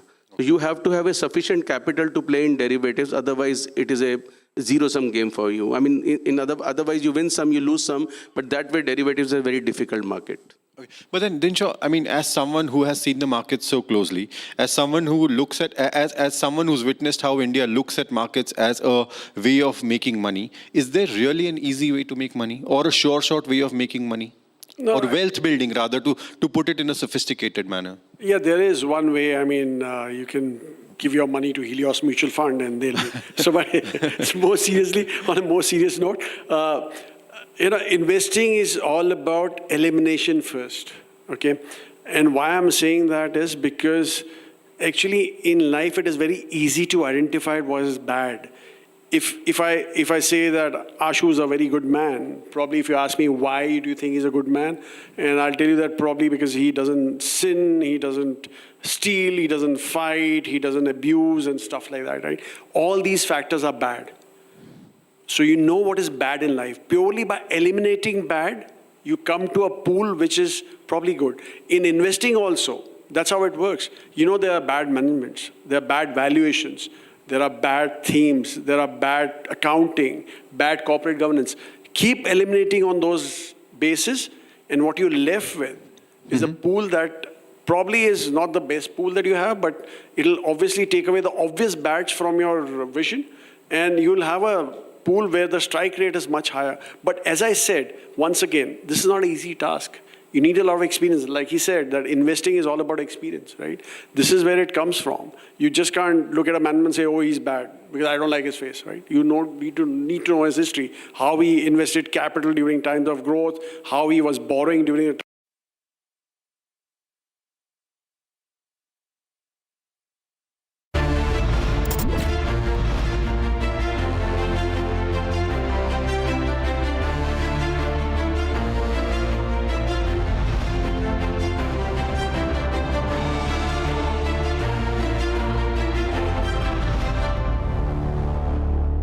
Co-powered by Century Ply Club Prime. रहो बेफिक्र।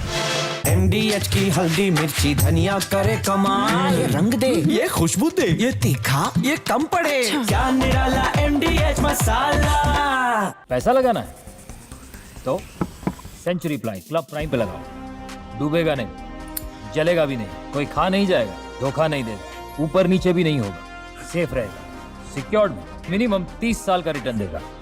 अब इससे बेटर इन्वेस्टमेंट है तो बताओ। सेंचुरी प्लाई क्लब प्राइम, रहो बेफिक्र।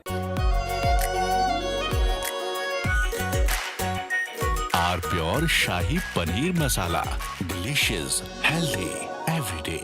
मुस्कुराए लड़खड़ाए जिंदगी, चाहे जो भी हो। सर, पेशेंट के लिए कौन सा रूम प्रेफर करेंगे आप? जिंदगी भर के प्यार का कोई रेट कार्ड नहीं होता। Tata AIG health insurance, with you like family, with you always. ये है सीक्रेट रेसिपी MDH का जीरा सिर्फ जलजीरा मसाला। सिप सिप जीरा सिप जीरा सिप MDH का जलजीरा जीरा सिप जीरा सिप MDH का जलजीरा जीरा SIP.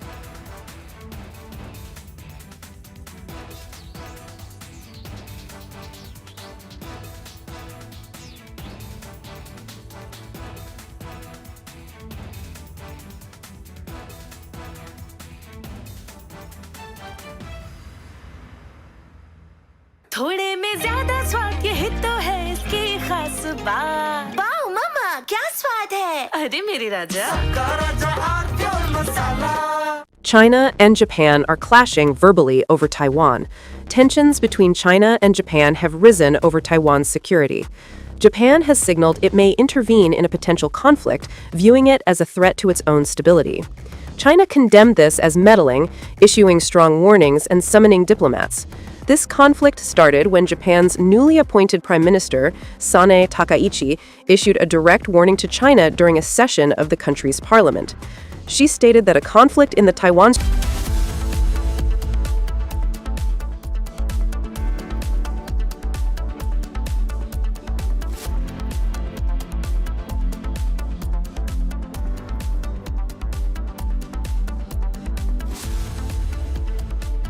Co-powered by Century Ply Club Prime. रहो बेफिक्र। आधे बाउल दही में 4 चम्मच MDH चटनी पुदीना मसाला डाला, स्टर करो, पुदीना चटनी तैयार। MDH चटनी पुदीना मसाला। In the global employability rankings by Times Higher Education UK, only the following 6 institutions from India are ranked amongst the top 230 in the world for having the most employable graduates. IIT Delhi, IISc Bangalore, IIT Bombay, IIM Ahmedabad, IIT Kharagpur and Amity University.